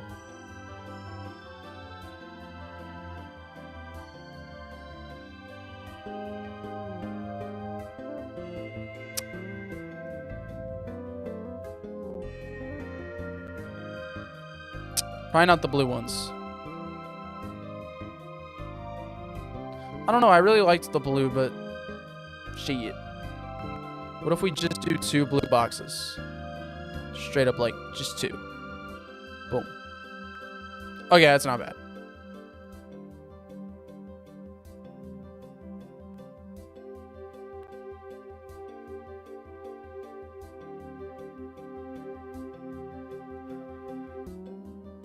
Okay.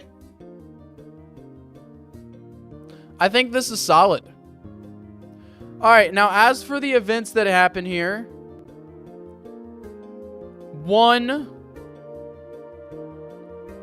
Lilith is in here. And then the activists come in. So let's go ahead and lay this out. We'll just do like a lay it out in comments like we were doing before. So we'll just do comments. Lilith is healing her Pokemon.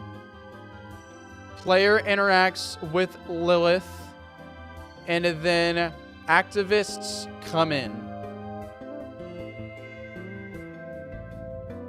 Alright, what next? So Lilith is healing her Pokemon right here. Then the activists are going to come in. Maybe Jurian stops and recognizes Lilith. Maybe Lilith's like, oh, I don't know you.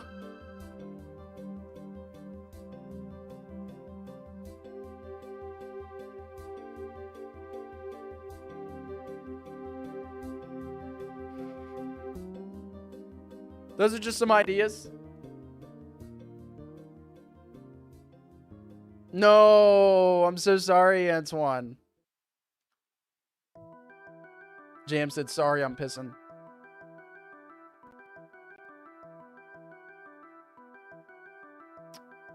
Okay, so maybe some like things for our Sky Arc. Any sort of setup that we can do. So a couple things. We have the public broadcasts that Dr. Doofus is and Howitzer are going to release.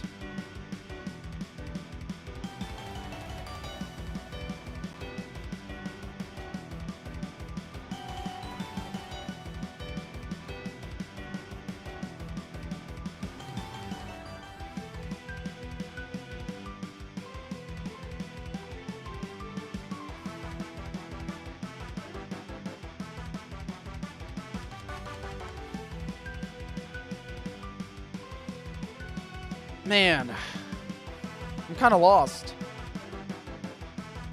So just to lay out some events, I guess. I can go ahead and close this. I did make a change to this as well. Where's my backlog?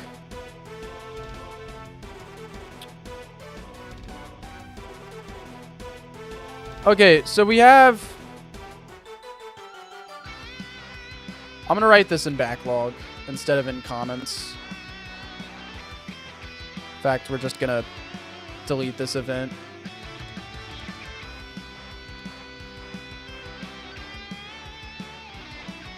I don't know if we would fight the activist, though. I feel like the activism is more of just something that happens for that world building and also just to get to know Jury Ann a little better. Like, why would we support the oil drilling as the player? Considering the player's mostly neutral.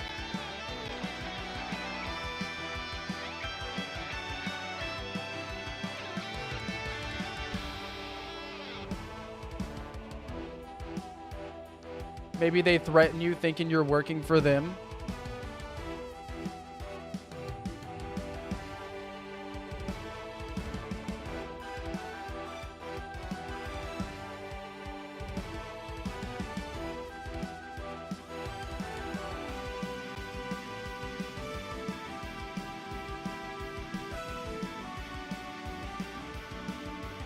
Jams, what if Jury Ann kind of pushes Lilith to do that? Like, what if Jury Ann recognizes Lilith and says something to her and then runs out? And then that can be when Lilith opens up.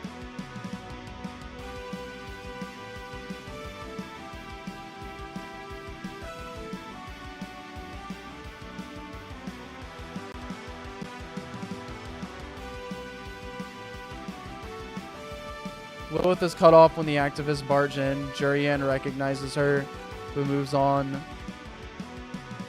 on knowing about Lilith. Trainers are at fault for supporting this rig by buying goods and healing at this rig. Team up with Jury or talk to her first.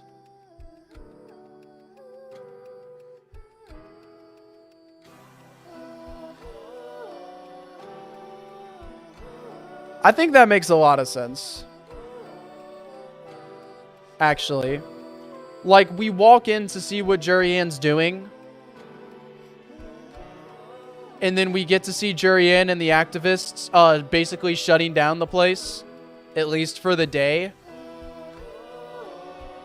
And we basically, I guess, watch it happen. Be a part of it, per se.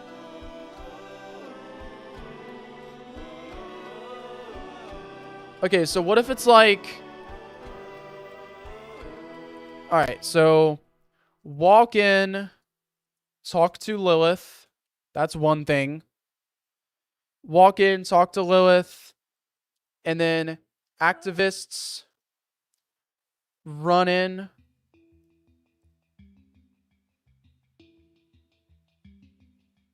They come back out with Lilith like Jurian.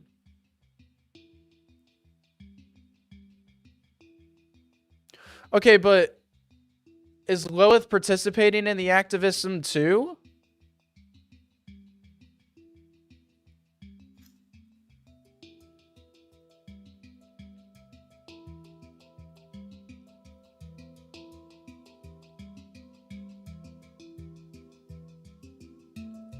Activists run in.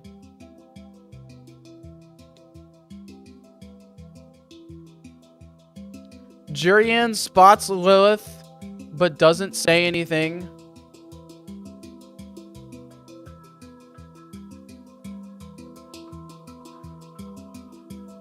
Or maybe almost says something, but then stops herself.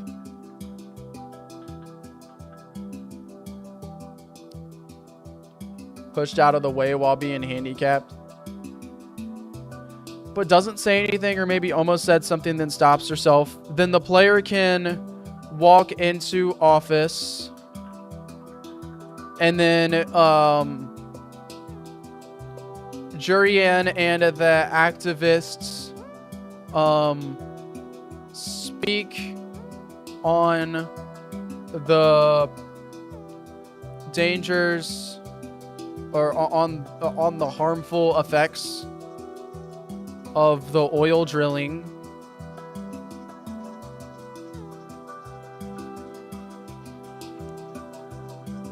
Maybe interact with player.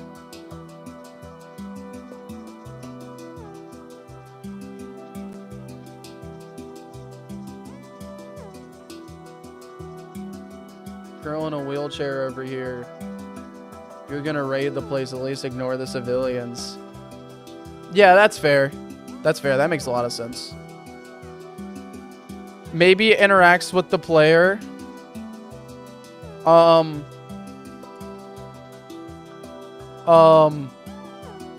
Activists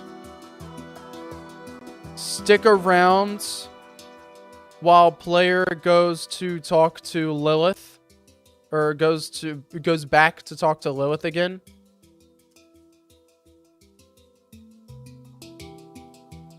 Yeah, I think Spectrofriend being mentioned makes a lot of sense. So we're going to walk in, talk to Lilith. Activists are going to run in the building. Jurian's going to spot Lilith but doesn't say anything, or maybe almost says something but then stops herself. Player can walk into the office. Jurian and the activists speak on the harmful effects of the oil drilling, maybe interacts with the player. Activists stick around while the player goes back to talk to Lilith again. And I think at this moment would be when the broadcast starts.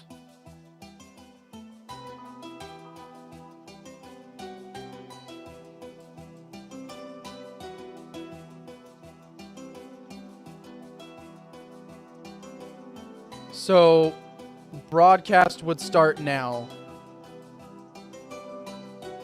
Could we fight the worker that supports the Alliance? Do I want to put the player in that position? I feel like it's just one of those things, like, we don't really know necessarily what the player stands for. So trying to keep the player as neutral as possible.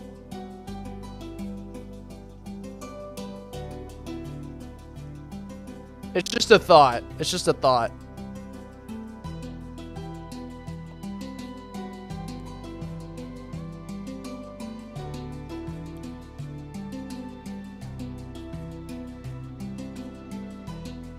I think the player would have to fight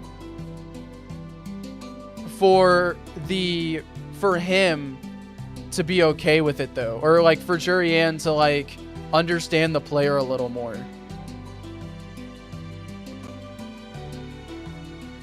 Player fights the worker. Would like us if we don't do anything. Yeah, that's fair. That's fair. I think it would make sense for the player to fight the worker.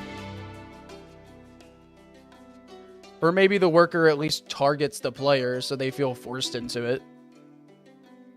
All right, but when the broadcast starts, we do the broadcast, and then directly after the broadcast, what the fuck is gonna happen?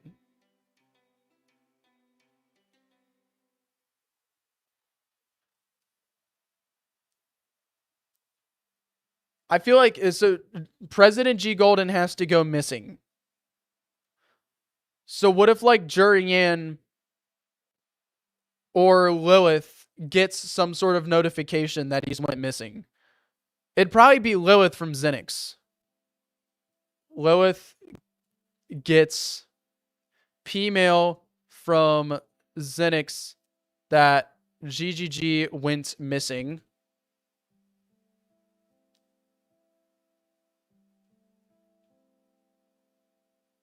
No, we're not going to have Lilith drop an F-bomb. I hate how there's just a bunch of silence before the next theme starts playing here. Okay, Lilith gets the mail from Zenix that GGG went missing.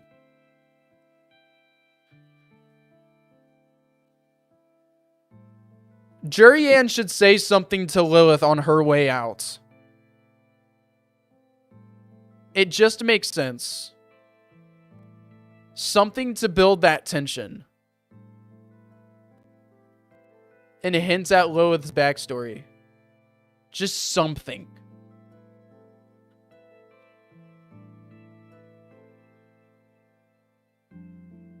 Even just like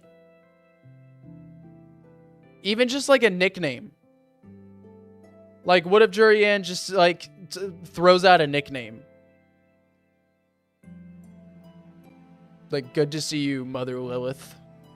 I don't know if that'd be the nickname, but just something to kind of like hit Lilith kind of a little deep.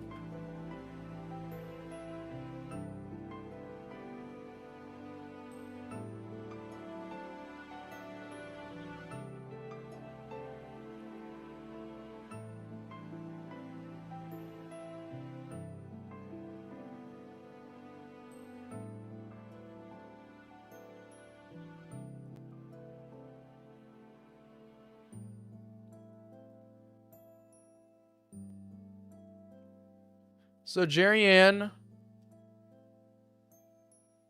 walks out.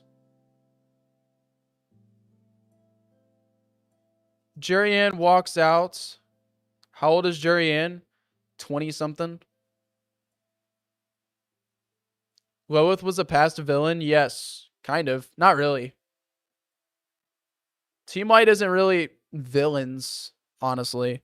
I mean, they are now, but like, they weren't always. Like, Jurian walks out, says something to Lilith before walking out. Why is Jurian going to the Sky City?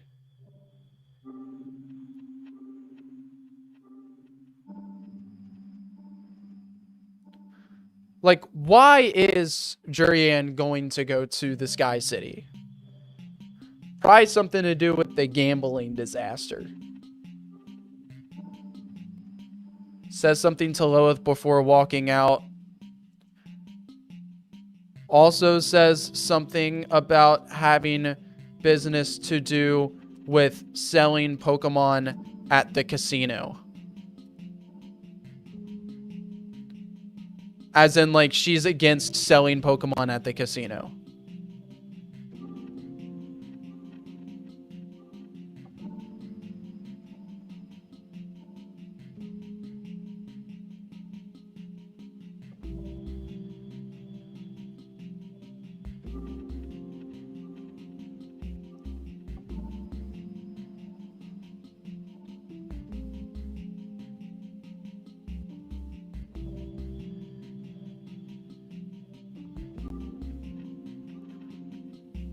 Oh, you know what?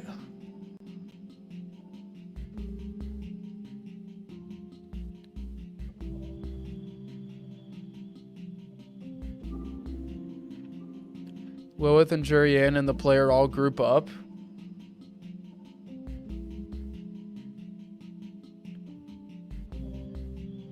No, I feel like Jurian would have to be strong-armed into working with Lilith during the Sky Arc. She's not supposed to interact with her. I don't think they would group up now. I feel like that's something that's going to happen later. Once we're actually in the Sky City. But theoretically, Howitzer could show up. Howitzer could show up. Vera could show up. Captain Sirius could show up.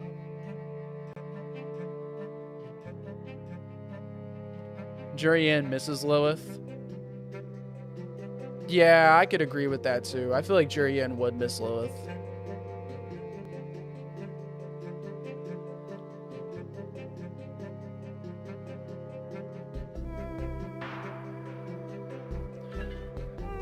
I feel like one of the captains should show up. One of the middle captains could show up. Not both of them, but one of them could show up. And they could show up with the sole purpose of being like, basically like, yeah, I need a hideout here. I need a hideout somewhere. Like, they're kind of looking for me. And honestly, have a good night, Irisy. And honestly, they could even be like close enough with the people to hide out here.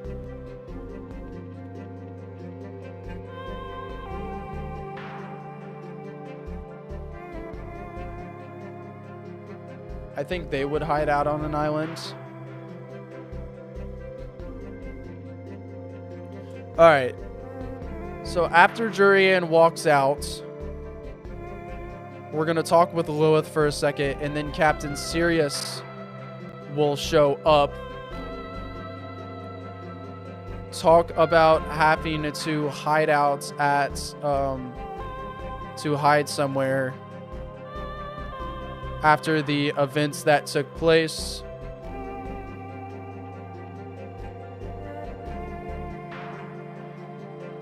And then we could either play this one of two ways.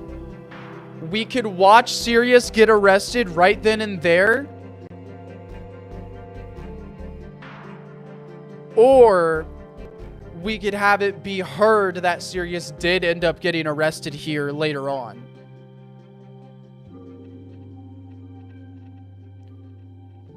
Where he can go to the Sky Island. I think that works. I think that definitely works.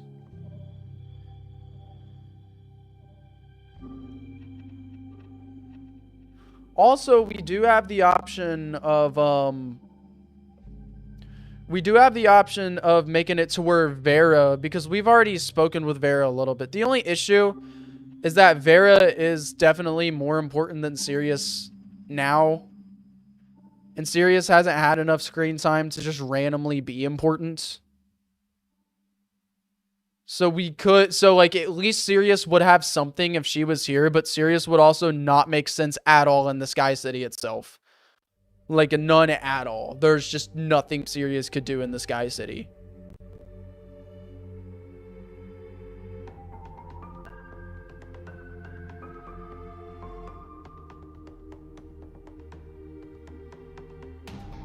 But Sirius is the one that got arrested. Fair enough. Alright, and then we find out later that Captain Sirius was arrested and taken by the right branch captains.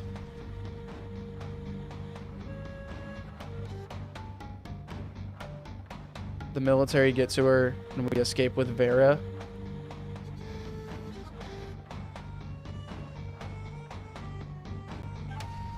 That's not a bad option either, James.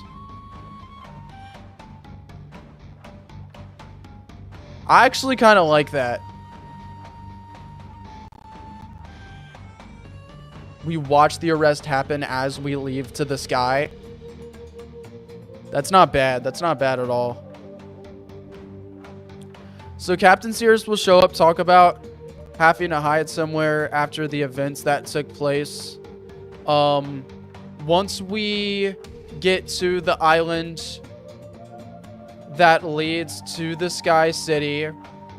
We will have... Once we get to the island that leads to the Sky City, we will have Sirius, Vera, and Howitzer will be there.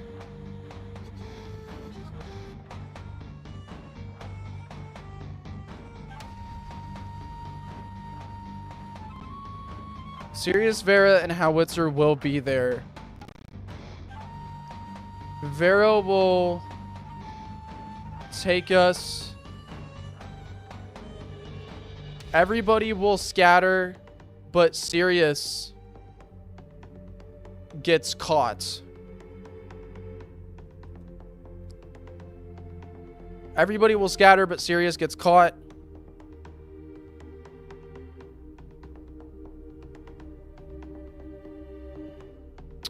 Player will head towards Sky City.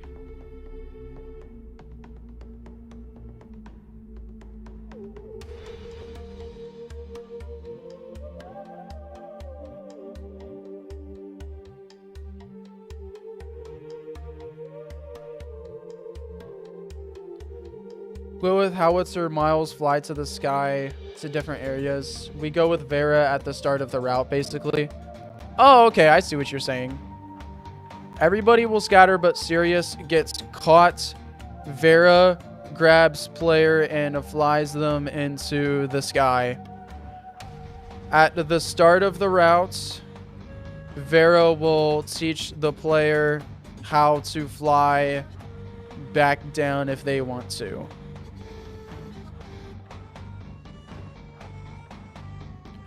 Who is Sirius going to get caught by? One of the right captains or the right general himself? It'd probably be one of the right captains. By one of the right branch captains. Vera grabs player and flies them into the sky. At the start of the route, Vera will teach the player to fly back down if they want to. Chasing in the sky would go hard. That's kind of the idea.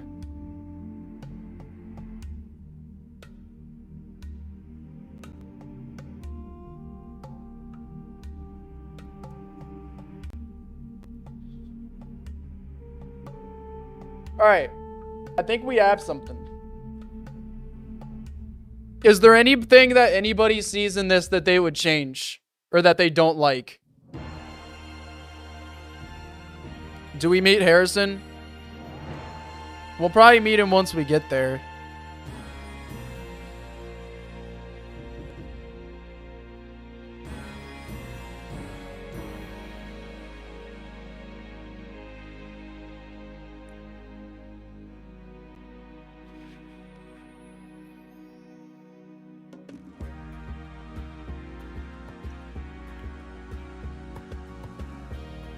So, as the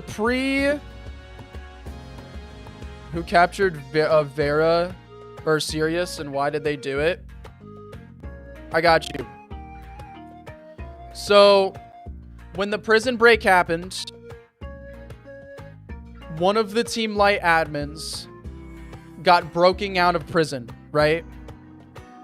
That had to fall on someone. It ended up falling on the middle general, equal to Lucia. The middle general, one of the most powerful guys. And his name is Howitzer. He ended up getting fired, and the captain that got promoted up to general by the evil vice president is basically a plant to corrupt the middle branch. As a result, they find a way to dirty both all of the other captains and Howitzer's name, and now they're all wanted. On top of that, not only are they wanted, but then Howitzer and Dr. Doofus put out a public broadcast basically explaining this to the entire region, which makes them even more wanted. So now the entire right branch is trying to get rid of them. And Sirius ends up being captured. Sirius is one of Howitzer's captains that got framed or dirtied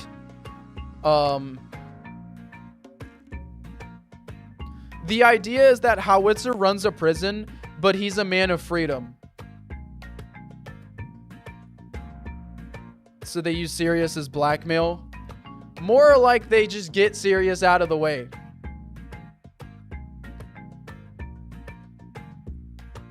Also, Sirius is a girl. But more like they need to capture all of them. The more the rebels get picked off. Yeah, that's so true. Howitzer gets picked off, Vera gets picked off, Sirius gets picked off. All the captains get picked off. And even Howitzer gets picked off. Like, they just straight up win. Yeah, I think that would be really cool, actually. That's a good point. Then Vera, then maybe Harrison Jurian. We learn Howitzer is captured and Lilith goes missing. Yeah, the player's just so alone at the end of it, dude. The player's just alone as fuck. Like, nobody.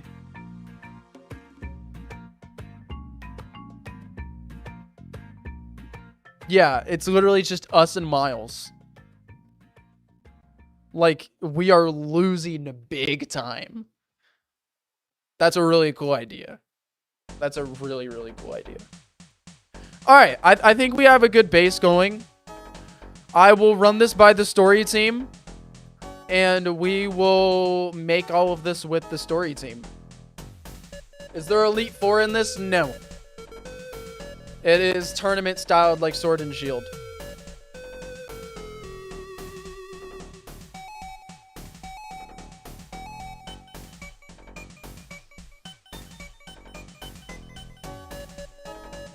Okay.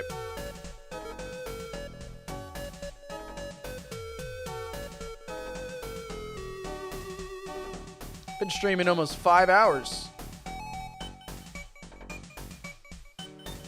Billie Jean even higher. Just listen to all these remixes, huh?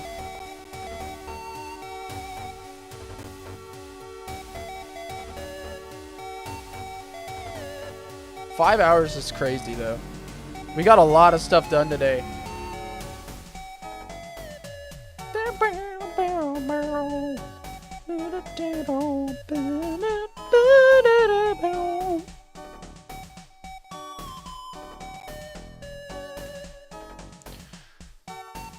Yeah, I would raid somebody, but not gonna lie, nobody is live. Besides shiny hunters.